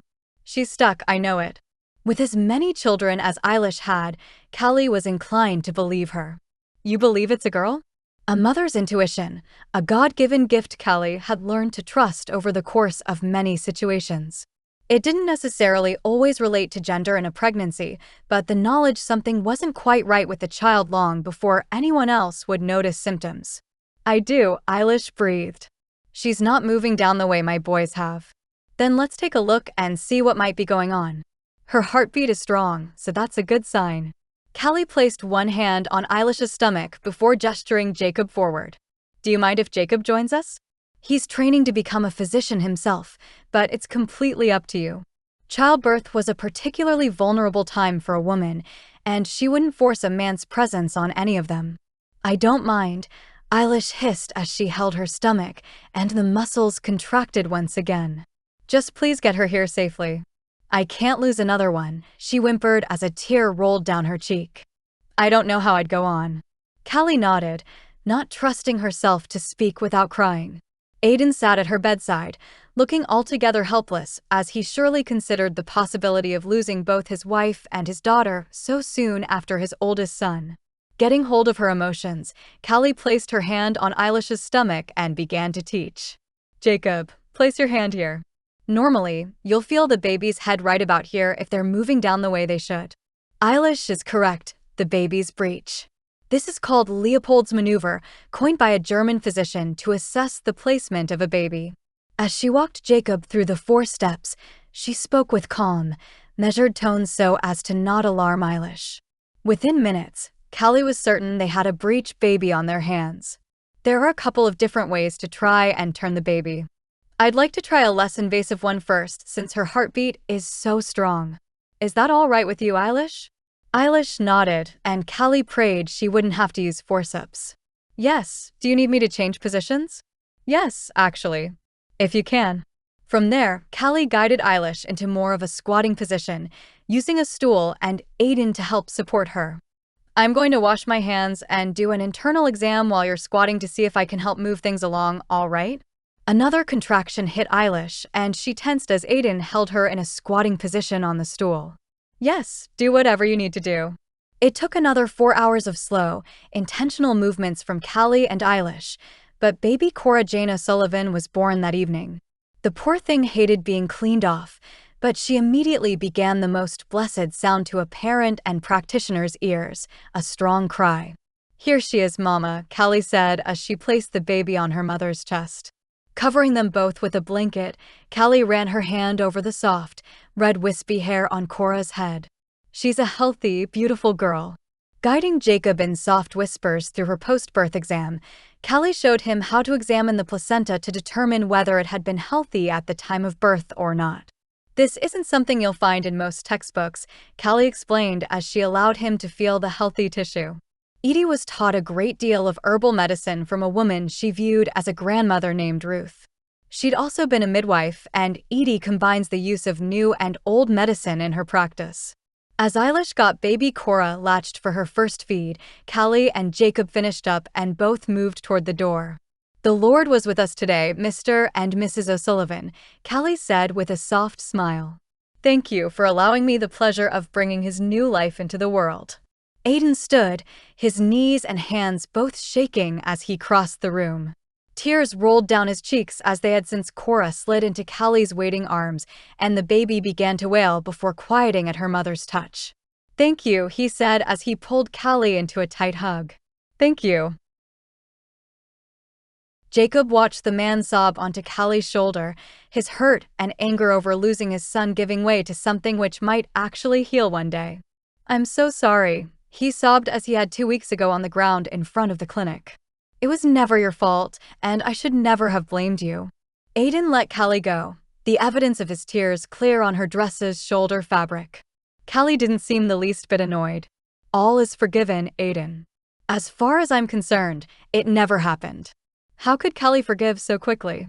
Jacob had compassion for the broken man, but memories of him rushing towards Callie in the churchyard still plagued him, as did those of Tad's attacks. As though he read Jacob's thoughts, Aiden shook his head. It did, and I'll spend the rest of my days trying to make up for it. I need you to know I didn't set Tad on you.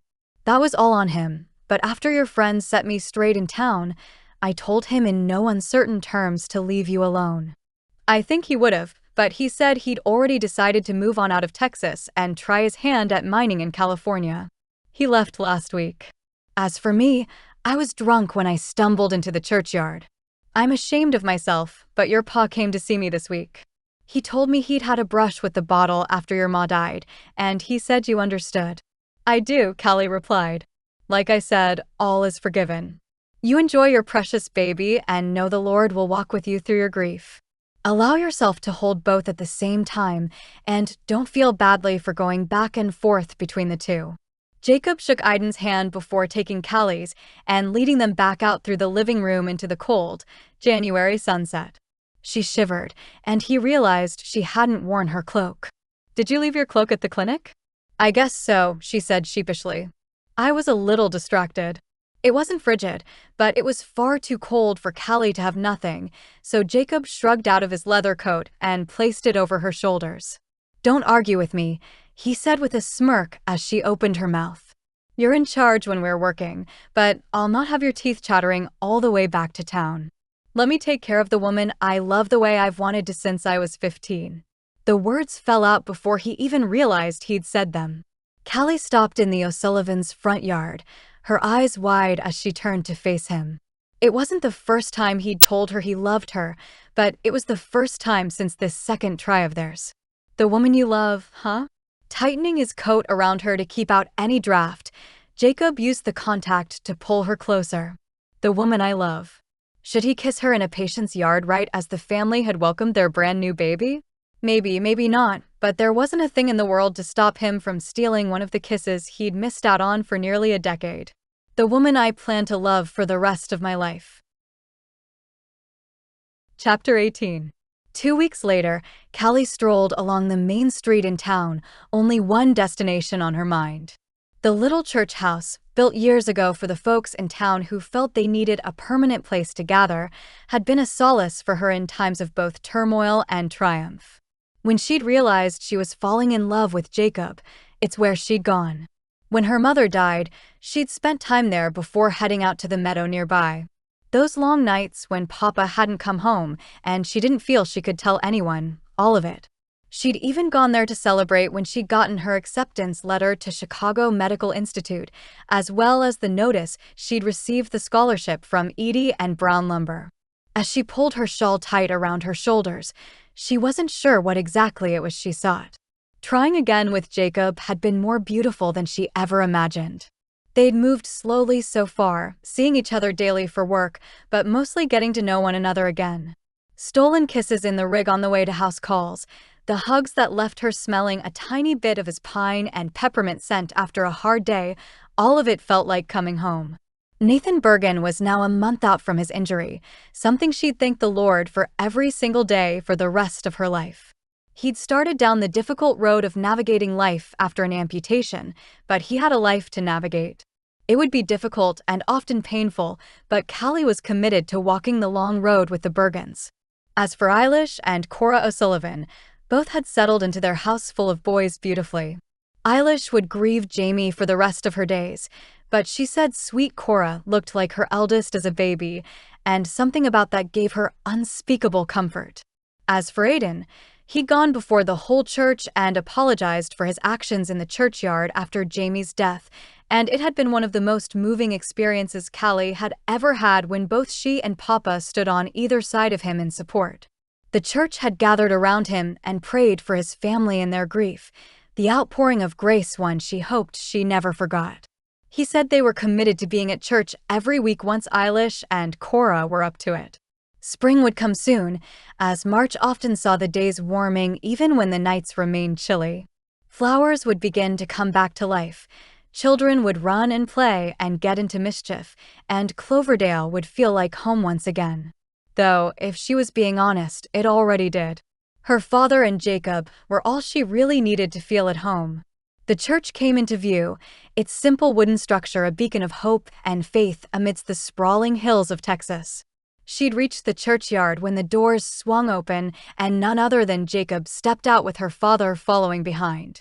He spotted her, and his surprise was quickly overtaken by a wide grin. "There she is," he said as he placed his Stetson back on his head.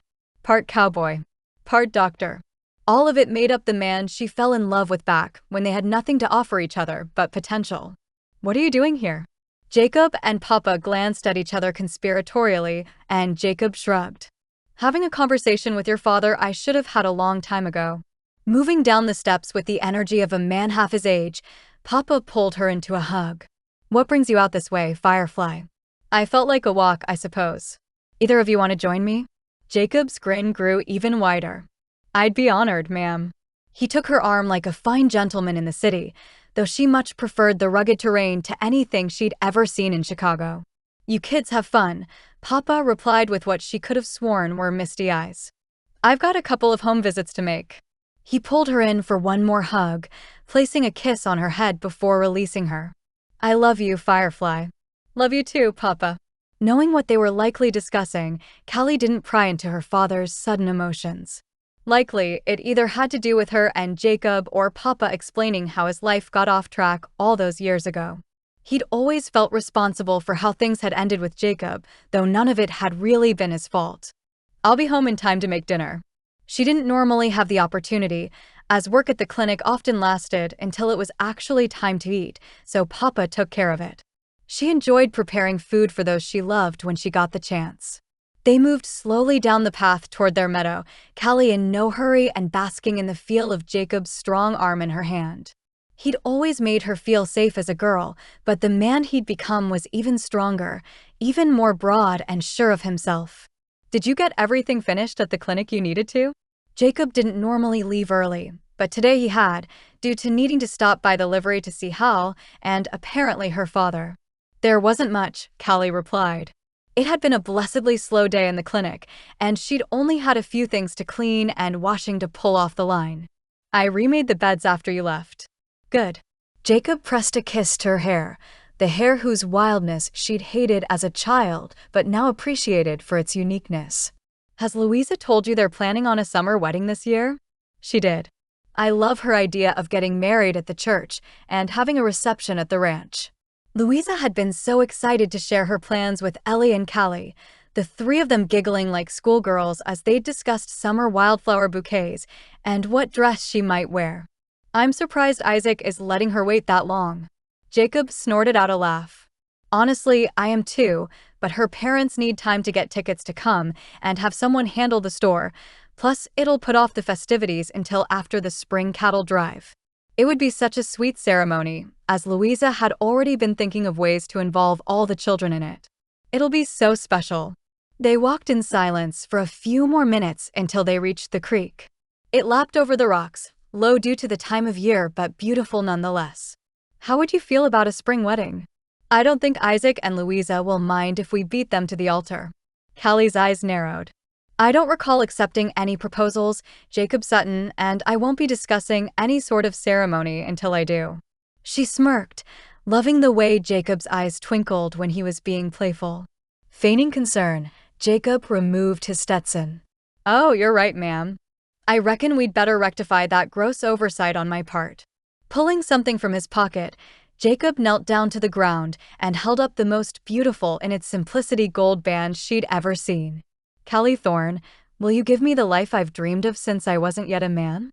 Will you marry me and serve the Lord with me, wrestling with him over the hard times together and praising him for it all?" Tears of joy, the ones she didn't know if she'd ever get the chance to shed, flowed down her cheeks. "I'd be honored." She'd barely gotten the words out when Jacob popped back up to his feet and pulled her in tight.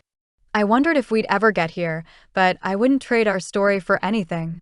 With that, Jacob lowered his lips to hers and kissed her with all the promise of the life which lay ahead. "Lord," Pastor Jim said as he finished the pre-dinner prayer that Saturday, "I want to thank you for the two couples who found their way to each other or back to each other today. For Isaac and Louisa, may their life together be long and full of the beauty of family. May their children rise up and call them blessed and their days be filled with your peace. For Jacob and Callie, thank you for second chances. Thank you for leading them back to one another to live out their calling in the community." Jim sniffed, and beside him, Callie did as well. Jacob wrapped an arm around her shoulder before Jim closed the prayer, and all the voices started up again. They were at the ranch house where Louisa and Cecily had prepared a spread fit for kings to celebrate Jacob and Callie's engagement. Louisa rushed Callie after the prayer and pulled her in for a tight hug. "I'm so excited for you both. I was going to wait until Ellie got back to give you this, but I have no idea where she got off to this morning." Interesting. Micah had been missing since after breakfast himself. It was unlike both of them, but maybe Micah had finally convinced Ellie to give him a chance and he'd taken her out for a ride. Louisa pulled something from her skirt pocket, a small notebook with a beautiful lace ribbon marking the middle. "My mama always said we need to write down the ways in our lives God provides and gives us what we need, lest we forget. She brought me a couple of these from the store back home when they came, and I thought writing down the story of your engagement might be the perfect first entry." Jacob saw Callie's eyes mist and wrapped his arm around her as she spoke. "Thank you, Louisa. This is perfect. I'll treasure it all my days." Louisa pulled her in close once again as Jacob heard the front door open and shut. "Speaking of which, please tell us all about how he proposed." "Yeah," Abe said with a chuckle as boots sounded in the entryway. "Tell us which Sutton brother is going to be the first to the altar." Louisa and Isaac both smiled, the two of them plenty content in their plans for a summer wedding, and Jacob knew they wouldn't be bothered by Jacob and Callie's timeline. Before they could respond, Micah appeared in the doorway to the living room with his hand clasping Ellie's as though he was afraid she'd run off. "I hate to tell you both," Micah said with a confidence and self-assurance Jacob had never seen out of their second youngest brother. "That'll be me. Ellie and I got married this morning in Lawrence Junction by the judge there." Callie's eyes widened beside him, and Louisa's mouth dropped open along with several of the children. None of them could speak, apparently, save Isaac. "You two got married? Is this a joke, Micah?" His eyes narrowed. zeroing in on the couple's clasped hands before darting back to Ellie's nervous gaze. "This is something you wanted, Ellie?" For the first time since Jacob met her, Ellie's shoulders straightened with some of the fire he'd always suspected she had buried deep inside. "Of course this is what I wanted. Micah would never force me." Jacob didn't miss the flash of hurt in Micah's eyes at Isaac's insinuation, but it was a fair question. "Then I suppose congratulations are in order," Jacob replied. He and Callie moved towards the newlyweds as Ellie let go of Micah's hand, and Callie pulled her into a hug. Jacob held a hand out for his brother to shake as the women spoke so softly the men couldn't hear them. Unsurprisingly, the whole Sutton clan got over their shock and began to crowd around Micah and Ellie the same way they had when Jacob and Callie had walked inside with a ring on her finger. Later, after they'd all eaten their fill, the two of them stood on the front porch and gazed out at the rolling fields before them. "I can't believe they're married," Callie said softly as she burrowed further into Jacob's side. "I keep telling myself to wait until Ellie's ready to talk, but goodness, I'm so curious." Jacob chuckled, pressing a kiss to her wild, dark hair and inhaling the smell of soap, mint, and all the other indistinguishable scents so characteristically Callie. "The truth will come out in time, my love. For now, let's enjoy this moment we're in." Feeling her whole body relax into him, Jacob wrapped his arms tighter around Callie as they stood in comfortable silence. Wrestling with the Lord had indeed brought him the greatest gift of his life.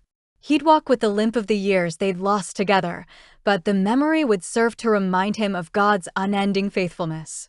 What had once been shadows and silence had moved into light and echoes of the most beautiful music he could imagine. The light in her eyes, the sound of her laughter, all of it would bring him joy for the rest of his days. And this? The silence of simply being together at the place he loved most in the world? It was priceless. Thanks for listening. If you loved it, please subscribe to my channel and leave a comment below.